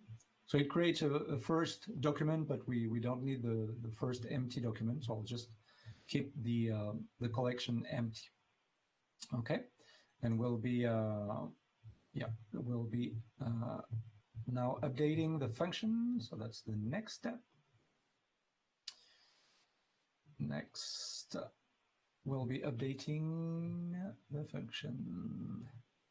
Okay, here we go. So the function is here. So instead of the default hello GCS kind of function, we are going to update this function with, so there are two files. There's a package.json file that defines the dependencies that your function needs. So I'm going to copy this bit of code here. I need to edit first. Let's edit the function. So the code is here. I'm going to put that in full screen. Package.json. Increase a little bit. So we'll need 3 APIs, 3 node modules, because we're using Node.js. We'll be using the storage module, the vision module, which is using the vision API, the machine learning API for looking into pictures, understanding pictures, and Firestore to access the database. For the code, so the code, as I said, is available on GitHub. Okay, you'll be able to clone it, and that's what we'll do in the subsequent labs as well. Let me copy this code here, and we're going to go through the details of the code. I'm going to say OK, and the thing I'm going to do as well is change the name, because the name of the exporting function, it's vision analysis, and the one that we want the Cloud Functions runtime to launch and run and invoke, that's vision analysis and not hello GCS like the default one we had earlier. Okay. And so it's going to upload again. So that's where I'm going to show you a bit more about the code. So they are, let me increase the font size a tiny bit. So in the code, we're going to require the 3 libraries we added in package.json. We'll be using the image annotation client from the vision module. Then in the exported node function, we'll be getting details about the event that triggers the function. So we'll be fetching in particular the file name. The event that we get, it's actually a JSON payload that looks pretty much like this, details like the bucket, name, etc. And we'll make a request to the Vision API. We say we want to use label detection to know what's in pictures. We want to have details about like the dominant colors, that's part of the image properties. And we have also a safe search detection filter to be sure that we're not showing pictures that shouldn't be shown on screen. And we'll await for the function, the Vision API to return. The Vision API returns something like this. So we'll have this JSON to go through. If there's an error, we're going to throw some error. And otherwise, we are going to retrieve the list of labels that we'll be storing in Firestore. Same thing, we'll be fetching the dominant colors with a little function to decode the colors. We'll check that it's a safe image. And then we'll be storing the details in Firestore. So we've deployed the function. Now, one last little step, it's to test that the function runs fine. We'll go to, no, not here, to the storage browser, and we'll upload one more picture. Uploaded pictures, upload file. So let's use this one with this sailing boat. Okay, the picture is uploaded. And if I go to the logs, if all goes well, so we're still in the Cloud Functions logs. Where's the, so it's updating. I need to, there's a little lag between the appearance of the logs and the time it's actually logged by a few seconds. And we should be seeing something like, yeah, it's not showing up yet. Suspense. Well, trust me that it works if the logs are not showing up. Yeah, it's so it's a little bit tiny here. If I can zoom out, and you can see at the bottom of my screen that yes, picture was uploaded, the labels, we got the colors, it's a safe picture, and we're storing data to Firestore. And that's it for the first code lab. Now I'll hand over to Mete to go to the second code lab about Cloud Run to create thumbnails. Up to you, Mete. Thank you, Jerome. Hopefully everyone can hear me and see my Cloud Run screen. So if not, please someone say something. So in the first lab, we looked at Cloud Functions. It's very easy to use because all you need to worry about is just deploy your code and let Cloud Functions handle it. But there are some limitations with Cloud Functions. There are only certain languages that you can use. There's limitations on what kind of things you can do within Cloud Functions. And if you don't follow, if your application needs something that Cloud Functions cannot do, then what do? Up until recently, the answer was, okay, you had to use something else, like maybe App Engine or maybe Kubernetes Engine or maybe just plain VM. But thankfully, we have this new thing called Cloud Run. Well, it's not so new now. It's been around for like a year or so. But it lets you kind of have a serverless experience with containers. So in the next 30 minutes or so, I will try to talk about Cloud Run a little bit at first, and then we'll go through 2 code labs pretty quickly just to give you an idea of how that works. I should also warn you that the pace of our workshop is a little bit fast-paced because usually we have more time with this workshop, but today we are trying to shrink it down so that we can do it in this live presentation.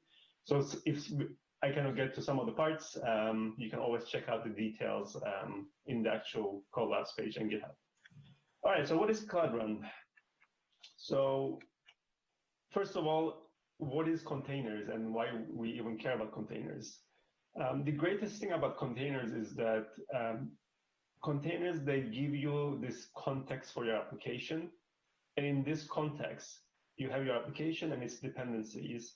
And this context is replicated all over the place. So if you're running it on your machine or if you're running it in the cloud, you can rely on this context being the same.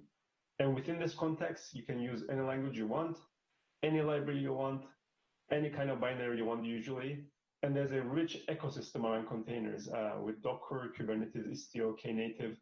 So a lot of people have been talking about containers and they've been converting their apps from VM-based applications into containerized applications. And for a good reason, because containers, they really allow you to nail down your application's dependencies and kind of also allows you to break down bigger applications into smaller services using containers. But so far, you had to make a choice in your applications. You either went with serverless, which usually meant that it would be a serverless function, like Cloud Functions on Google Cloud or Lambda and Azure Functions in other clouds. If you can work in that environment, great. But if not, then the containers would be your fallback. And you would write your containerized application, but then you would use all the benefits of serverless. So with serverless, you get all the velocity and all the greatness of the serverless features that you get for free. But then when you fall back to containers, you get the flexibility. So you can do whatever you want within your container, but you lose the benefits of the serverless framework. Thankfully, projects like Knative and Cloud Run, they try to solve this problem. The whole premise of these projects is to bring serverless features to containers. So the unit of deployment in Knative and Cloud Run is a container, but you get the serverless features such as auto-scaling, easy integration with other services. So all the things that you expect from a serverless kind of service, you get it with Cloud Run and Knative. So Knative is the open source project where everything is based on. Knative provides building blocks for this technology, and it runs on Kubernetes. So you can run it locally if you have Kubernetes running locally, or you can run it in Google Cloud or any other cloud. Then we have the Cloud Run, which is the managed version of Knative on Google Cloud. So if you want to get the Knative features, you will probably want to do it on, and if you want to be in Google Cloud, then you probably want to use Cloud Run because it's a much easier way of using Cloud Run. And then we have something called Cloud Run on Anthos, which is kind of the middle ground between Knative and Cloud Run. So Cloud Run on Anthos is the version of Cloud Run that runs on Google Kubernetes Engine in Google Cloud. So this is for people who want to stay in Kubernetes ecosystem, but who still want to be in the cloud as well. And there's some contract that you need to adhere to when you're running in Cloud Run and Knative as well. First, you need to listen on 000, and you need to look for a port environment variable. This usually defaults to port 8080 on Cloud Run, but it can change, so you need to listen for that and bind to that. Your server has to start within 4 minutes, so you cannot just server cannot take a real long time to start. You can only handle requests, at least for today, within 15 minutes, meaning Cloud Run is good for simple request reply kind of scenarios, but at the same time, it's not so great for ETL kind of transformations. In ETL transformations, you usually run things for a long time, and Cloud Run won't work for that because you have a limit of 15 minutes. You want your containers to be stateless. You have some kind of in-memory state, but that memory goes away when the container scales down to 0. So usually the state is externalized. And you can only do things within the request, right? So when you get a request, you can do things there, but you cannot span other threads and do other things in the background. It's not allowed. So these are the kind of things that you need to keep in mind as you're running in Cloud Run. And you get some basic resources. I won't go through them in detail, but basically you get some memory. Maybe you can handle 1,000. You can have 1,000 max concurrent containers by default. One interesting thing is that you can actually handle multiple concurrent requests. So by default, you can handle 80 concurrent requests. So it's not like one request, one Cloud Functions, but it's actually like you can handle 80 of them in a single container, which is good for cold start kind of problems. And the whole container is secured by gvisor, which is an open source project, again, from Google to make containers more secure. And the best part of Cloud Run is its billing. In Cloud Run, you only get billed for the request duration. So in this case, for example, we have a container instance that's been running, but then we also have 2 requests coming in. You only pay for beginning of request 1 and then the request 2, even though your container might be running longer than the request times, right? So, but you don't have to pay for them. And this makes occasionally connected applications very affordable on Cloud Run. All right, so in terms of good fits, if you have stateless containers that reply to HTTP requests and sends back HTTP responses, Cloud Run is perfect for that. It scales up as it's needed, like very quickly, and it scales down to 0 when you don't need it. Because it's a container, you can use a lot of different languages and libraries. So these are kind of the good fits of Cloud Run. But at the same time, the constraints is that you have to use containers. So you need to write a Docker file. So you have to be comfortable with that. And you probably need to find a way to go from your source code to a container image. Basically, you need a CI/CD kind of pipeline using Cloud Build or something else. You need to keep that in mind. All right, so let's look at these 2 collabs that we're going to look at. First one, we're going to create a Cloud Run service that will create thumbnails of the images. So when an image is saved, it will kind of make a smaller version out of that. And then in the next collab, lab 3, we will have a Cloud Run service that will run on a schedule. So we'll set up Cloud Scheduler that will ping a Cloud Run service, and then it will create a collage out of the images. So here, like, we will create thumbnails. So if you have 4 images, this will create 4 small versions of those images. And then in this service, on a schedule, we will get those thumbnails and we'll create a collage of all those 4 images. So let's see how far we can go. I'm in the Collab page, so let's look at lab 2.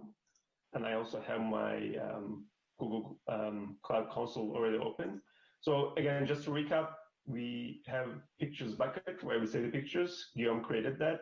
And then we will have a thumbnail service. When the picture is saved here, it will get a notification through Google Cloud pops up. This is one difference between Cloud Functions and Cloud Run. In Cloud Functions, we set it up so that we get notifications directly. I mean, under the covers, there are different things that have been set up, but we don't have to deal with that.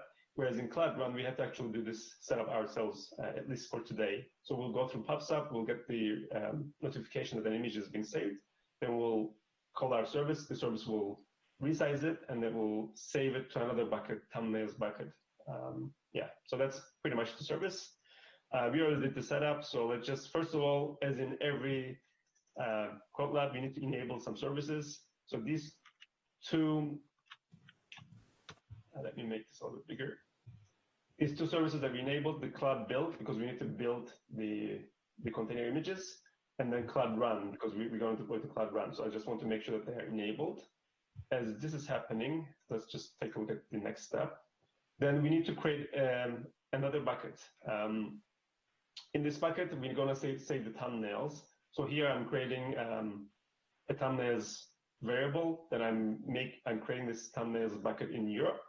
And then I'm basically making sure that this bucket is public, and this bucket has uniform level access, meaning when users save image into this bucket, they also get public, they also become public. So I'll just copy this.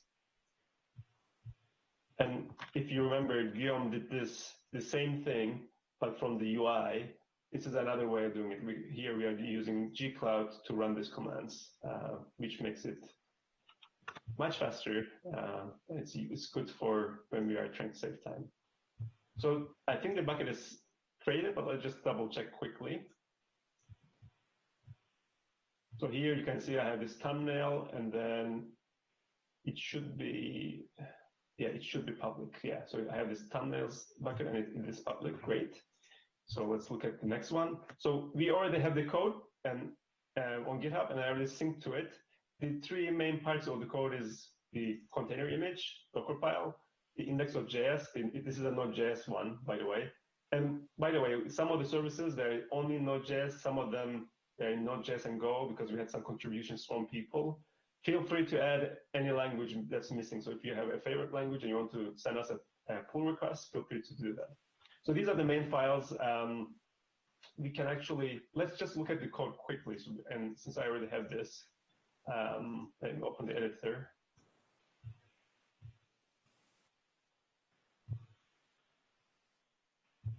Yeah, I'm using the Cloud Shell editor, which is an online editor within Cloud Shell. It's good for just taking a look at the code and just making small changes. So that's why I want to just quickly show you where things are. So under, let's make it a bit bigger. Under services, we have two services, Collage. This is the next lab, but the thumbnails is the one that I want to look at. You can see that we have a Go version and Node.js version. So let's look at the Node.js one. Docker file is just a typical Docker file for Node.js applications. So we install some dependencies like ImageMagick. We create some temporary files that we're going to need, and then we just do npm.start. The index is the main file that we care about. So this is the main app.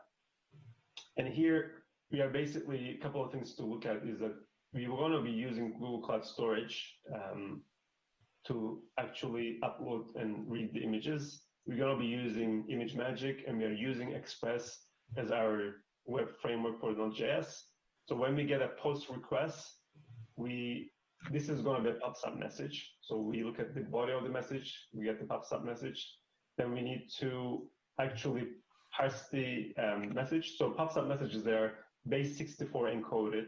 So here we are basically decoding that message. And then in the end, this file event will have the actual Google Cloud Storage event. And once we have that, we will figure out where the bucket is. So which bucket was, where the image was saved.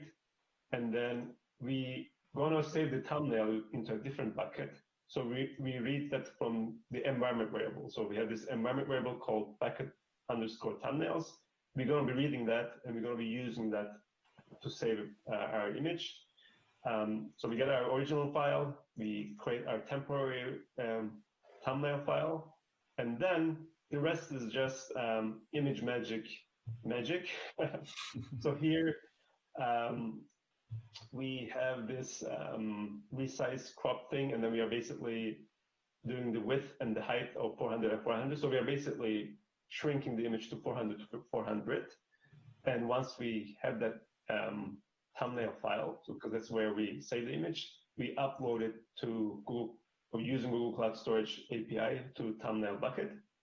And then that's it. Well, if everything went well, we said, okay, we processed it. So this is the actual service. And then when the service, as you can see, we are looking for the port environment variable. And if it's there, we will use it. If not, we will use 8080. That's what I meant by the contract or Cloud Run. So this is the code in a really quick way. Let's see. Well, first, let's test it out. It's always good to test out and make sure that things work. Let me see where I am. Let's go to services and then thumbnails and then Node.js. And here, all I'm doing is that I just want to make sure that the service starts locally in Cloud Shell, and I will actually test it out. And you can see that the service is binding to port 8080, so it should probably work. But this tells me that there's no kind of weird errors or anything like that. The second thing that we need to do is we need to create the Docker image. And to do that, you can actually use Docker build and Docker push to build the image and then push it to Google Container Registry. Or you can also use gcloud build submit to do the same thing using Google Cloud Build. I like to do this because Google Cloud Build, it builds in the cloud and it's faster, and it also saves into Google Container Registry, which is good, so I don't have to push it myself. So here, what I'm saying is that, okay, do this build. It's looking for a Docker file in this current directory, and it's going to tag it with gcr.io, which is Google Container Registry. And then this is my project ID and the thumbnail service. And I actually did this before the talk, but as this is happening, I can show you if we go to Container Registry, and let's make this smaller, you can see that I have my thumbnail service and collage service, and I already have the image pushed 1 hour ago, just in case I was running out of time and something went wrong. So we already have the image there. And let's wait a little longer to see how long this will take. But in the meantime, we can actually go to the next step. By the way, if you want to test out whether the image was built correctly, you can use Docker run, and it will run it locally in Cloud Shell, because Cloud Shell has Docker already installed. But I don't think we need to do that. We will just go to deploy to Cloud Run. So to deploy to Cloud Run, first of all, you need to set your region. Where do you want to deploy it? In our case, we are in Europe West, so let's just deploy it to Europe West. And then you also want to specify the platform of Cloud Run. So Cloud Run has a couple of different versions, the Anthos version and the managed version. But in this case, we're using the managed. So that's why I'm setting these up. So let's set these up. And the good thing is that the image is pushed as well. So I'm setting Europe West, and then I'm setting platform as managed. And actually, we can see gcloud config list. You can see that they are actually set, which is great. Then we'll give our service a name. So we'll call it thumbnail service. And then we'll just deploy it. And then let me deploy it first, and then I'll explain what the command is. So what we're doing here is that we are using gcloud to deploy, give our service a name, thumbnail service. This is the image that we just pushed, so we're just pointing to that. Then we are passing a flag that says no allow unauthenticated, meaning we don't want anyone to call. We don't want this to be a public service, because it doesn't have to be. We only want this to be called internally when there is an image that's been saved in cloud storage. And then we give it a little bit more memory, 1 gig, because these are images, so maybe we need more memory. And we are also, I think I made a mistake. This bucket thumbnails, I don't think I have it set up. Because this bucket thumbnails, it needs to, let me see. Oh, I did set it up. Okay, I don't remember where I set it up. But basically, we pass that into our service, and then that's how our service knows where to look for. I'm surprised that it's already set up. Maybe I set it up and I forgot. But anyway, so we'll test that and make sure that it works. So now this is deployed. We can go to Cloud Run. Now thumbnail service. Let's make this a little smaller. We should see that a revision is being pushed. And then if you look at the logs, we should see some logs if everything worked. Yeah, the service is running. Now to test it out, let's just put an image into the bucket. So into uploaded pictures, let's just upload files, and I'm gonna upload a picture of myself. Replace, and then let me upload another one. So upload a picture of beach, and another one, sunset, and another one from Paris.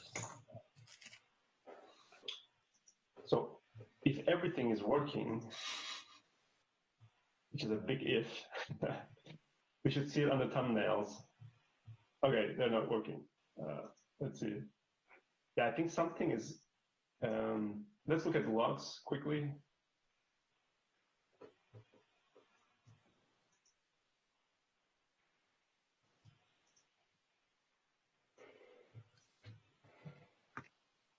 So my guess is that the thumbnail thing wasn't set up properly.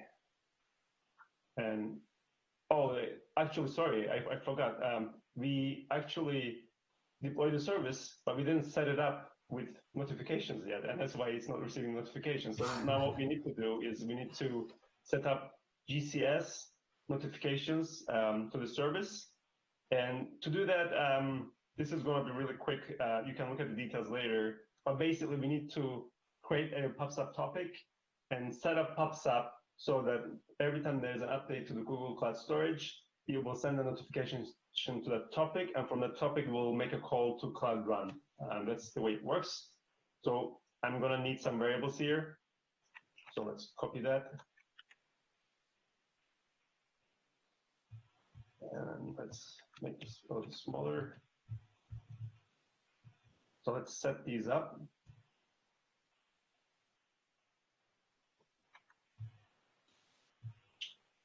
Yeah, I think, let me just double check that they're set up, so let's count. Yep. Now we need to create the PubSub topic. So this is what I'm doing here. And then we need to create notifications so that when an image is saved into the bucket, it will send a message to this topic. So this is what this command does. And then we need to create a service account. This is for PubSub subscription. So you can see there's a lot of manual steps that you need to do right now to set things up. And then finally, we can tell service account, we can give service account the permissions to call our Cloud Run service. So this is run invoker. It does that. It gives permissions to the service account to call our Cloud Run service. And then this is PubSub authentication tokens that we need to do as well. I won't go into details because we don't have time, but you can read more about it. And finally, the subscription. So the subscription is the thing that actually calls from PubSub to Google Cloud Run. So this is what I'm doing. And then you can see that push endpoint is my service URL, which is going to be my thumbnail service. And then it's going to use the service account to make sure that PubSub is authenticated to call our service. So all of this should be set up now, hopefully. If we go back to storage, now let's upload. This time I'll just, oh, sorry, not thumbnails. Upload the pictures. Let's just upload one for now, just to test out. Yes, I want to replace. And if we go to Cloud Run, thumbnail service, let's see if it's getting any kind of notification. And the logs, they're in Stackdriver. And there's still nothing, but sometimes the logs are a little bit delayed. If we go to storage and look at thumbnails, let's see. Oh, okay, it is there. Yes. Wow, I'm surprised. So my picture is there, and you can see that it's a shrink. It's a smaller version, which is good. Cool. Now let me upload a couple more pictures because I'm going to need 4 pictures for the next lab. So let's go to upload the pictures, upload files, and do the same thing. Upload the beach, replace, and I think I can upload multiple of them. So let's upload these 2. Replace, replace. All right. So if everything is done, we should see 4 images in thumbnails that are being resized. Yeah, we see the beach, and then pretty soon, hopefully, yes, Paris, and then the other one should come along. Good. Yeah, we have the images. Great. So that's service 1. Now, so we finished that one. Let's go back to the other lab. Now, this lab is going to be even faster. Sorry about that, because we don't have that much time. But just to give you an idea, in this lab, what we want is that, so we have these pictures in thumbnails folder. We're going to create a new service, Cloud Run service called collage service that will look at these images, and then it will create a collage out of 4 of them, and it will save it to the same bucket. And this service will be called through Cloud Scheduler on a schedule. I think every minute Cloud Scheduler will say, okay, go and check the new images, and this will go and check the new images. And it will find out the new images through Firestore, because Firestore keeps track of what's been saved, and then it will create a collage. So the requirements are pretty much the same. We need to first enable the Cloud Scheduler API. So let me do that before I forget. So Cloud Scheduler API is enabled. The code is under collage. I won't explore the code. I will just show it here what I mean. So the Docker file is the same like Express and the same Google Cloud Storage dependencies. And then when we get a post request, it's pretty much the same skeleton, except the difference is that we make a call to Firestore, and then we figure out like which images are like the 4 latest, right? So there's some code there to figure out like the 4 latest images. Then we go to the thumbnails bucket and we download those images. So we just a regular like cloud storage call, we'll get those images.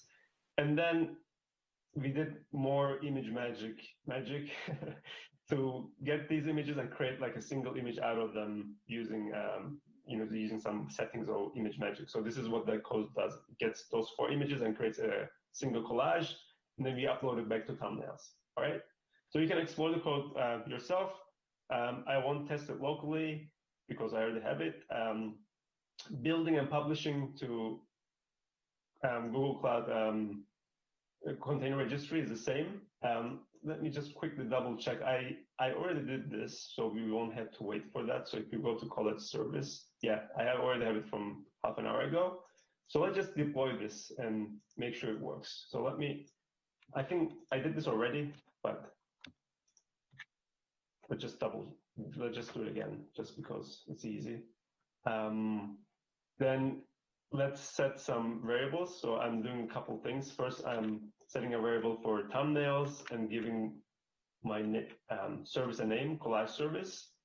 And then it's gcloud run deploy. Now I need to do this. Yeah, I can do it from any folder because I already have the image. So gcloud run deploy, my service name, I point to the image that I already pushed. Then it's a private service as well. And then the environment variable bucket thumbnails points to the thumbnails bucket so that our service knows where to look for.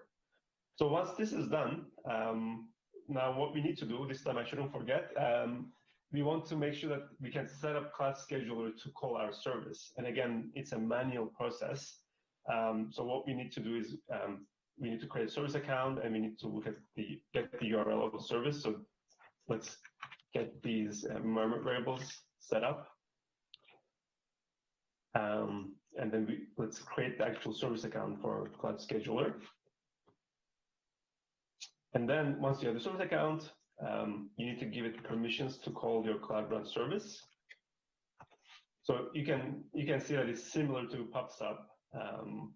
And then finally, you need to create a Cloud Scheduler job. So this is the key, actually. And what we are doing here is, let me make this a little bigger. So what we are doing is that we are creating a Cloud Scheduler job, give it a name. Schedule is ****, meaning once a minute. The HTTP method is post, and this is the URI. So what we are saying is that Cloud Scheduler should call our service at the service URL every minute. And then this OICD, service account and token, is the authentication stuff. Because our service, it's a private service, so that's why we need to authenticate and make sure that our Cloud Scheduler can call our service. So this was really quick. So let me just double check that it actually worked. Yeah, so you can see the Cloud Service job is here.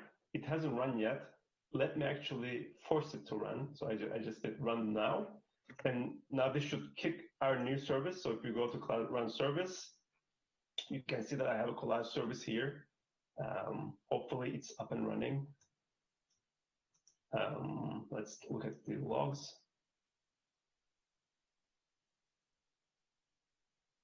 Yes, wow, you can see it's downloading pictures, downloaded all thumbnails, and created a collage picture and uploaded it. So it seems like it's working, so I'm very hopeful that things are good. So we can double check and wrap up our labs. So if you go to storage and under thumbnails, you can see I have 1, 2, 3, 5 pictures, and one of them is collage. Let's take a look at that one. Let me make this bigger. No, well, maybe we can look at it this way. So you can see, well, we need some more logic here because some of my pictures are sideways and the image magic kind of put it together that way. Or you can see that there's a collage, some of them are sideways. So maybe someone can send us a pull request to make sure that the pictures are aligned properly. But the service is working, and yeah, which is great. So I think this wraps up my part of the labs. So we have a Cloud Function service deployed. We have 2 Cloud Run services deployed. And in the last part, Guillaume will show you the front end of the application. So I'll just hand it back to Guillaume. Thanks very much.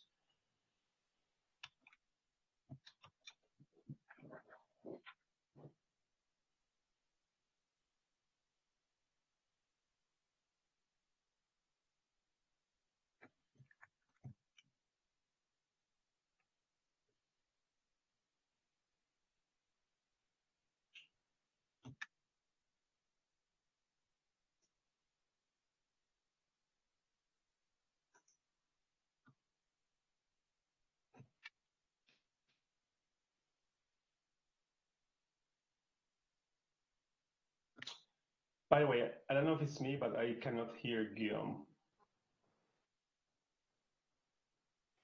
Okay, that was the mute button.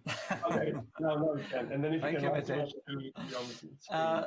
So App Engine, we're going to use App Engine for the front end now that all the backend is ready. That's a product that was created 10 years ago, but it was already serverless before we coined the term serverless. It's a platform as a service, but that has all the serverless characteristics. So we can use different kind of runtimes, Python, Java, Node.js, PHP, Ruby, Go, etc., to deploy our applications. So it's full-blown applications, but you can also split them in modules or services if you want as well. There are some cool features as well compared to the other services. For example, there's built-in CDN static asset serving. So if you have static assets, HTML pages, CSS, etc., they can be served from CDN rather than waiting for the instance of App Engine to be ready to run. You can also do cool things like traffic splitting. So traffic splitting across different versions of a particular App Engine service, you can do that. That's pretty neat. There are 2 flavors. You may be familiar with App Engine Flexible and App Engine Standard. Here we're focusing on App Engine Standard because that's the one which is serverless. App Engine Flexible is running on VMs, so you have you cannot scale to 0 because you always have 1 or 2 VMs running. But here we're focusing on the 2nd generation, where we use Python, Java, Node, PHP, and Go. We'll be using Node.js for this 4th code lab. It's great for anything like backend APIs for your mobile apps, for and we'll be using a little bit in that way for storing the static assets as well, of course, or for everything server-side rendered. It's also a great fit for that.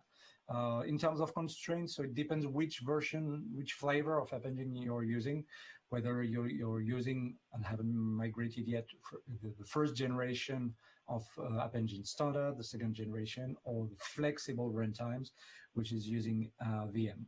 But here, yeah, we're focusing on the second generation.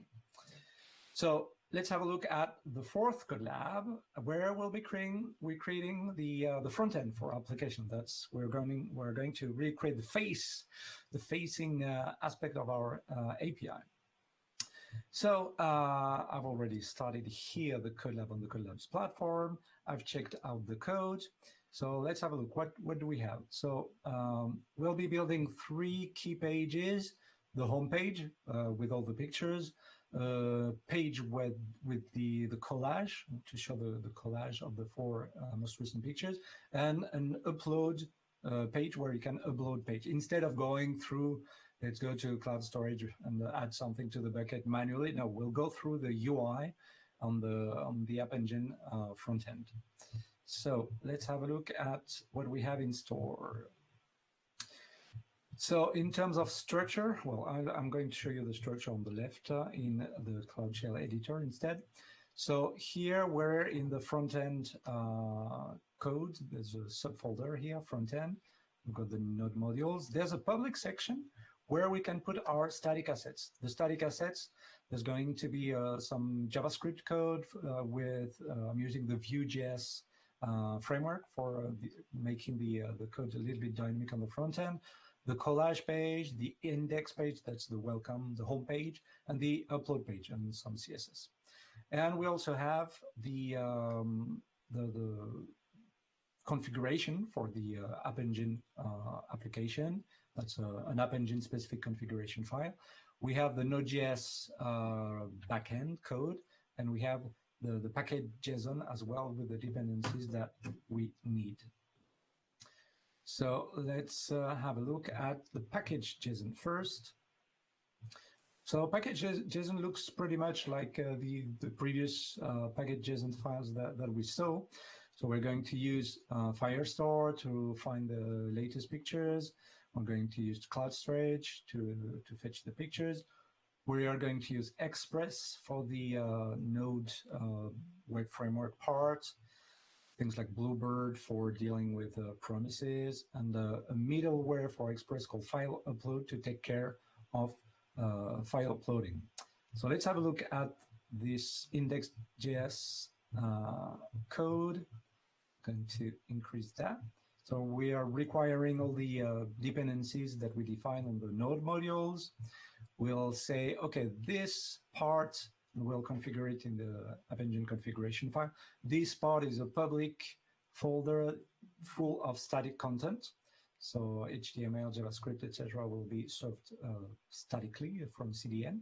And we're configuring the file upload middleware to say, okay, pictures no more than 10 megabytes big, etc. And we're using a temporary folder locally. Yeah, let me show you on the right before going further on explaining the rest. We have some endpoints that the HTML and JavaScript static assets will be calling. So it's going to call the Node.js backend. So there's post API pictures where pictures will be uploaded. There's get API pictures to get the list of pictures. You can also get an individual one particular picture. You can get the full picture, but you can also get with this URL API/thumbnail/ the name of the picture. You can get one particular thumbnail. And there's also another one to get the collage picture. So when we upload pictures, it's done here in the in this file, HTML file. So there's a bit of navigation, etc. But there's a form where it says, okay, form method post API pictures. We're going to post multi-part form data kind of payload, and there's an input file here, as well as a button to submit that. So that's how we are going to upload the pictures. And if you look at the code of the post request, that's here. So we are checking that there's indeed a request coming with a file, a picture in the uploaded files, the metadata, in the, well, not the metadata, but the, how do you say, the workload, the payload that's passed in the post request. Then we're going to put that file locally in the temporary folder. And then we're going to, using the cloud storage library, the node module, we're going to upload that picture uploaded by the user to cloud storage. So that's the first one. And then we're going to redirect to the home page. To list all the pictures here, so that's the API pictures get request.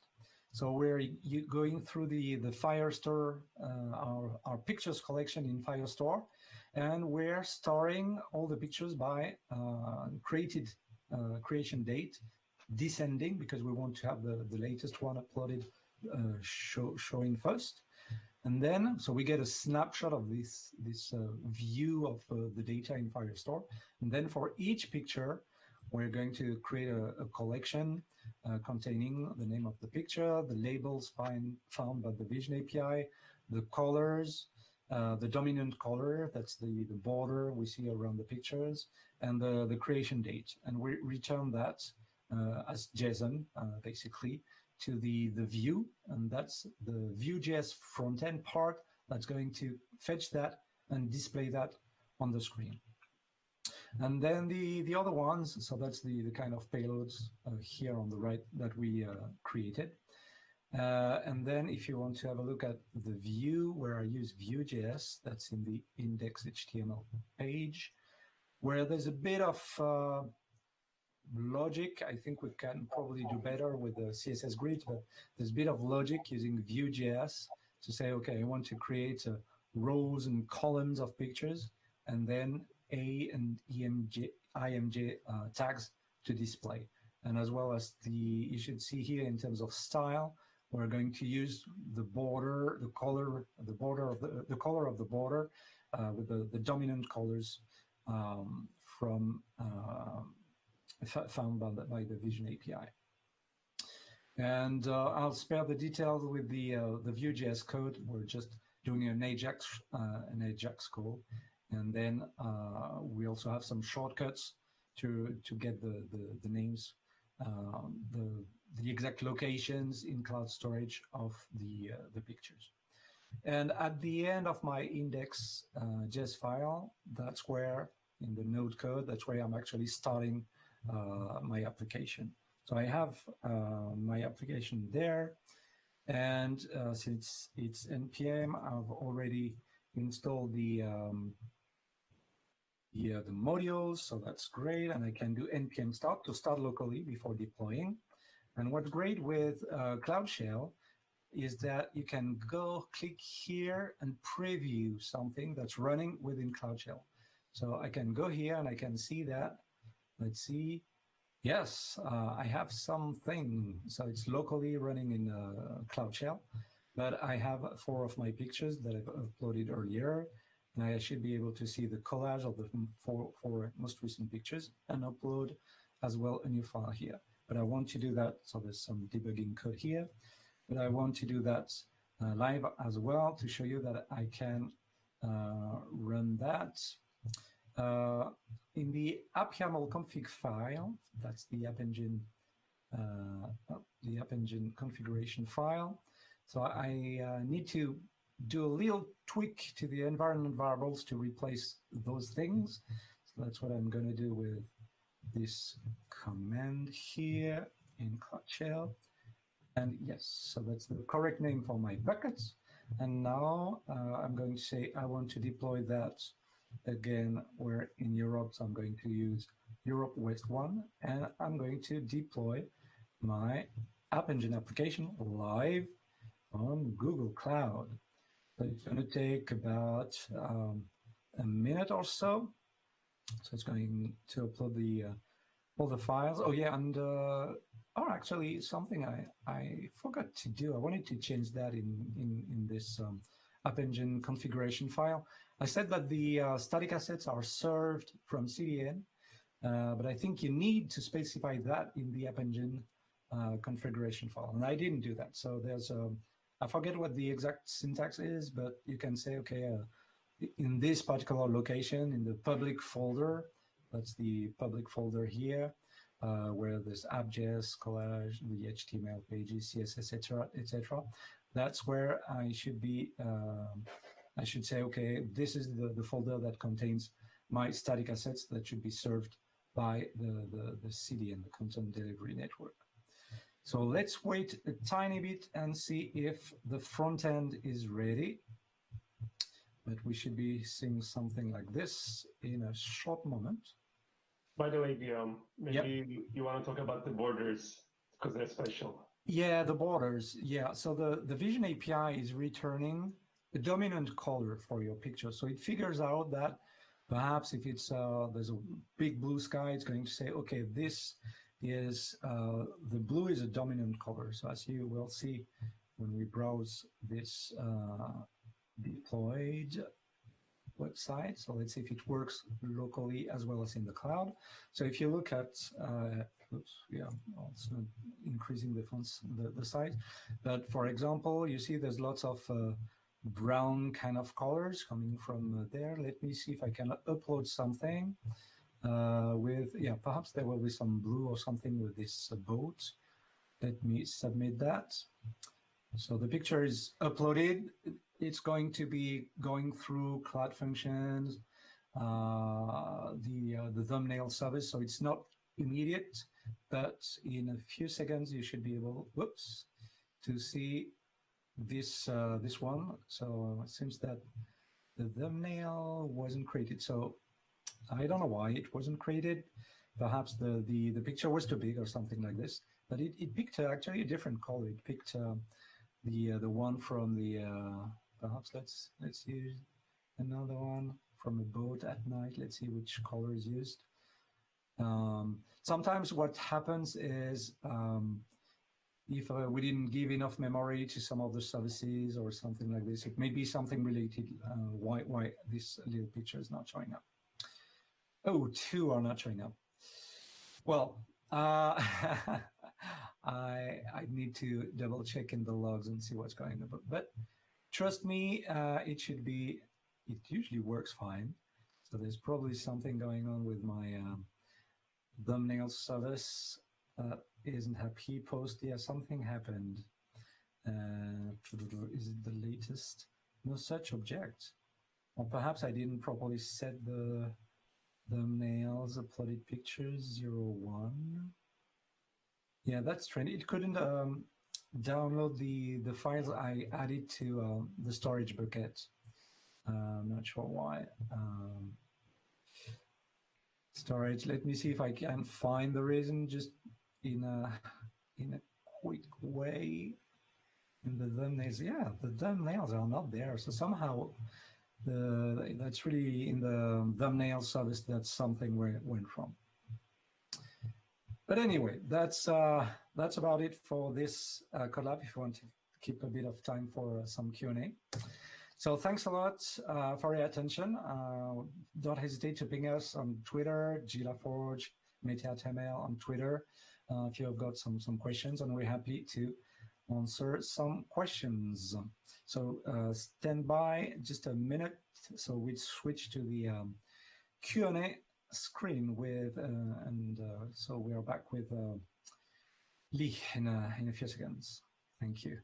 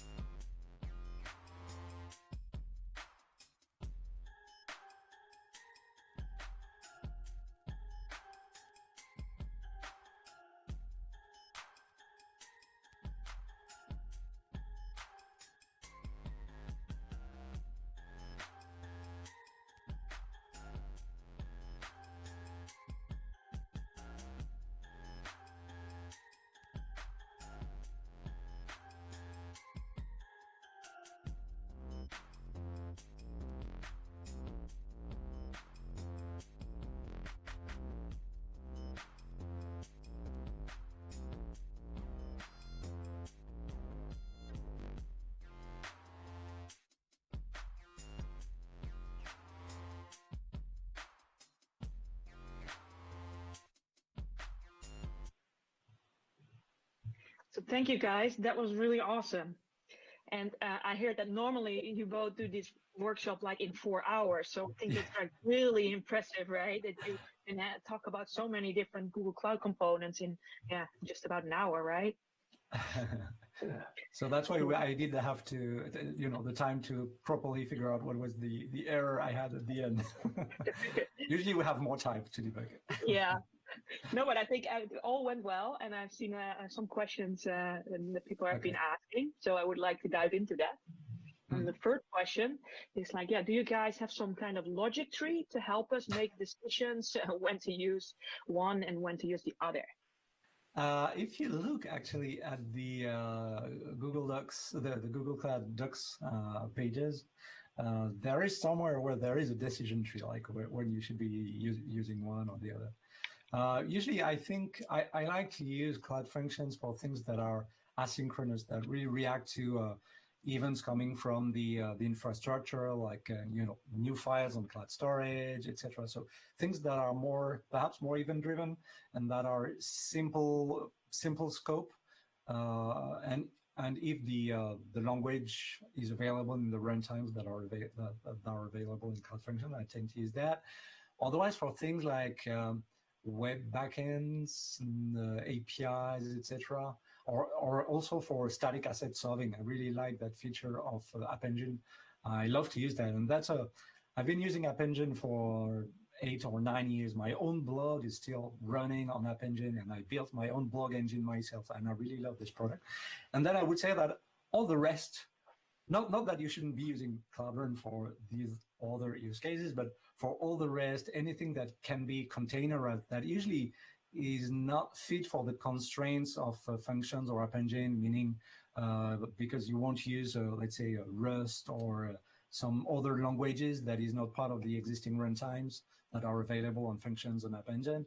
All those things might be a better fit for Cloud Run, for instance. So that's the kind of way, my rule of thumb, if not a decision tree. And what about WebSockets? Because I use a lot of WebSockets, like I see that question a lot. Which one would you pick then? That's a very good point, because sorry to put you on the spot. No, that's a great question, because it's something that we've been missing, and Cloud Run is coming up with WebSocket support. So there's already some streaming available in beta, and we're really looking towards having full WebSocket support, server-sent events, WebSocket. Currently, you can do some gRPC streaming or HTTP2 streaming, but not yet the full WebSocket things. But it's coming. It's coming. That's cool. All right. Another question: what are the benefits of using App Engine compared to Firebase hosting and going fully serverless? Yeah, well, actually, using functions, App Engine, Cloud Run, you're already using fully serverless. But yeah, Firebase is great, especially with all the integration for mobile applications, etc. If you're not too much into developing backend code, you're not I'm more of a backend developer myself. Yeah.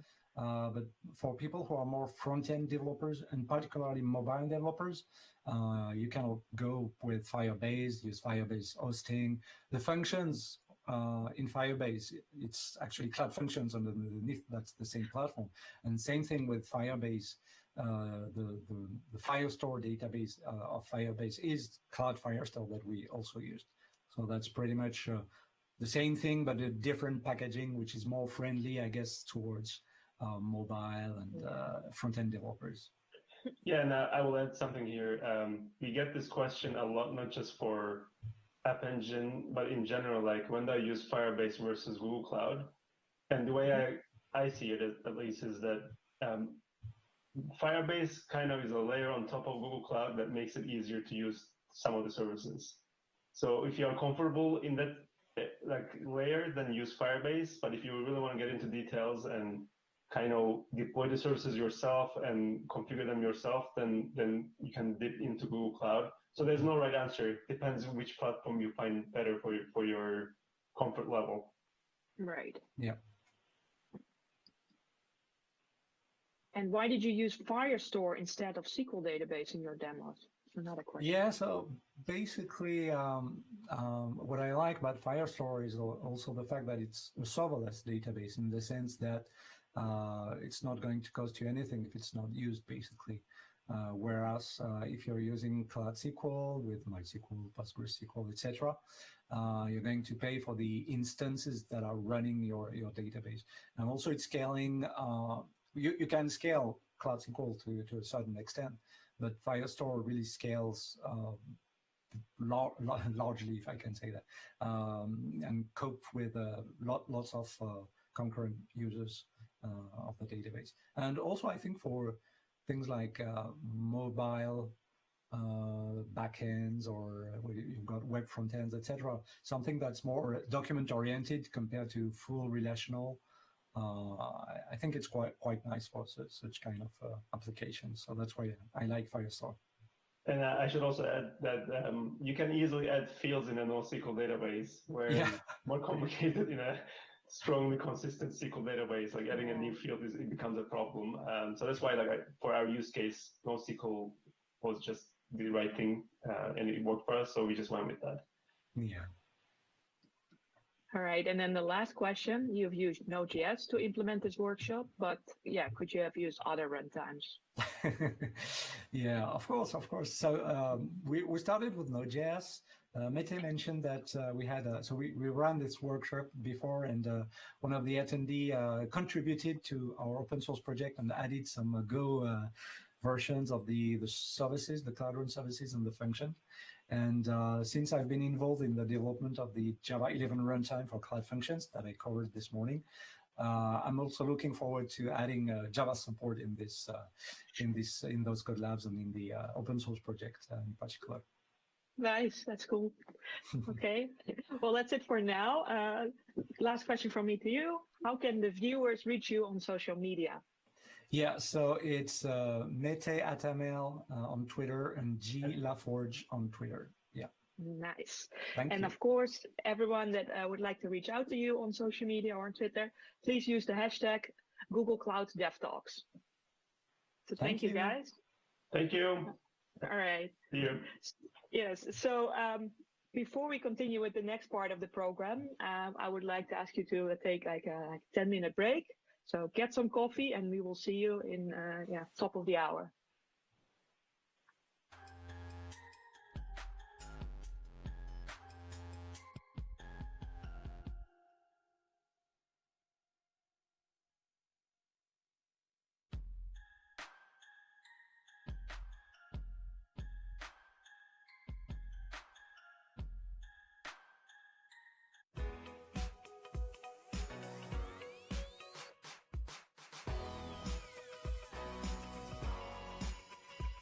Hi there, Heather again. And hello again from me, Jenny. I'm a sales trainer for Google Cloud. Users expect apps to be available 24/7, and developers also expect to be able to deploy new versions of their app multiple times a day. On today's episode, we'll introduce Google Kubernetes Engine. We'll also run through a quick demo of the self-paced lab where we'll deploy a containerized application with Kubernetes Engine. Let's get started.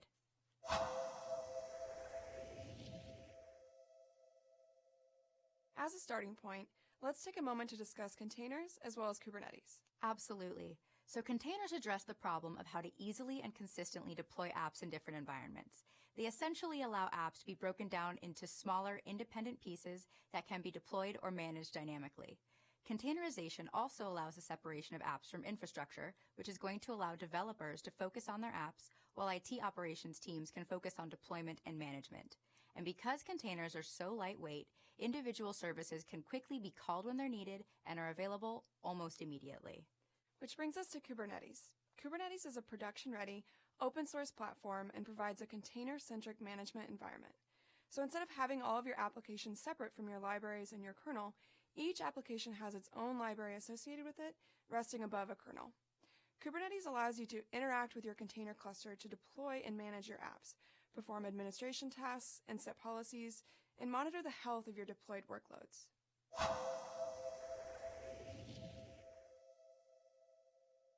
Google Kubernetes Engine is the premier managed Kubernetes solution.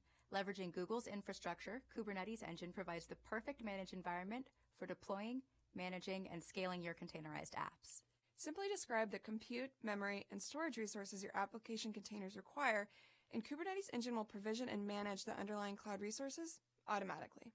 Google also wants to ensure that your users have a seamless experience, so Google Site Reliability Engineers, or SREs, constantly monitor your cluster and its resources to ensure that your services are highly available. Kubernetes Engine autoscaling will also allow you to handle any increased demand while scaling back during those quieter periods. From Gmail to YouTube to search, everything at Google runs on containers. Google Kubernetes Engine allows you to benefit from all that we have learned the last decade on building container management systems.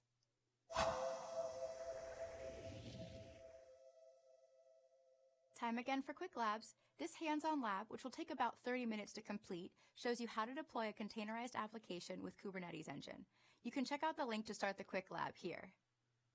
At this point in the lab, you've created a Kubernetes Engine cluster and authenticated for the cluster. To deploy a containerized application, you'll create a new deployment from the Hello App container image. You'll then create a Kubernetes service, which is a resource that lets you expose your application to external traffic. Once deployed, you can inspect the deployed service.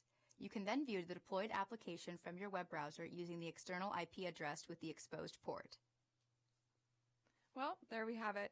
We hope you enjoyed this episode and would love to hear more about how you would use Google Kubernetes Engine. Don't forget to keep visiting our on-air webinar series, Quick Labs, and our blogs. All the links are below. You can also learn more about Kubernetes Engine through our on-demand courses on Coursera. Thanks for watching, and we'll see you soon. Last week, we reviewed Google App Engine so that you can focus on launching your app and not the development platform.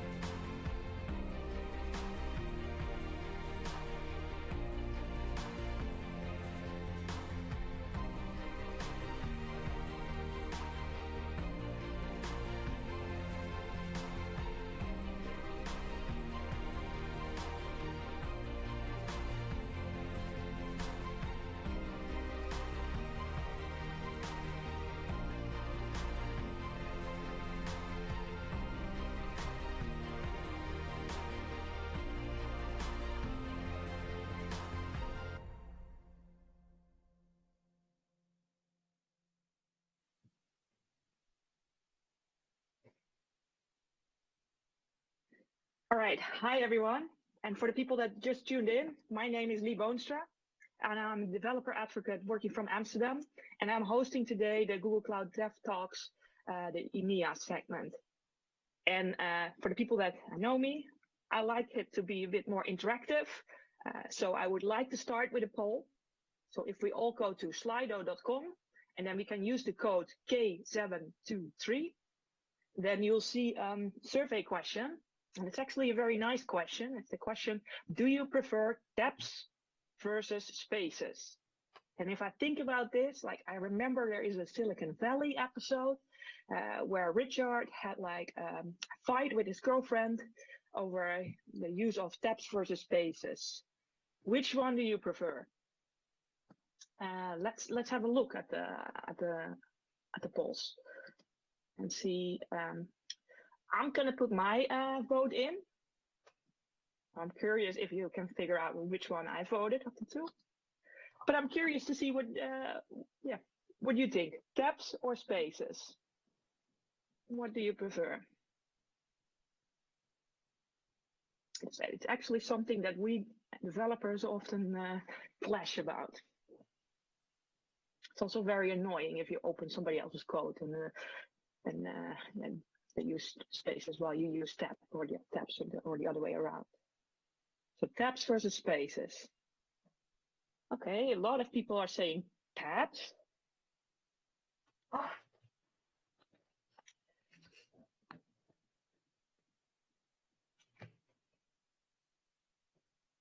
Yeah, let's give it one more away. Tabs or spaces? Oh, the spaces are coming back. No, it looks like the majority of people just enjoy tabs. All right. Now, before we continue with the talks, I would like to go through some of the housekeeping rules. First of all, if you use social media, then please use the hashtag Google Cloud DevTalks. Now, all the sessions will be pre-recorded. And but what we will do is after each session, I will come back together with the presenter, and then we have some time for questions. And the questions you can already enter in on the website right underneath the video. So we collect those questions and we can go through that. Now, in case you missed any earlier sessions, all the recordings will be available on google.go/cloudtalks. And next is coming up. And that will be on July the 14th. And then we will have like 9 weeks full of technical content. So that's definitely very interesting. All right. Now, let's go on with the talks. Our next speaker, you might probably recognize him. That is Mark Mandel. And you might know him from, he is the show host of the GCP podcast. But today, Mark is here and he will talk about multiplayer games with game servers. It's a talk about Agones, the open source project for orchestrating game servers on top of Kubernetes.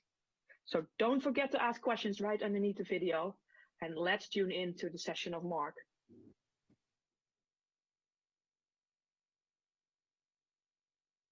Hi everybody, my name is Mark Mandel, and I'm a developer advocate for Google Cloud for Games. Today, I want to talk to you about multiplayer games with Google Cloud Game Servers.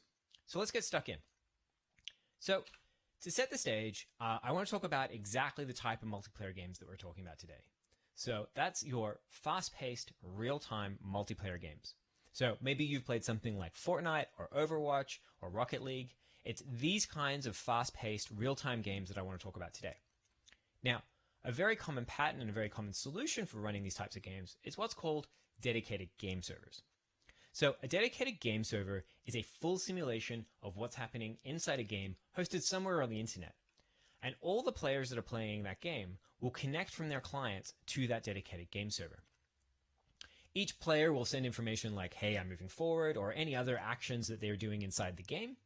And it's up to the dedicated game server to work out exactly what's happening. Quite often they'll do full physics simulations, work out who has hit whom, who's run into what, and the effects of everything else that's happening inside the game, and then coordinate sending that information out to all the players that are therefore playing. There's a variety of reasons why this is particularly useful, but the most important one right now is that it allows you to have control of the latency aspect of the gameplay experience your players are going to have. A very fast-paced game may have a requirement for latencies under 50 milliseconds between the client and that dedicated game server. So having control over the geographic region that you can put that dedicated game server means that you can measure and ensure that that player has that kind of latency requirement met, and all the players that are playing that game session can also have that same latency requirement met as well. And everyone has a great game experience. So dedicated game servers are really useful for this kind of very fast-paced online multiplayer game.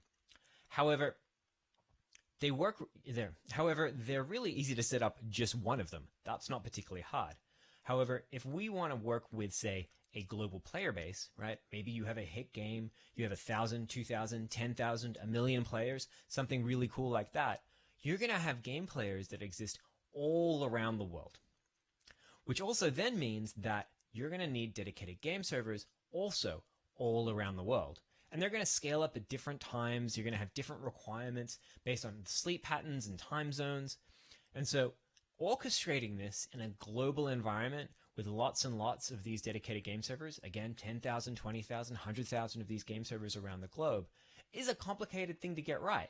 So how do we do that on Google Cloud? So let's take this from the foundation level. A project you're probably all very familiar with by now is Kubernetes, but Kubernetes is actually a great foundation for this.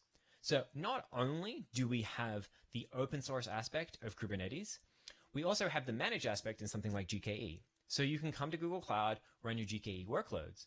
But if you have a player base maybe somewhere that isn't so well represented or isn't so well supported, you can run an open source version of Kubernetes there and still be running the same environment.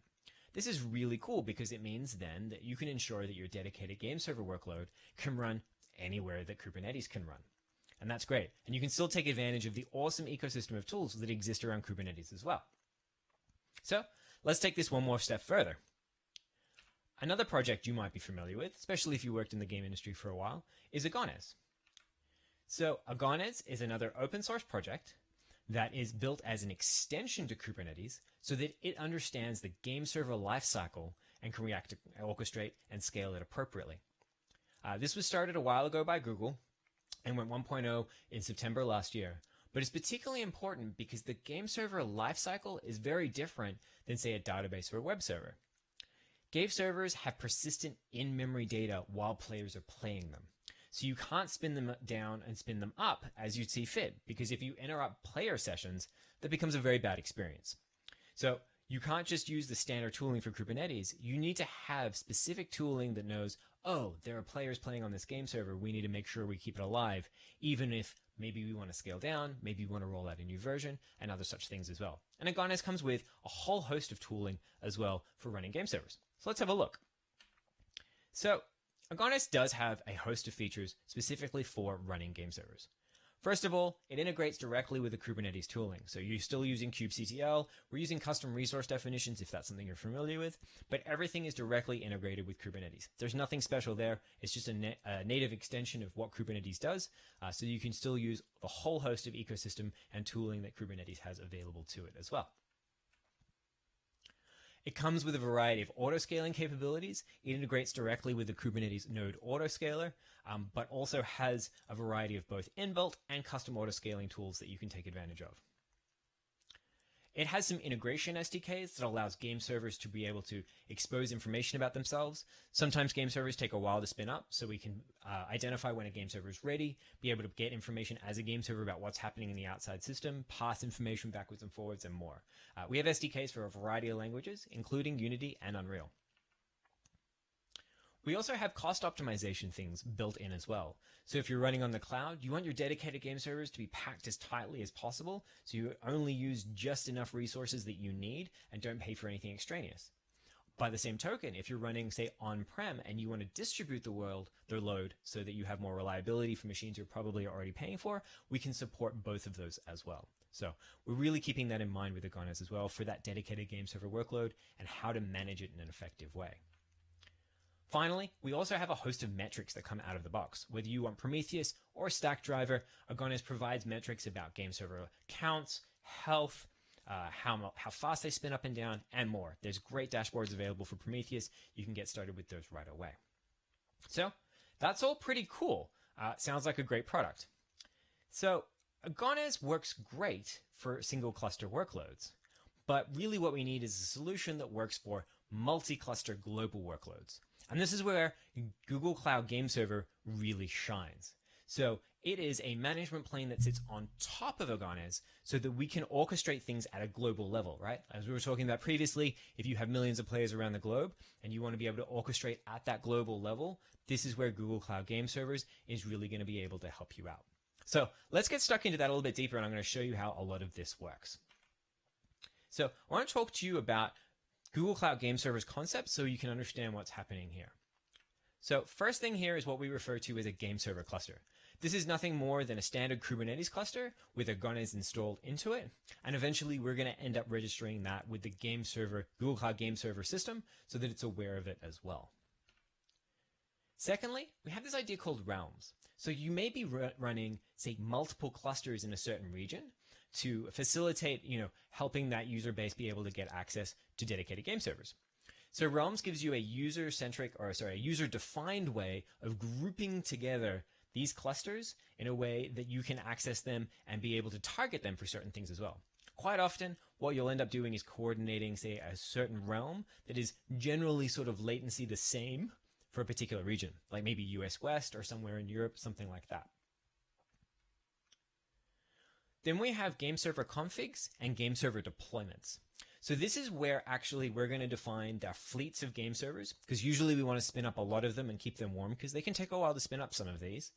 And we're going to say, okay, our configs specify these are the containers and the fleets of game servers we want to run.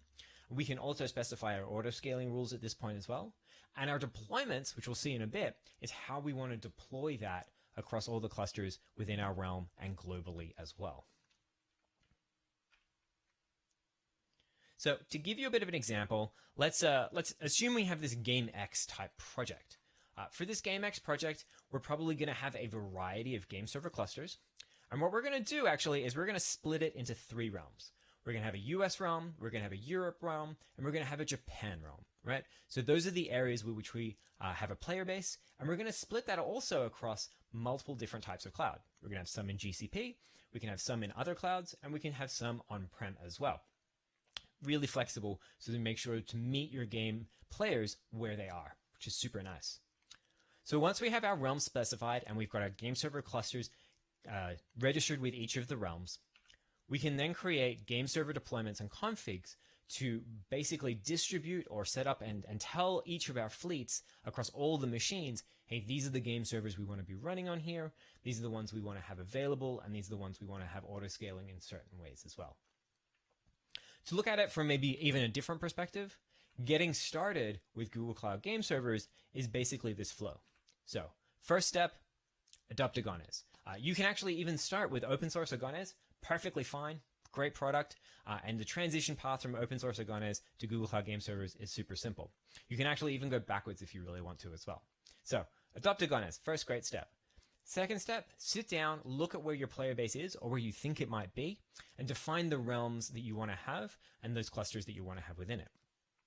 Once you've got those set up, you want to register the clusters with each of those realms, and in turn that registers them with Google Cloud Game Servers. From there, define your configs and your deployments so that you're able to define exactly what game servers and the size of those fleets you want to have and how they are distributed across your entire player base, across your entire global multi-cluster system. Finally, you can then test and roll out those configs and deployments, which we'll see in just a minute. So you can actually push that out, but we can also see some dry run capabilities too, which are also super cool. Awesome. I'll tell you what, why don't we get stuck into a bit of a demo and see this thing actually in action. Does that sound good? All right, let's do that. Okay, so here I have 4 clusters already set up and ready to go. I've got 2 here, let me get my mouse. I have 2 here in the EU and 2 here in the US. And I've also set up 2 realms here as well. 1 Europe realm, 1 United States realm. And I've already got these registered. They're already here and available. Already good to go. Now, what I haven't done is I haven't set up any deployments or configurations. So why don't we go ahead and do that? So we're going to come into deployments. I can actually do some of this through Pantheon. I'm going to do some of this with G-Cloud so you can see a few different things. So first step, we're going to create a deployment. This is basically a repository for where I'm going to put all my configurations and how I can control exactly what's happening. I'm going to call this STK because the game we're going to be pushing out is an open source game called Super Tux Kart, which is a super cute game, a little racing game, super fun. Okay, so we have a deployment. It's really just like a receptacle for our configs, so super easy. So now we need to create a config that we want to put inside here. I'm going to hop over to my terminal. And I've got a config. Where am I? I'm already in my configs. Excellent. Let me get my fleet v1 gcloud.yaml. So this is what a config looks like. If you've used Agones before, it probably looks quite familiar. Here we're specifying the number of replicas we would like. Here we're specifying the image that we want for our game server. I've just put a label v1.0 so we can see like which version it is as a nice thing, but that's really it. And there's a bunch of other stuff in here. We're not going to get into it today, but ultimately that's really it. We've just got our game server container and how many we want. So we want 2 of them. So I'm going to grab that. Let's pop back over here. We're going to create ourselves a config. We're going to call that v1. Call that v1. Excellent. And actually, we just want that bit. There we go. And click create. Yep. Apologies. I want this one. Sorry, we have some slightly different formatting in a couple of places. It's better. Let's get rid of the tabs. And create. There we go.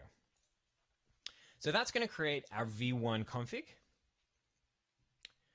And we can see it down here. So far, nothing has actually been rolled out to any of the game server clusters that we have set up. We need to actually activate it and roll it out. As you can see, this gives you a lot of control. You need to make sure, you need to know what exactly each step is, but it means you don't accidentally do something at a global scale, which is nice. So here I'm going to specify the default config is v1 for my deployment. And this is going to roll this v1 instance out to all of the clusters that are in my global fleet. We'll look in a minute about how to do this at a realm scale, but let's just get one out automatically to everything. So let me connect to a particular cluster.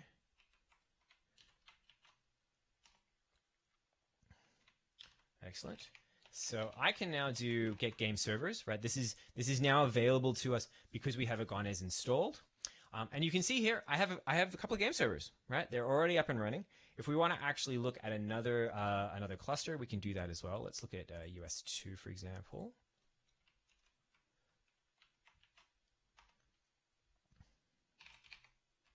Get game servers. Excellent. We also have that ready as well. Okay, so you can see that we've pushed out everything across all the clusters. Super nice. What I'll show you as well is that one of the things that Agones also does is we need a way to indicate, hey, give me a game server, please, and mark it as there's players on it, right? We were talking about that in-memory state. We have this concept called allocation. Now, Google Cloud Game Servers, in combination with Agones open source, has a concept called multi-cluster allocation. So what that means is we have, as you saw here, we have two Kubernetes clusters within a realm for the US. So once one cluster overflows, we can move over to the other one. So let's actually look at that. I'm going to run a little shell script because this calls a gRPC endpoint, which has some certs attached to it. But here we go. So we call multi-cluster true, right? And we get a response back here, wherein you can see the game server name, we can see the ports and the address, and that node name there is US1, which is what we're connected to.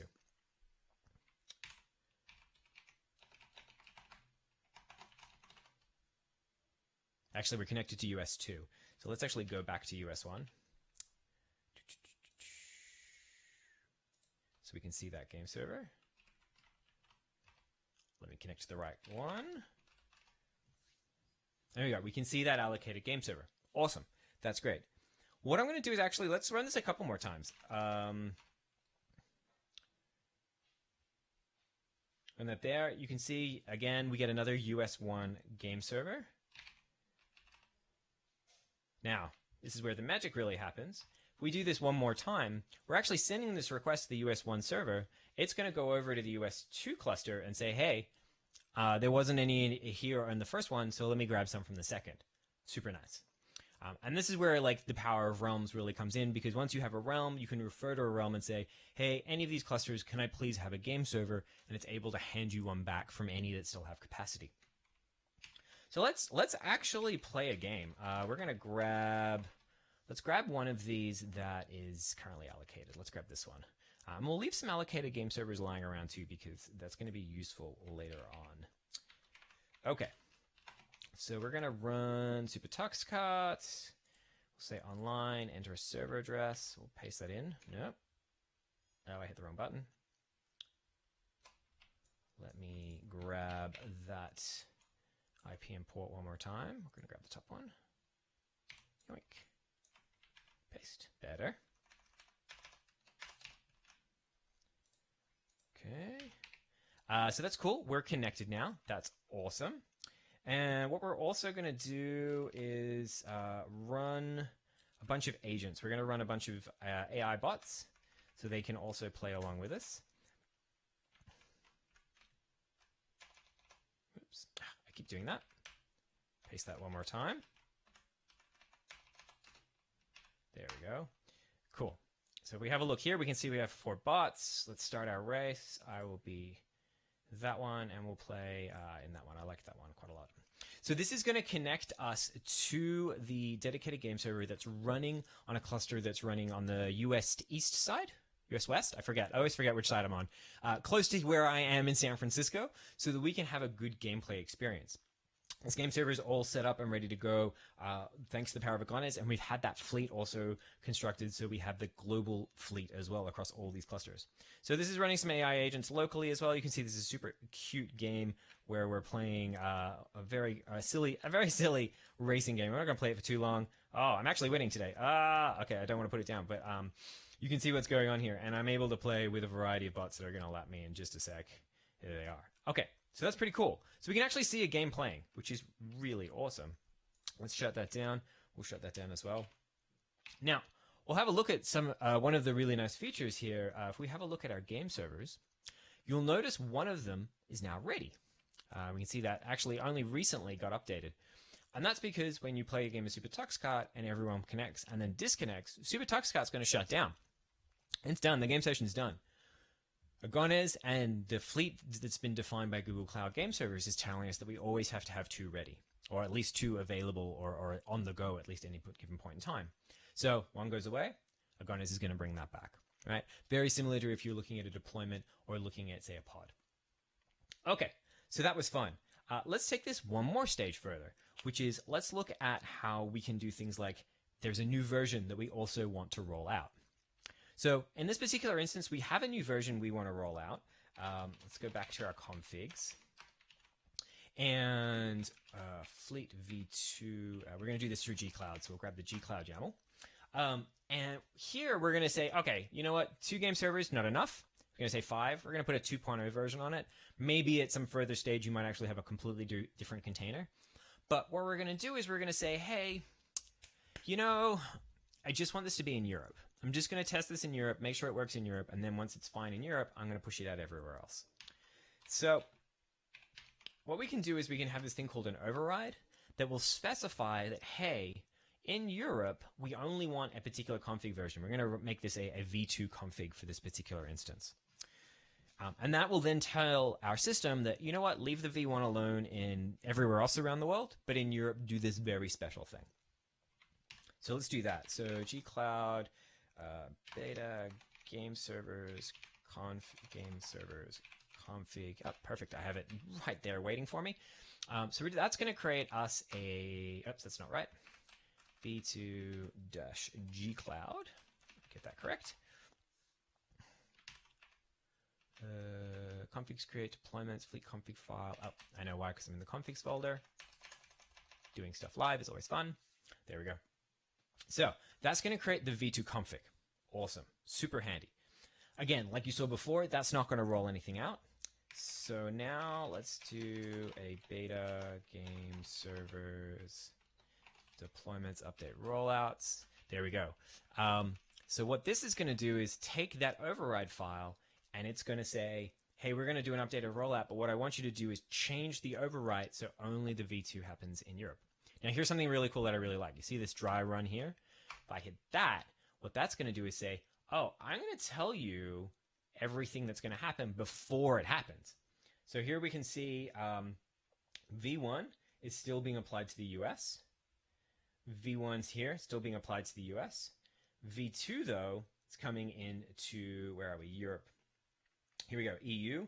and EU clusters. So we can actually see with certainty that the EU clusters are happening exactly what it is we want them to do. So let's just no dry run that. Update our rollout request. That's running. Awesome, that's done.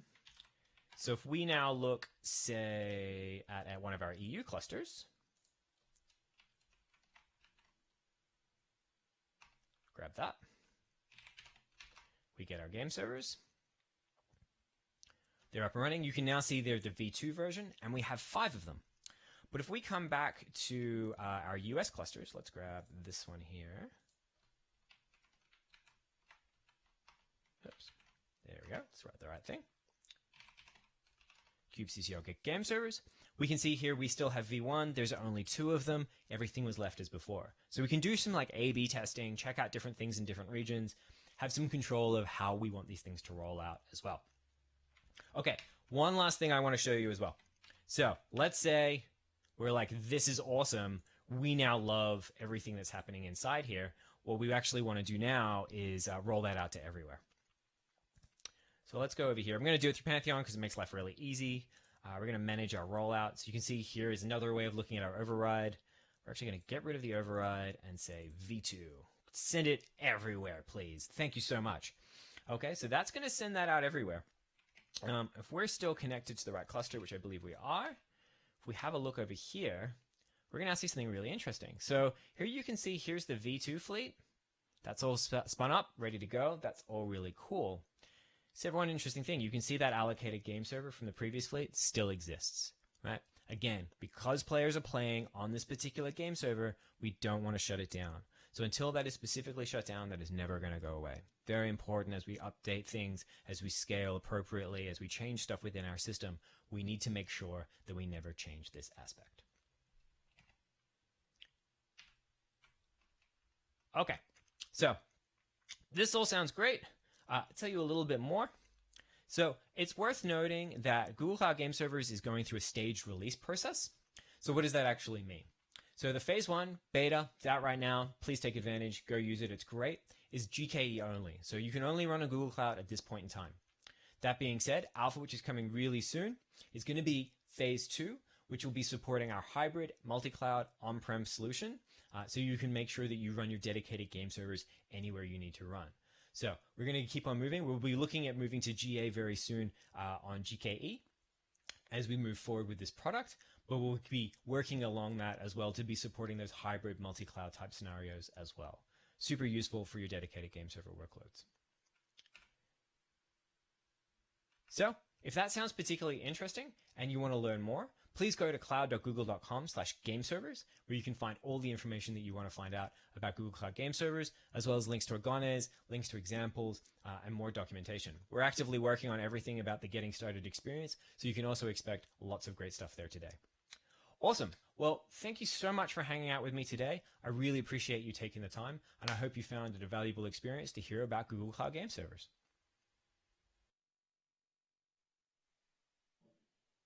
Yeah, and welcome back. We're here with Mark Mandel live. Hi, Mark. Hi, Lee. How are you doing? Good.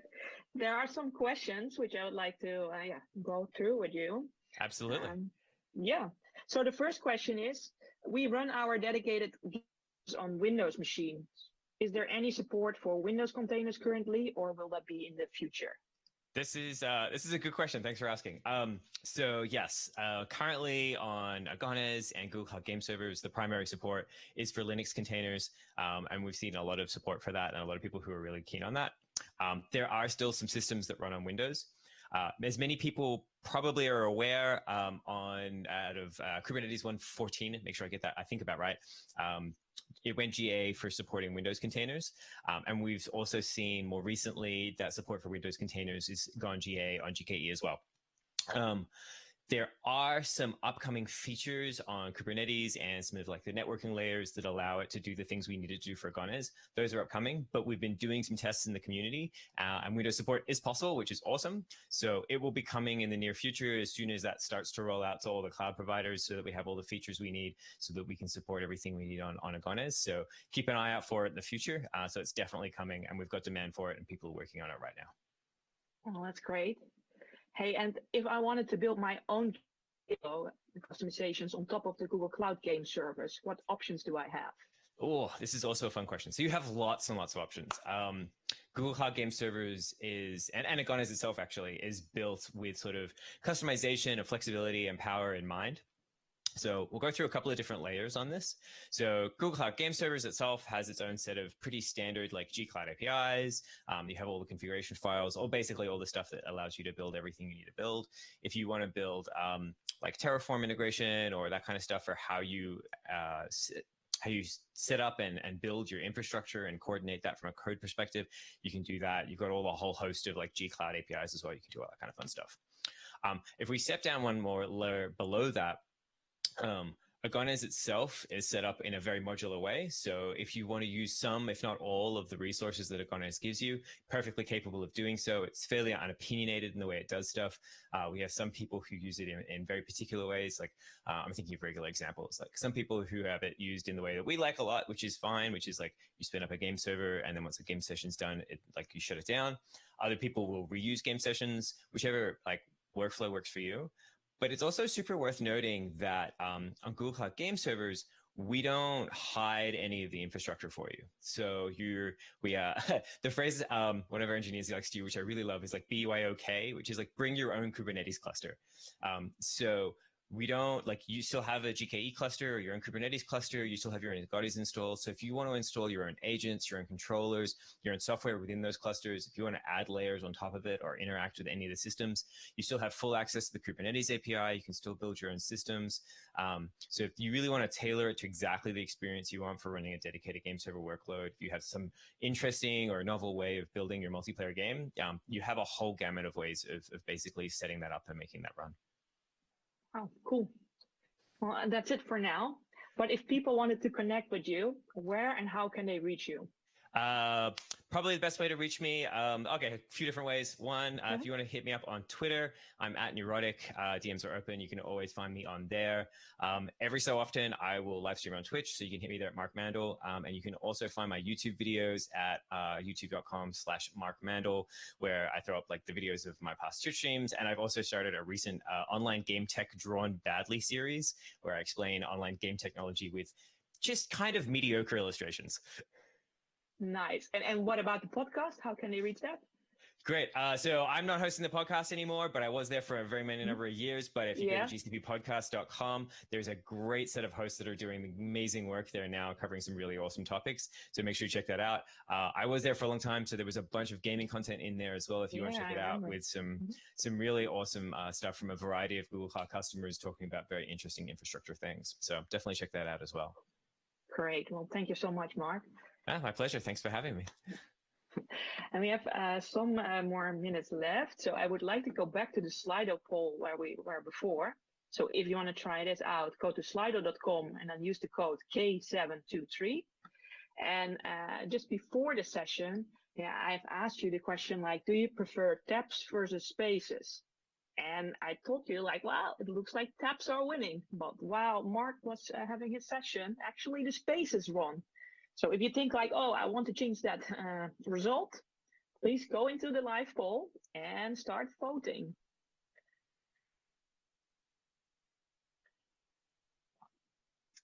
Or not. Maybe people like spaces and that's just a win. Oh, it's 50-50 now.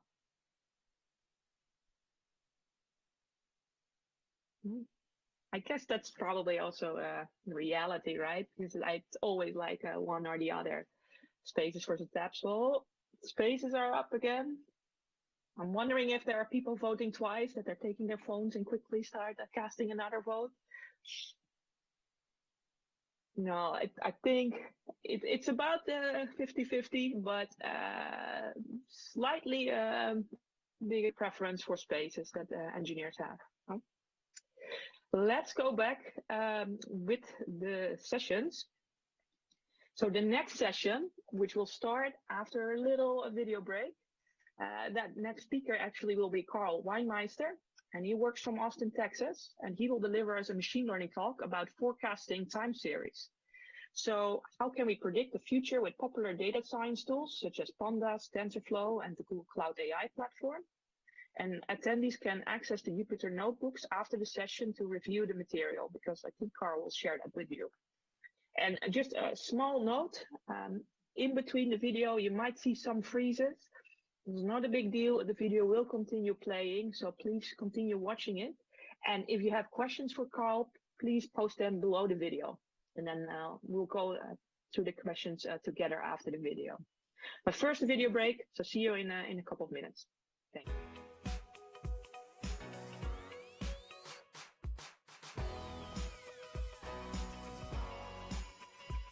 Hi there, Heather again. And hello again from me, Jenny. I'm a sales trainer for Google Cloud. Users expect apps to be available 24/7, and developers also expect to be able to deploy new versions of their app multiple times a day. On today's episode, we'll introduce Google Kubernetes Engine. We'll also run through a quick demo of the self-paced lab where we'll deploy a containerized application with Kubernetes Engine. Let's get started.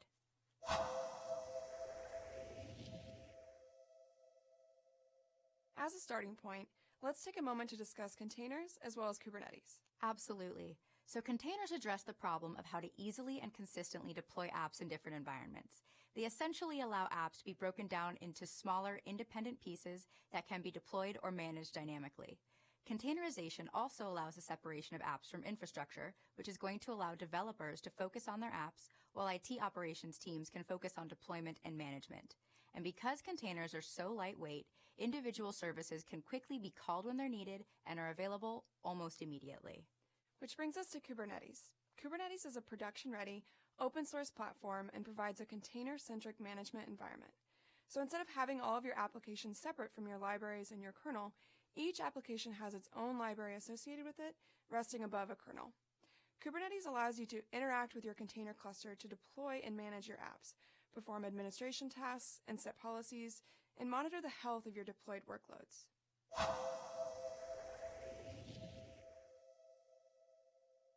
Google Kubernetes Engine is the premier managed Kubernetes solution. Leveraging Google's infrastructure, Kubernetes Engine provides the perfect managed environment for deploying, managing, and scaling your containerized apps. Simply describe the compute, memory, and storage resources your application containers require, and Kubernetes Engine will provision and manage the underlying cloud resources automatically. Google also wants to ensure that your users have a seamless experience, so Google Site Reliability Engineers, or SREs, constantly monitor your cluster and its resources to ensure that your services are highly available. Kubernetes Engine autoscaling will also allow you to handle any increased demand while scaling back during those quieter periods. From Gmail to YouTube to search, everything at Google runs on containers. Google Kubernetes Engine allows you to benefit from all that we have learned the last decade on building container management systems.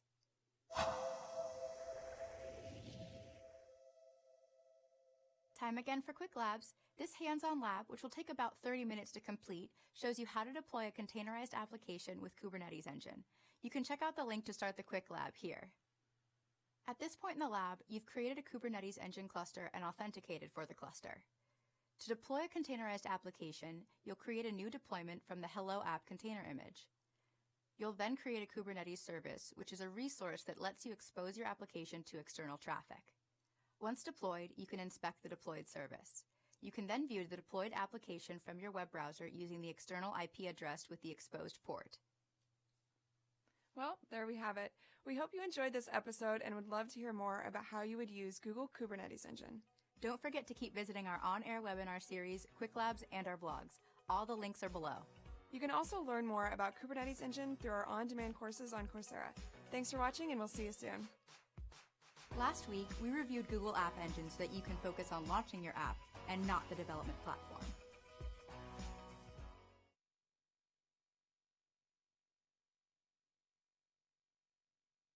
Hey everybody, my name is Carl Weinmeister, and I'm excited to talk to you today about time series forecasting with the Google Cloud AI platform. Let's go ahead and get started.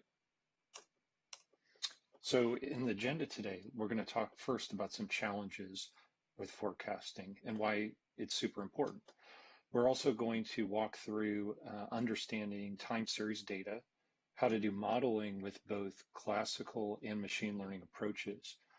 And then finally, we'll look at applying Google's ML tooling to solving these problems. Forecasting has always been an interesting problem because it's forecasting the future. something that's always been a mystery to humankind.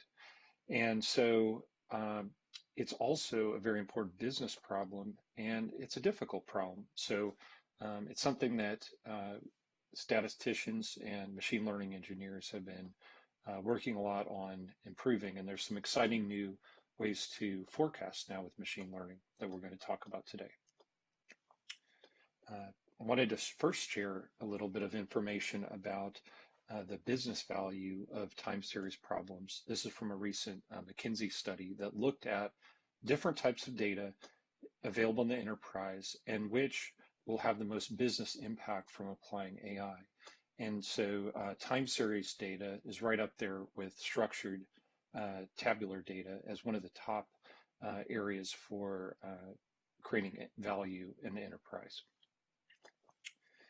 And now let's dive into time series forecasting, some use cases and some challenges with it.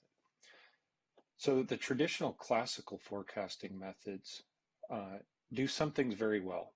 And let's talk about univariate time series problems first. Univariate meaning we have one variable that is part of the equation. We're not predicting based on multiple variables. So some of the things that statistical methods can do very well are providing probability distributions of forecasts, in other words, confidence intervals of those forecasts. They can do well inferring seasonality and holidays. They can also detect outliers and shifts in trends. So just like we can look at the confidence interval for a prediction, if we go outside of that confidence interval, we can easily do anomaly detection with classical problems. And these methods handle multiple seasonality well. So if you can imagine that time series data can have layers of seasons, there might be weekly trends, there might be monthly trends, and these can all sort of be layered on top of each other, and the classical methods handle that well. However, neural networks can solve some problems pretty well that the classical approaches have issues with. So one example is multiple time series. So when you have multiple time series in parallel that you are using for prediction, so imagine that you have something like sales from multiple retail stores, and there's some sort of relationship between these different stores, that could be a good candidate for including all of the different stores into your model. Another area that neural networks do well in is with a cold start without a ton of initial data to learn from. Another advantage is being able to handle noisy and sparse data sets. So being able to deal with the regular errors in data collection that can come up. And finally, similar to the multiple time series benefit, you can add metadata to your model. So, like say, for instance, you're measuring temperature, there could be other things like maybe the geolocation of where that temperature was taken that you want to insert into the model. So just like any other machine learning model, you can bring a wide variety of related piece of information into the model. Some other benefits are often neural network-based models can predict multiple time steps ahead. The further out you go, the more less confidence you can have, but they do better in general than the classical methods. The models are stable in that the same model can continue to predict out into the future without having to do as much retraining as the other approaches. And finally, because it's all based on an ML approach that we've now had years of putting into pipelines, into various systems here of AI pipelines, we can now put them, time series forecasting models, into a reproducible platform. So we're going to walk through all of this today. Here is one example of a problem that is well suited for machine learning. So this is an example that's on the Google Cloud blog. This is where there was a DeepMind system that predicted power output about 36 hours out.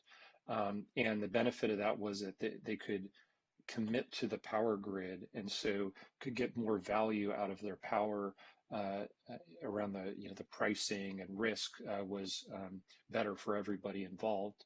By doing the time series forecasting. And this type of problem, as you can see below, it fits well with some of the neural network-based approaches where it can predict many time steps ahead. There are variables such as, climate-related variables, temperature, humidity, all kinds of other things, wind, that are part of the equation. And since we're dealing with mechanical equipment, and there could be sensor failures and things of that nature, we can handle that as well. So lots of different examples, but just want to start out with a real-world example of applying this. All right, so let's dive into time series problems. So what is time series data? At its core, really it's just data where there is a consistent measurement of a piece of data at different time intervals. And so you have time, and then you have whatever data you're measuring. What you're seeing here is a univariate problem. We could also have multiple pieces of information that we're measuring. A time series data could have components, and those components can be decomposed. So you see at the top an example graph, and you could create a trend out of that graph. And when you subtract that trend, you see a repeated seasonal pattern in the data. And lastly, some residuals, basically what's not explained by both the trend and the seasonality. And over time, as you work on your model, you want to look at reducing that random residual fluctuations, basically anything that's not explained by your model. And when we talk about seasonality, it's important to distinguish seasonality versus being cyclic. So a seasonal pattern, it's of a repeated known period, right? You have a pattern that's known every month. You see an uptick or downtick or something like that, or every year, et cetera. Whereas a cyclic pattern, there are rises and falls, but they are not of a fixed period. So the example might be a business cycle where you have your ups and downs over time. And the main difference here is that, we're looking at seasonality and actually reducing that seasonality in the raw data, as you're about to see, versus cyclic data that we can't predict. Let's start with one of the core assumptions for any machine learning model, time series or not, that the data needs to be independent and identically distributed. And let's look at an example of what we mean by that. So you're flipping a coin. Each flip is independent of the previous one. If I flip it a second or third time, each time is independent. And secondly, each flip has the same probability distribution. The coin flip is governed by the same principles. It's going to have the same 50% heads, 50% tails distribution. So it's critical that we keep that in mind with the time series data, because that's a core way that we need to transform the data so that it can be used in machine learning. So is time series data IID? Sometimes. So let's look at what we do when it's not. So the concept that around IID that's related to time series is called stationarity. So stationarity means that if you have a time series, you want the properties of it to not change over time. And so these properties could be, the mean, the variance, and other statistical properties. And so there are some transformations that you can apply to the data prior to creating a statistical or neural network-based model that can help that data be transformed into a format that's usable. So if we look at this example graph on the top right, you see that there is a drift over time where the mean is increasing. So the value is a function of time, and we want to be careful to remove that. So you could detrend that data. And what you see below on the chart below is where it has been detrended. Now you still see a seasonal pattern to it. So we also want to get rid of that. And that's where you can apply something called differencing. And differencing might be where, let's say the period is about a year here in this graph. We could create new values that are the difference of 1 year minus the previous year. And that will end up removing these seasonal patterns from the data. And the jury is out around whether all of these transformations are needed for machine learning approaches. My perspective is it doesn't hurt to be aware of this and possibly apply these transformations to your data. Generally, with statistical methods, you do have to apply these transformations first. So let's look at what we need to do to transform our data so that it can be used in a supervised learning problem. So let's say we have original data. We have observations at each month period. So what we do, if we were to create a model that's, say, a function of the last 2 time periods, which are going to predict the next time period, we'd create lagged variables. So you can see in this table here that we take, say, March, for instance, and we're using the values from February and January there in T-1 and T-2, along with the actual values. So we end up cutting off the values at the very top and the very bottom when we apply these shifts. And then that gives us our training and test data to create a model as a function of the previous months. And if you're familiar with this idea of training and test splits in machine learning, you want to handle a little bit differently in time series problems because you don't want there to be this time dependence. Typically what you might do is train your model on some of the data and then hold out some of the data for evaluating how accurate your model is. Often you do that by randomly shuffling the data. With time series problems, you want to use a chronological split where the first, N% of the data is used for training and the remainder for your test set, not shuffled as you see for other kinds of problems. There's another improved way of testing the accuracy of your data, which is called cross-validation.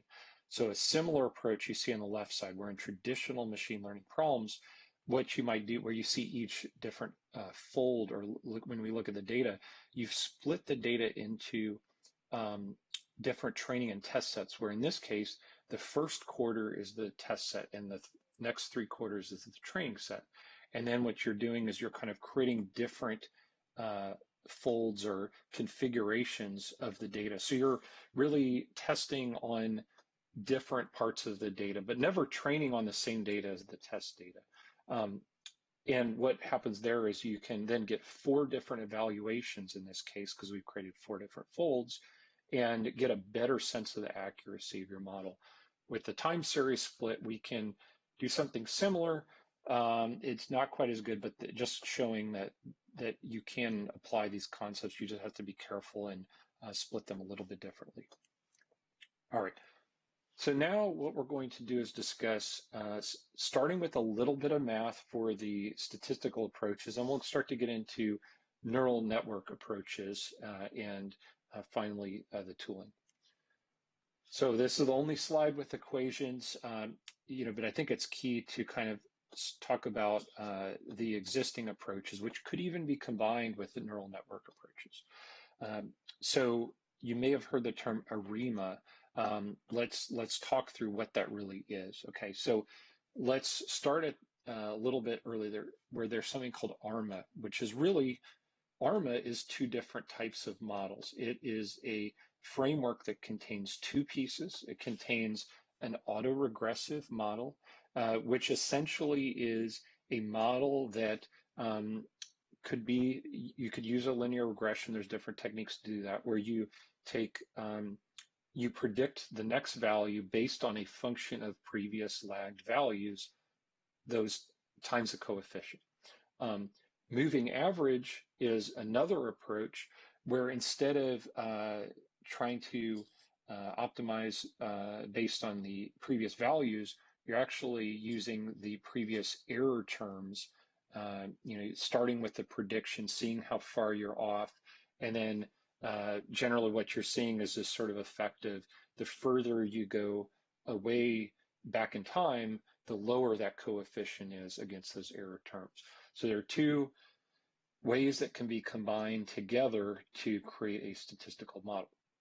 That's ARMA. And you see the two different values that go into this, P and Q. These are parameters around how far you go back, how many lag terms. Do I go back just one time, 2, 3? And there are various statistical tests where you can see how far back is worth going in your model.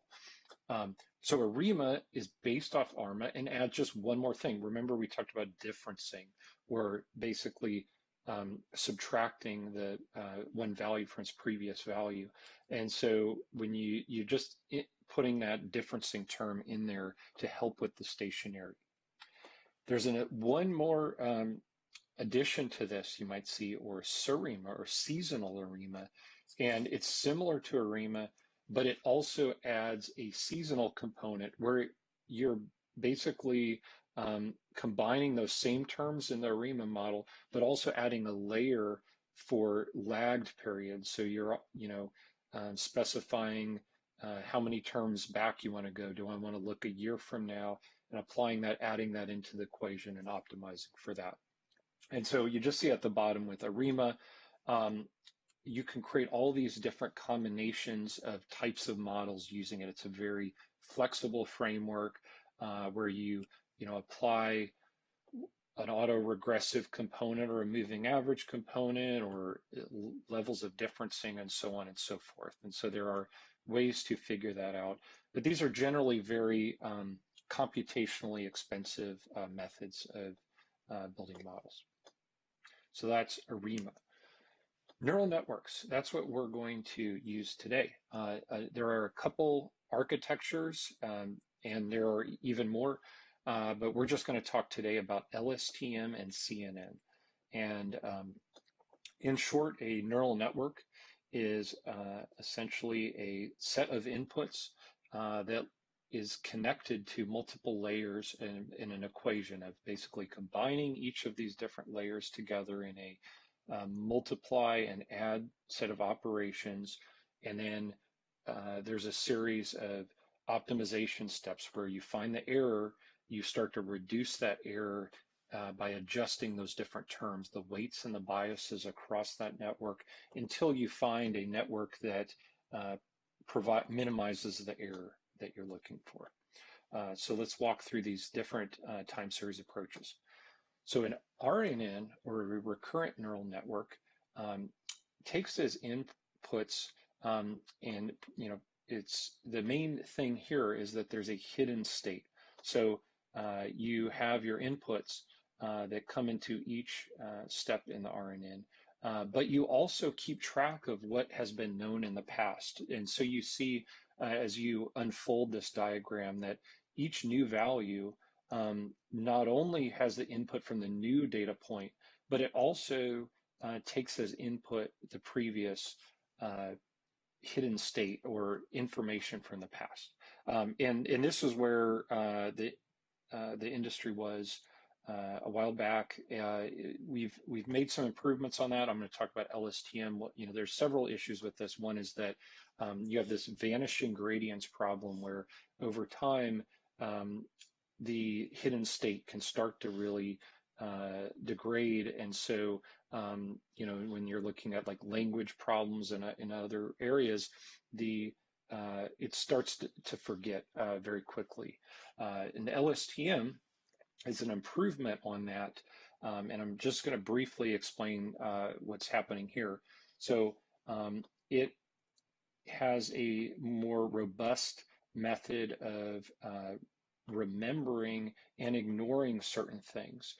So when you look at this unit, it's taking the hidden state from past data, but it's also learning what are the elements I should remember what are the elements I should purposely ignore so that I get the maximum signal out of it.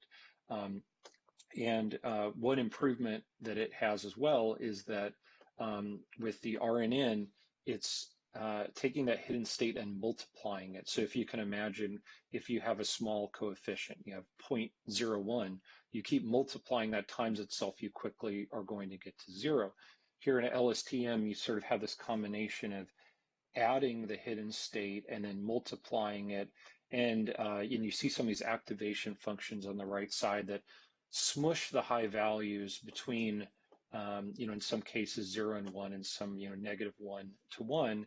So you're staying within a bound so you don't explode those gradients, but you're also adding that hidden state along as you go so that you can maintain that signal over longer and longer sequences. Okay, so that's the LSTM approach. Now there's something called a convolutional neural network that's been very popular for vision problems, but is also useful for time series as well.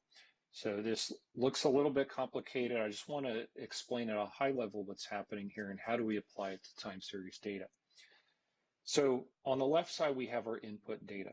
And remember, we talked about univariate versus multivariate data. So if you think about the number of columns, that's a number of measurements of things that you're trying that are included as variables in your model. For a univariate problem where you're just tracking the value itself, like let's just say the stock price, and you don't take anything else in account, you would have one column here. But you could put other things in your model. Those are your measurements. Then you have something called your kernel. That's this window that we're going to analyze and shift down across the whole data set. And so the length of the kernel is essentially the number of data points, the length of the window in which we want to look for patterns in the data.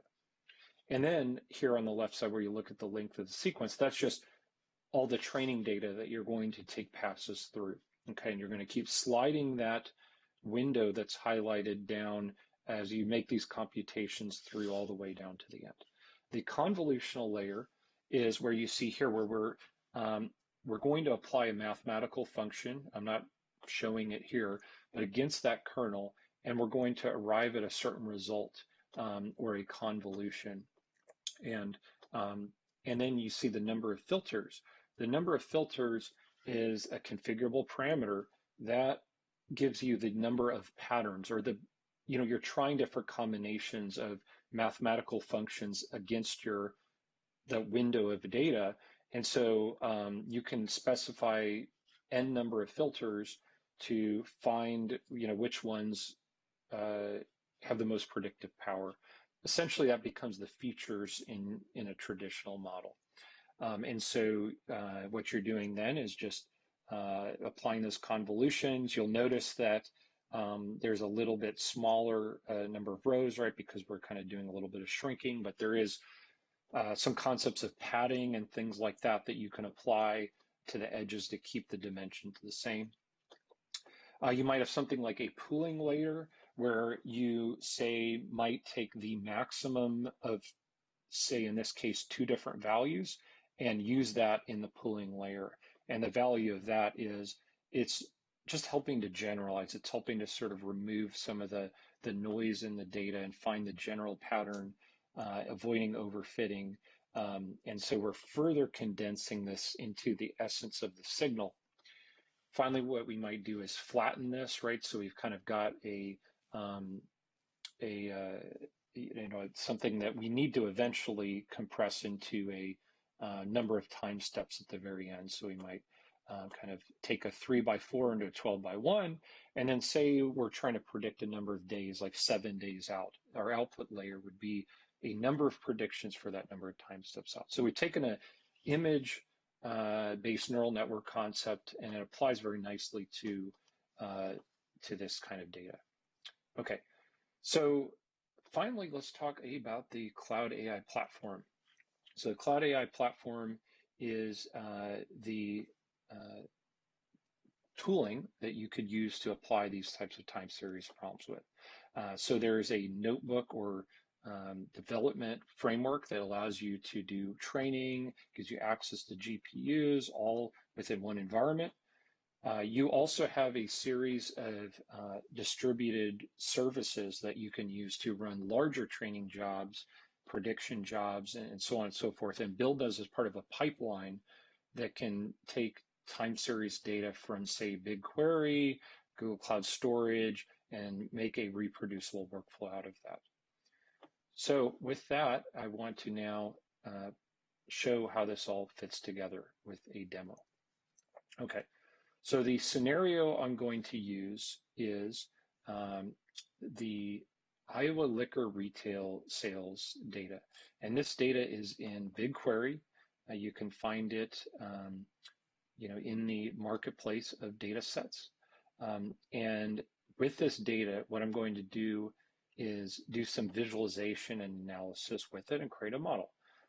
So the next thing I'm going to do is I'm going to the Google Cloud Platform, and I'm going to look at my notebook servers. So the notebooks are where I can have a virtual machine that has my data science development environment in it. So I've already created a server with everything I need in it. I'm going to go ahead and open it up in this environment called Jupyter Lab. And let's take a look at the notebooks. I have, in this case, 3 different notebooks for time series data. And you can think about notebooks as sort of a scratch pad with pieces of information of commands that memorize their state. And I can run each of these different cells or bits of data at a time and see visualizations. I can apply Markdown to explain how it works. It's a very interactive environment. Now, I've already executed a lot of these cells, but I just wanted to walk through them and show you what I'm doing. Okay, so once we get past a little bit of initialization code, I want to show that I am going to first sample the data set. So we're going to pull from the BigQuery public data set, and you can see what kind of data do we have in here, right? So we have data around wholesale liquor sales, what county was it in, the volume, the amount sold, the date, things like that. Okay, so that's the raw data we're working with. So let's transform it a little bit, and for fun, let's look at splitting the types of liquor by type, and let's kind of see what's the most popular. And so in this query, I'm going to rank them, and we can see that the top few are vodka, whiskey, rum, and so on and so forth. Okay, that's interesting. All right, so now let's start to actually get into time series data. Let's pick a few varieties of these: whiskey, vodka, and rum, and let's see what we see here. So what does the data tell us? Okay, so when we split it by liquor type, we see different seasonality in the data. We see it looks like in the summers, vodka is very popular, and that seems to sort of always be the case, and whiskey seems to spike later in the year. Another trend we see is that rum seems to be holding steady. It's not growing to the same rate as the other liquor types. Okay, so this is just kind of I guess a lesson here about sometimes you might see data in the aggregate that you create a certain conclusion from, but sometimes you need to go a little bit deeper into it to really understand it. So here's what the aggregate data looks like. Again, this upward trend, and we do see that seasonality, sort of around the holidays and it dropping off at the beginning of the year. I'm just going to keep sort of going through this. This is available on GitHub. There is a code lab where you can walk through these different notebooks that I will share at the end.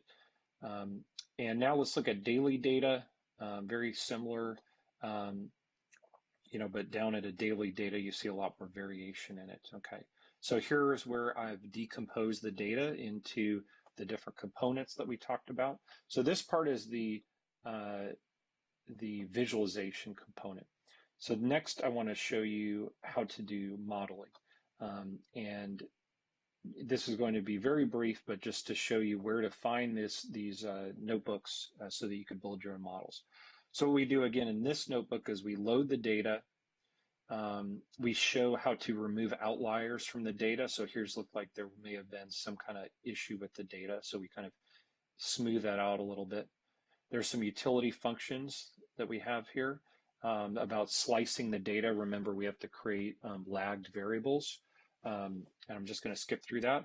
And then here's the key. So we're here at the ML models. I show how to build an LSTM. And then you see it training.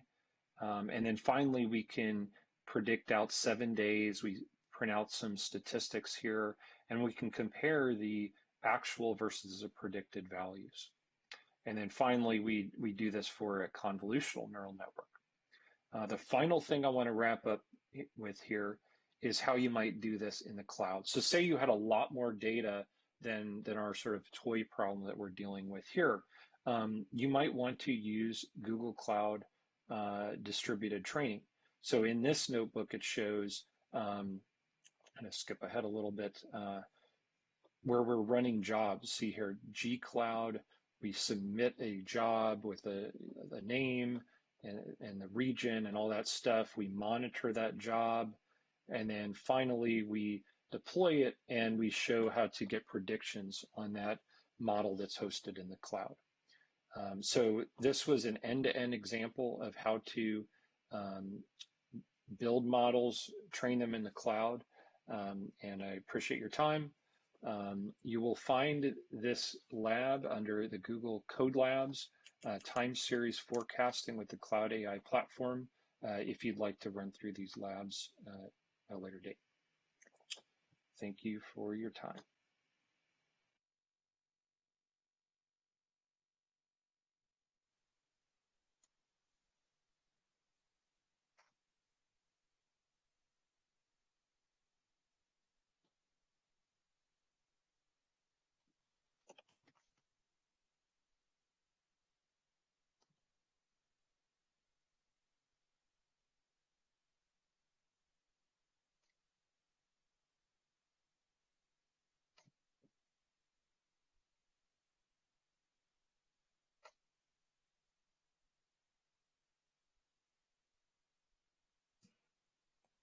Hi, do you hear me?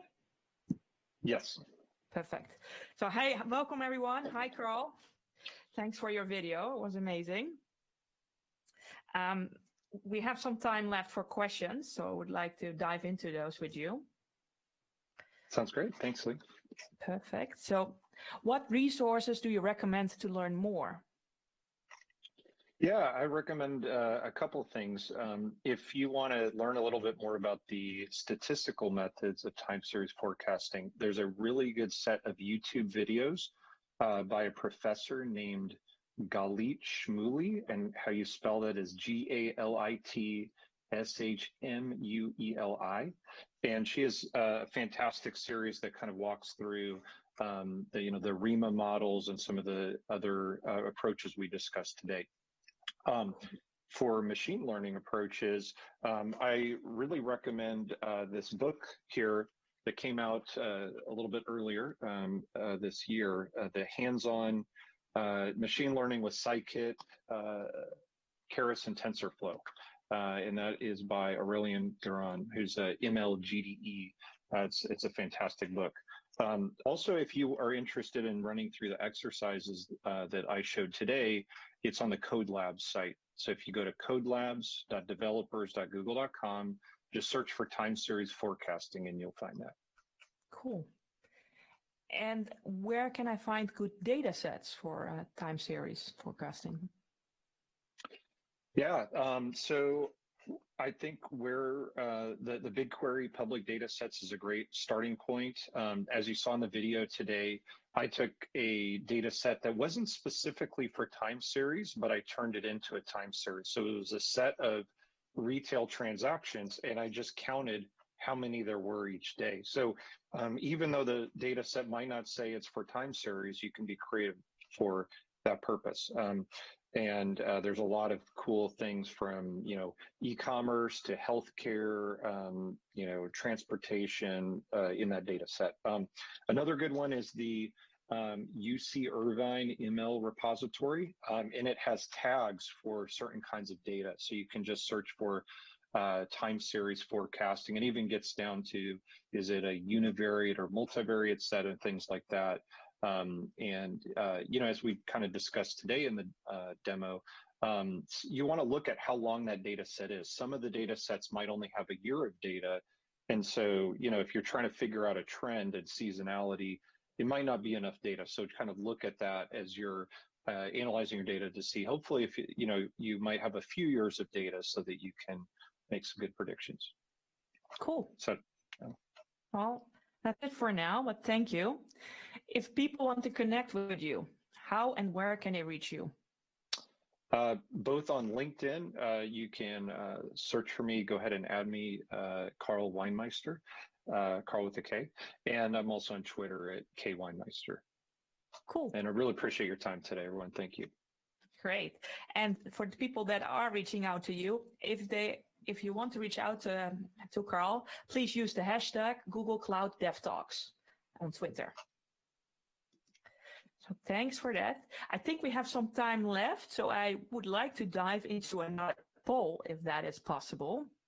I have a very nice question. The question is, what is the best time of the day to do some programming?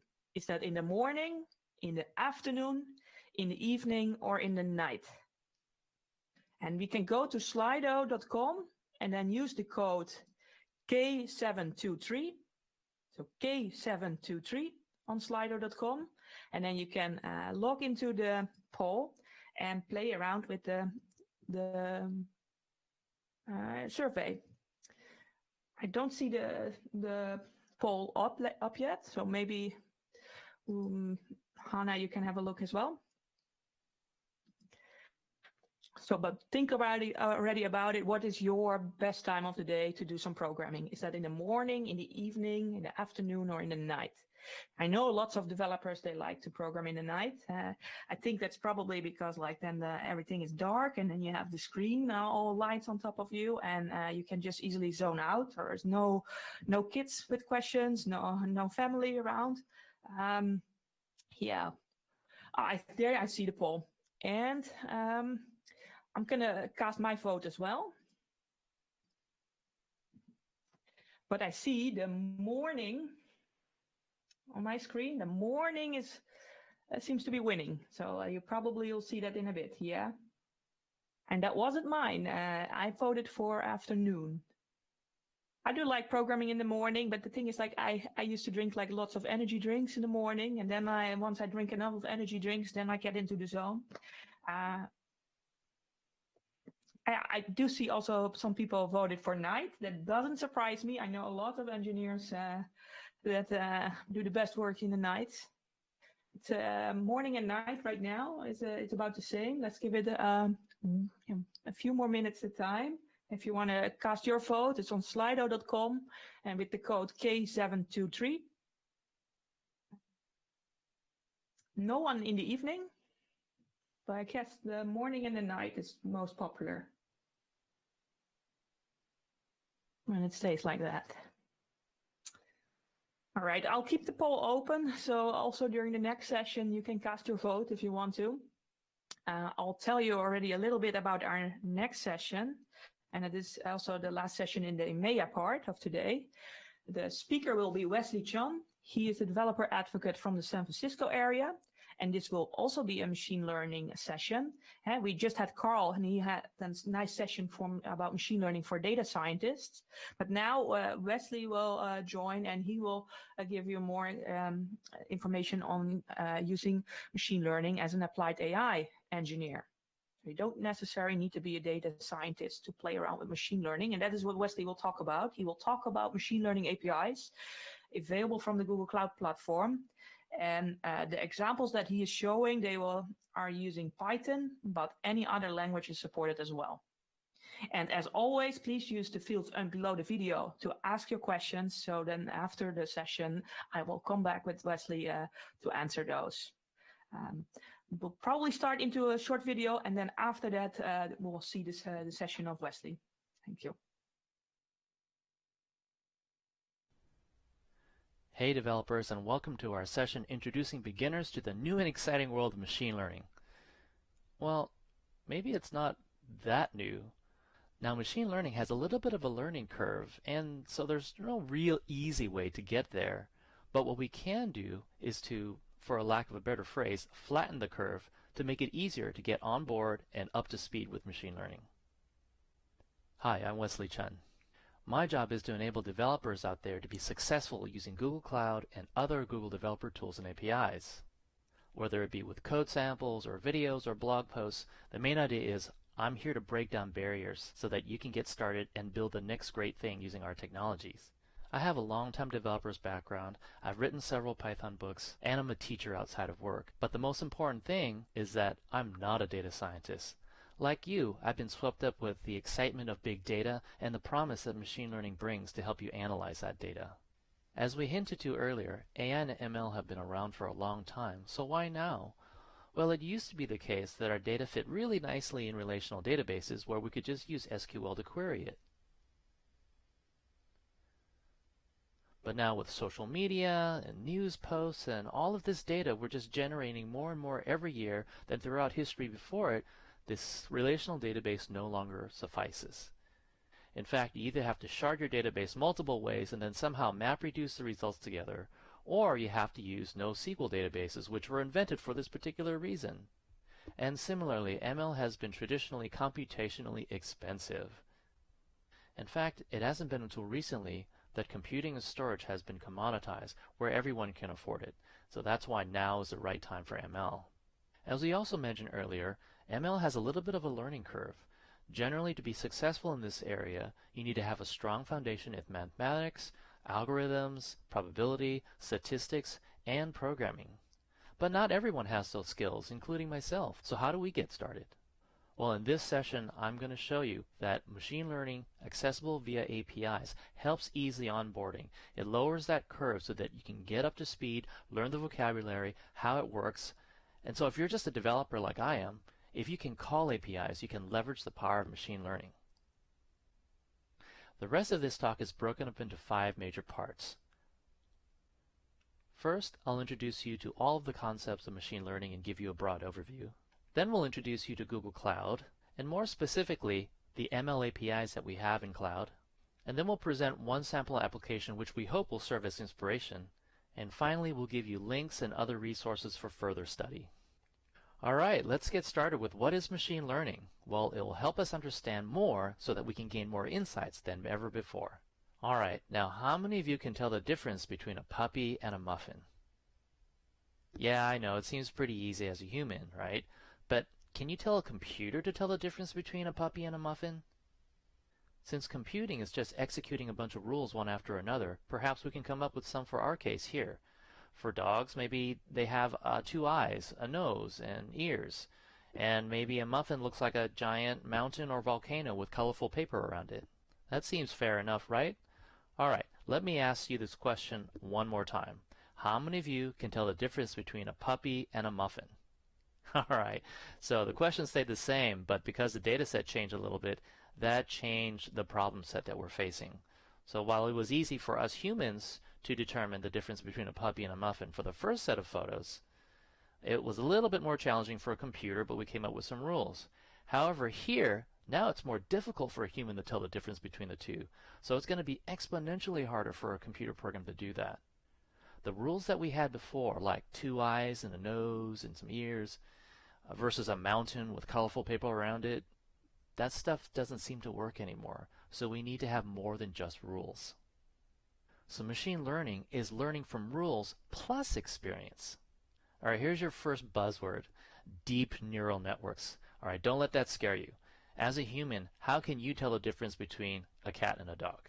Well, little clues in the back of your mind kind of hint to more clues, which lead to more clues, and at some point it leads to the conclusion that this is a cat or a dog. But how did you know that?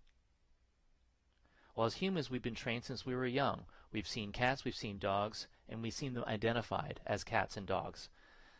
Your parents told you what they were, your friends told you what they were, and at some point, you kind of got a great idea as to the differences between cats and dogs.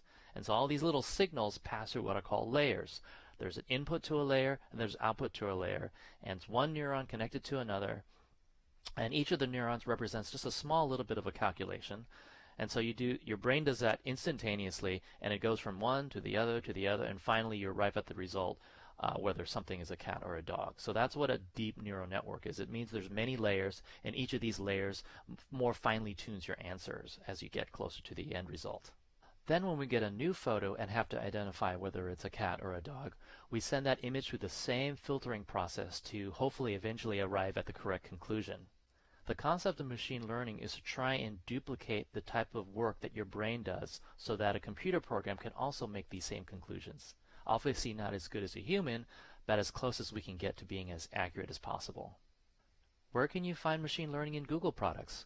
Well, one obvious one is the Google Assistant, whether you're using it on the phone or on a device that you have in your home. You ask it a question, and somehow Google has to be able to take what you say, somehow translate it into something a computer understands, make the query, and then return the results to you. Another example is the Google Photos app. Did you ever notice that there's a search bar? And more importantly, did you realize that you never labeled your photos with pictures of dogs or bridges or your kids or any of that? And yet, the app is still able to figure these things out. How does it do that? With machine learning. If you want to try a quick demo as to how machine learning works, QuickDraw will ask you to draw 3 pictures, each under 20 seconds, and you have to draw it accurately enough so that Cloud Vision can identify that object. It's a pretty fun app you should play with your family, or maybe after a few drinks with friends. If you want to learn more about the application, check out the link at the top. Alright, let's recap a little bit. With traditional programming, you provided the rules in form of programs, statements, you pass in the data, and then you get results out of it. With machine learning, it's a little backwards. You need to have the answers as well as the data first. Like, here are pictures of cats, here are pictures of dogs. The more pictures of cats and dogs you have, the better your rules are. So what you're doing there is generating something called a model. And once your model is solid enough, you can actually make predictions on new data. Alright, so this process of creating the model, that is called the training phase. Once you have a model and are going to make new predictions on it, that is called the inference or predictive phase. Alright, so hopefully that was a good overview of machine learning so you understand the concepts, what it's for, why we need it, and how it basically works. Now we're going to introduce you to Google Cloud. One way of looking at it is this image of one of our data centers. On these racks in these machines are running really popular tools that you may be familiar with, like Google Search, YouTube, and Gmail. But if you choose to run your code in Google Cloud, guess what? Your applications run alongside ours in the same racks on the same machines. We don't have a separate rack just for customer jobs. All of your stuff is intermingled with ours. So all of the efforts that our teams make to improve the network speed, the reliability, hardware upgrades, all of our customers get that for free. You can learn more about our data centers at that link in the corner. So what is Google Cloud? Google Cloud primarily is made up of 2 giant product groups named Cloud Platform as well as G Suite. Cloud Platform includes all the familiar stuff that you find in other cloud platforms like virtual machines, big disk, networking, machine learning, security, and all of that. G Suite is our productivity tool like Gmail, Google Drive, Calendar, Doc Sheets, and Slides. Now, while most people think the Cloud Platform is for developers and G Suite is for users, keep in mind that most G Suite applications also have a developer API, so you can code those too. So how can we help you? Besides VMs and GPUs and lots of different types of data storage, we let you create your own networks. You can use our pre-trained machine learning models, which is the main point of this talk. We have container hosting, machine learning build and deploy infrastructure, lots of serverless compute and data services, all providing you any additional or emergency compute and storage that you need to augment what you have in your on-prem data centers, as well as our productivity tools, which comes in the form of G Suite. So what are those pre-trained machine learning models I was talking about? Well, in the beginning you learned that machine learning is where you have a bunch of data, you build and train your models, and then you can make predictions on those models. While the building and the training is the more challenging part, we've taken that out of the equation by giving you access to our pre-trained models that were built by the research teams at Google. Our machine learning APIs are backed by those pre-trained models, which then let you leverage the same technology as found in our products, but best of all, it requires no knowledge of machine learning at all. Now the 6 APIs that you see here, Cloud Vision, Video Intelligence, a pair of speech APIs, natural language, and the API for Google Translate are considered our building block APIs. These can be used to build your foundation and start your journey into machine learning. Now these building block APIs are just one offering out of many that come from Google. Now if you're an application developer, that is the right place to start. If we move all the way to the right-hand side, where you're a full-on data scientist, you're using the very well-known machine learning libraries such as Keras, TensorFlow, scikit-learn, and PyTorch. You probably have your own infrastructure, your own hardware to build and train your models and deploy them, make predictions. You're all good to go. Now if we slide one to the left, maybe you don't want to manage your own infrastructure. Yes, you're a data scientist, but you don't want to get your own VMs, your GPUs, and things like that, and rather have that managed by somebody else. That's what the ML engine as part of our AI platform is for. And if you go all the way back to the left again as an application developer, maybe we find that our building block APIs don't meet all your needs. The Cloud Vision API is great, but maybe you have specialized images that just don't work with the Cloud Vision pre-trained model. What can we do to further adjust or customize that API for our needs? Well, that's AutoML. If you're just getting started with Google Cloud, know that everything happens in the Cloud Console, the hub of all your activity. Every application you work on requires a project, and every project has a billing account. So what can you do here? Well, you can manage the products that you use. You can also manage your billing, like your credit cards and things like that. If you're working with other developers, IAM, Identity Access Management, and Admin help you manage those other developers. And most importantly is the API Manager. This is where you choose all the different APIs that you wish to use. This is also where you create your credentials so that your application can access those APIs. The code samples in this video are going to be done in Python, but just be aware that our client libraries support most popular programming languages today. Alright, now let's take a dive into our Cloud ML APIs and show you the easier path to ML by simply calling APIs.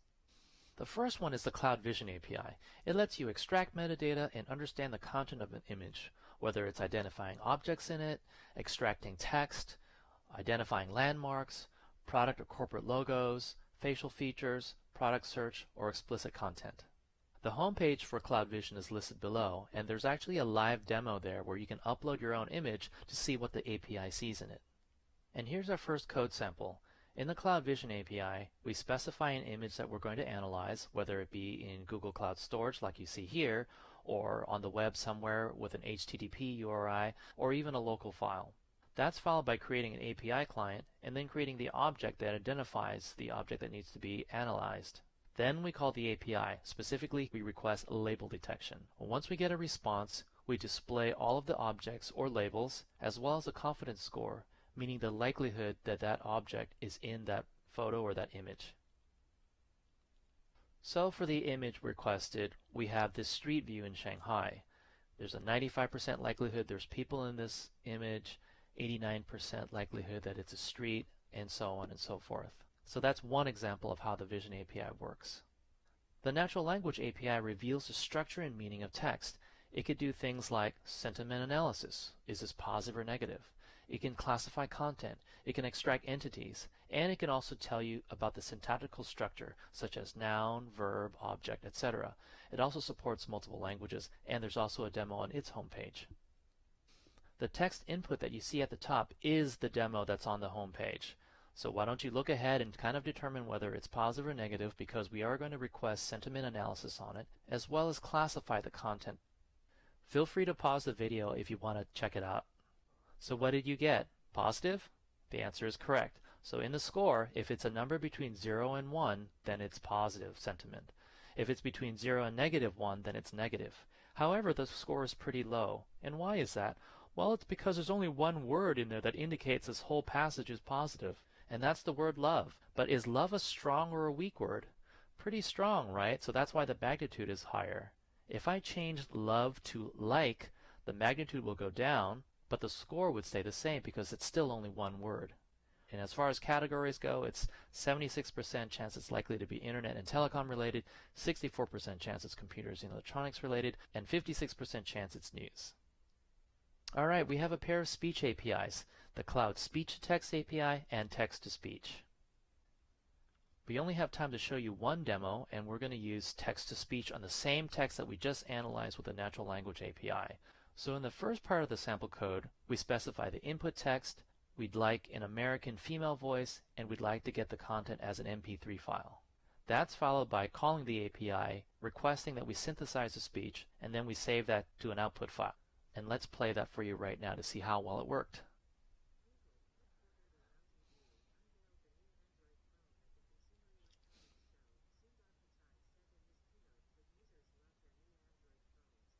Works pretty well, doesn't it?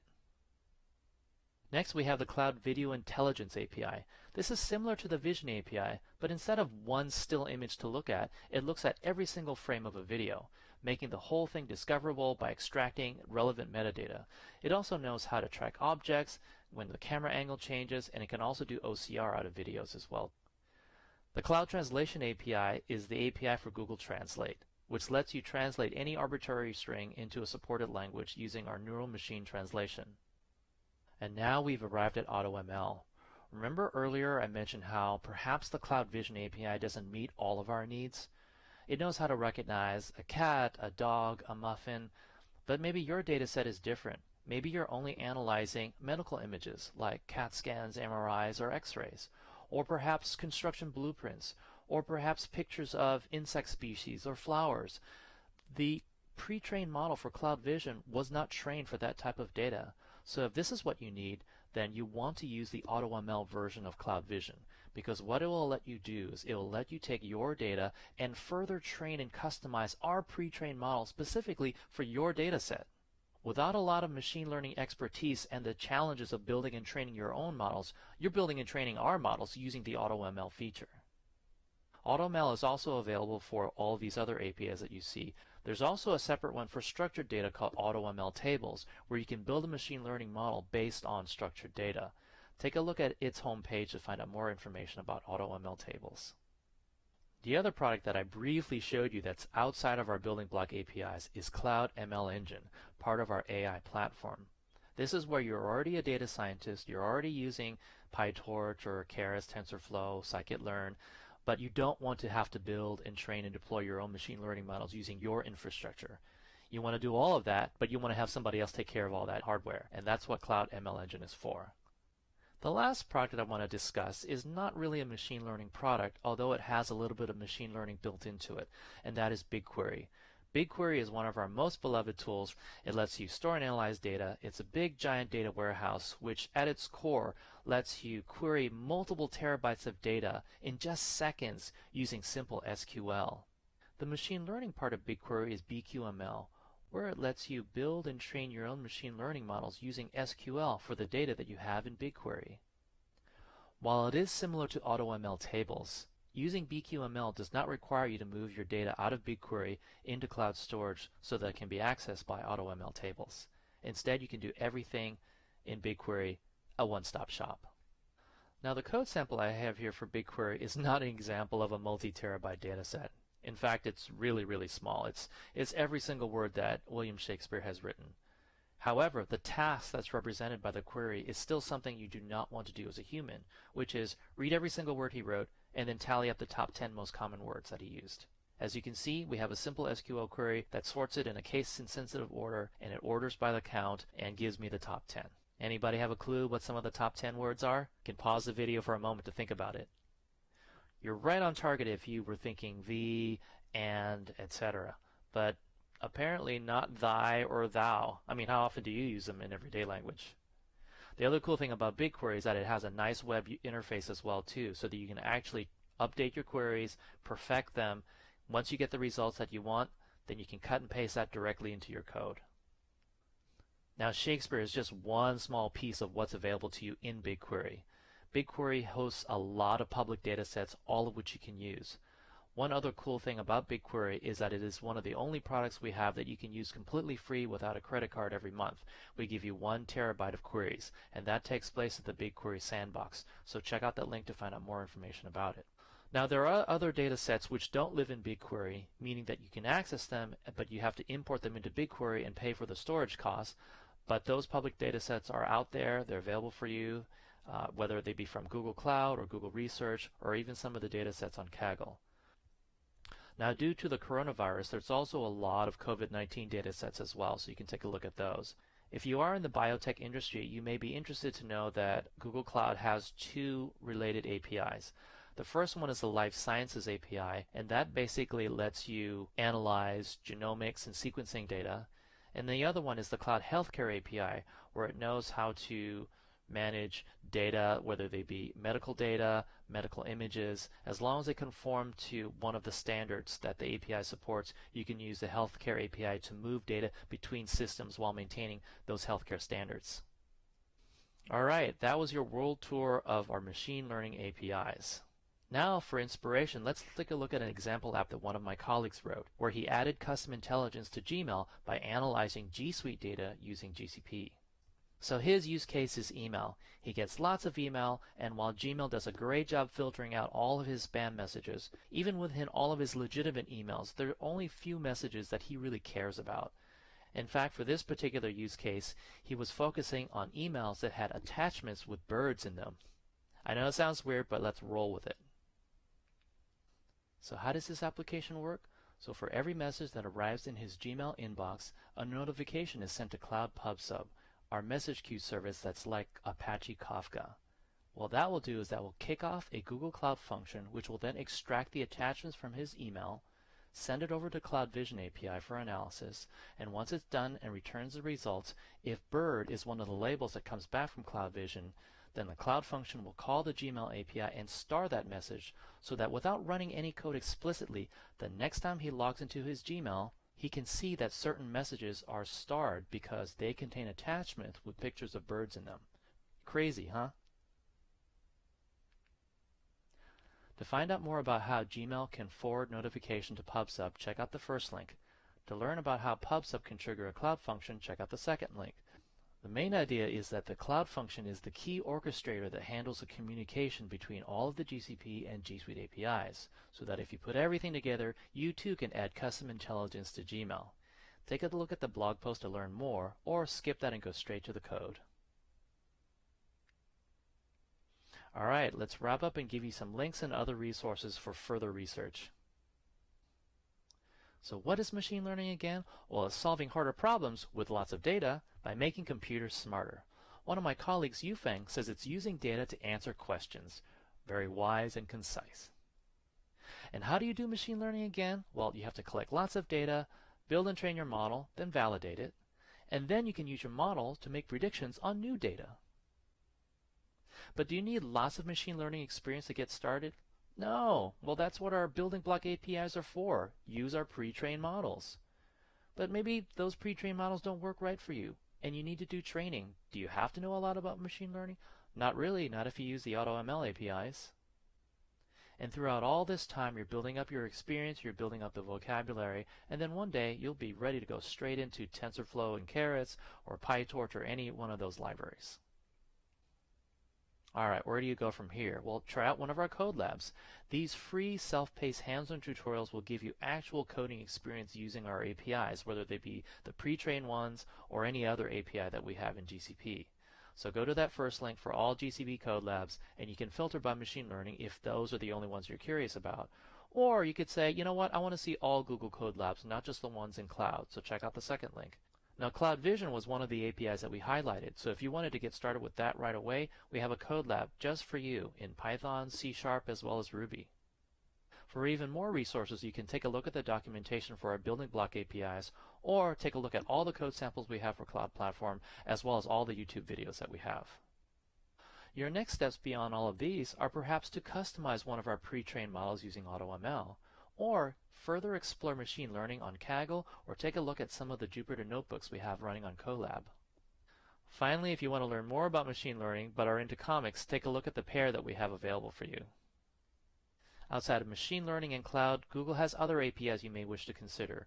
With G Suite, you can code Gmail, Google Drive, Calendar, Doc Sheets, and Slides. Firebase is our mobile development platform with real-time database. Google Data Studio allows you to build beautiful dashboards that let you visualize your data. If you want to build voice-driven apps that run on the Google Assistant or on one of the home devices, check out Actions on Google. YouTube has APIs. Google Maps has APIs. Leverage the entire Google ecosystem to build the next great thing. Thanks for watching. If you want the slides, take a look at the barcode or the short link. Keep in mind that those slides are actually for the 90-minute version of this talk. This is Wesley Chen, and we'll see you in the cloud.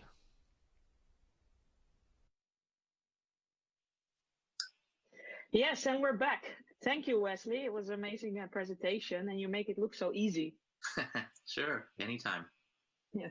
So you don't need to be a data scientist to play around with AI, right? I mean, as long as you can write some code. And I see actually also a question was posted who asked like, so can we use these APIs in our web mobile app without actually knowing anything about machine learning?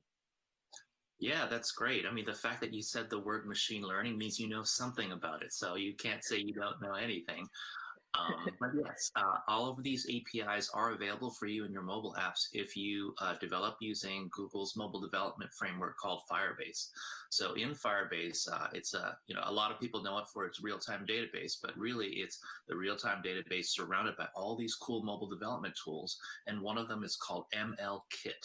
So if you just look up ML Kit Firebase, online, you should be able to come up with a web page, and then we have sample code there for you to show you how to use it. So it just sits right on top of all the APIs that I just mentioned in the talk. So that should be able to help you get going.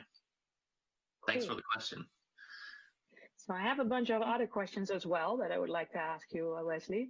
Okay, sure. One of these is like, if we can train our own models to recognize objects in images, etc., why does Google make their own pre-trained models then available to the public? In other words, what's the purpose of a pre-trained model? Okay, so that's definitely a good question, and sort of like the inspiration for why we even have these APIs. So yes, you're correct. Anybody can go build and train their own models and deploy them. Yes. The reason why we're doing it is because not everybody has the skills to be able to build and train their own models. So to sort of like help you get up to speed, we basically provided our pre-trained models that were built by all of the research scientists that are part of Google Brain, Google Research, and make those available for you so that you can get an idea of how machine learning works and how to integrate aspects of machine learning into your applications, all while you're coming up to speed to learn how to build and train your own. So we gave you the sort of like the training wheels to help you get started, and then after that, it's up to you. But yeah, the main reason is not everybody who's new to machine learning knows how to, has the skills and the background to be able to build and train their own models, and that's why we make those pre-trained models available for you to help you get started, to make it easier for beginners to get started. Thank you for the question.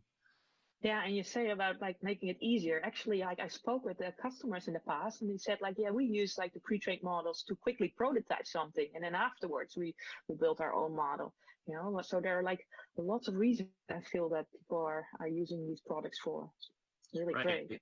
Exactly, and the training period honestly takes the longest amount of time. When you're doing predictions or inference, it's pretty easy. Just send the data and get a yes/no answer out of a black box. But the training does take quite a bit of time, especially if you have a good sized data set and you want your model to be accurate.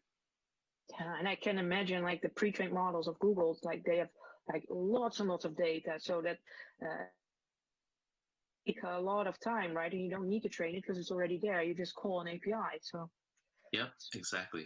Really cool. Another question. You mentioned in the slides that these slides were actually made for a 90-minute version of your talk. Well, is that one available somewhere?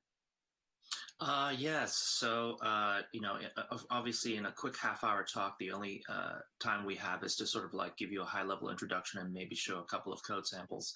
But in the 90-minute version of the talk, it's much longer. I did it, maybe about half a year ago. But you can just search it up. The same talk title name. Just search for that. Search for my name. And the event was called Silicon Valley Code Camp, and that was done in October 2019. So you should be able to find that full video there available for you.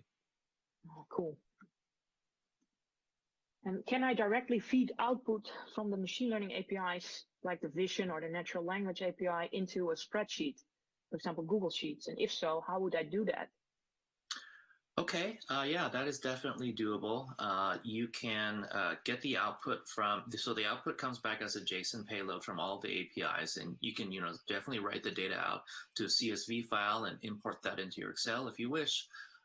If you wanted to do everything programmatically, you can do that with Google Sheets, as Google Sheets has an API granted heads up that using the APIs for G Suite, like Google Gmail, Google Drive, Calendar, Docsheet, Slides, is a little bit different than working with GCP APIs.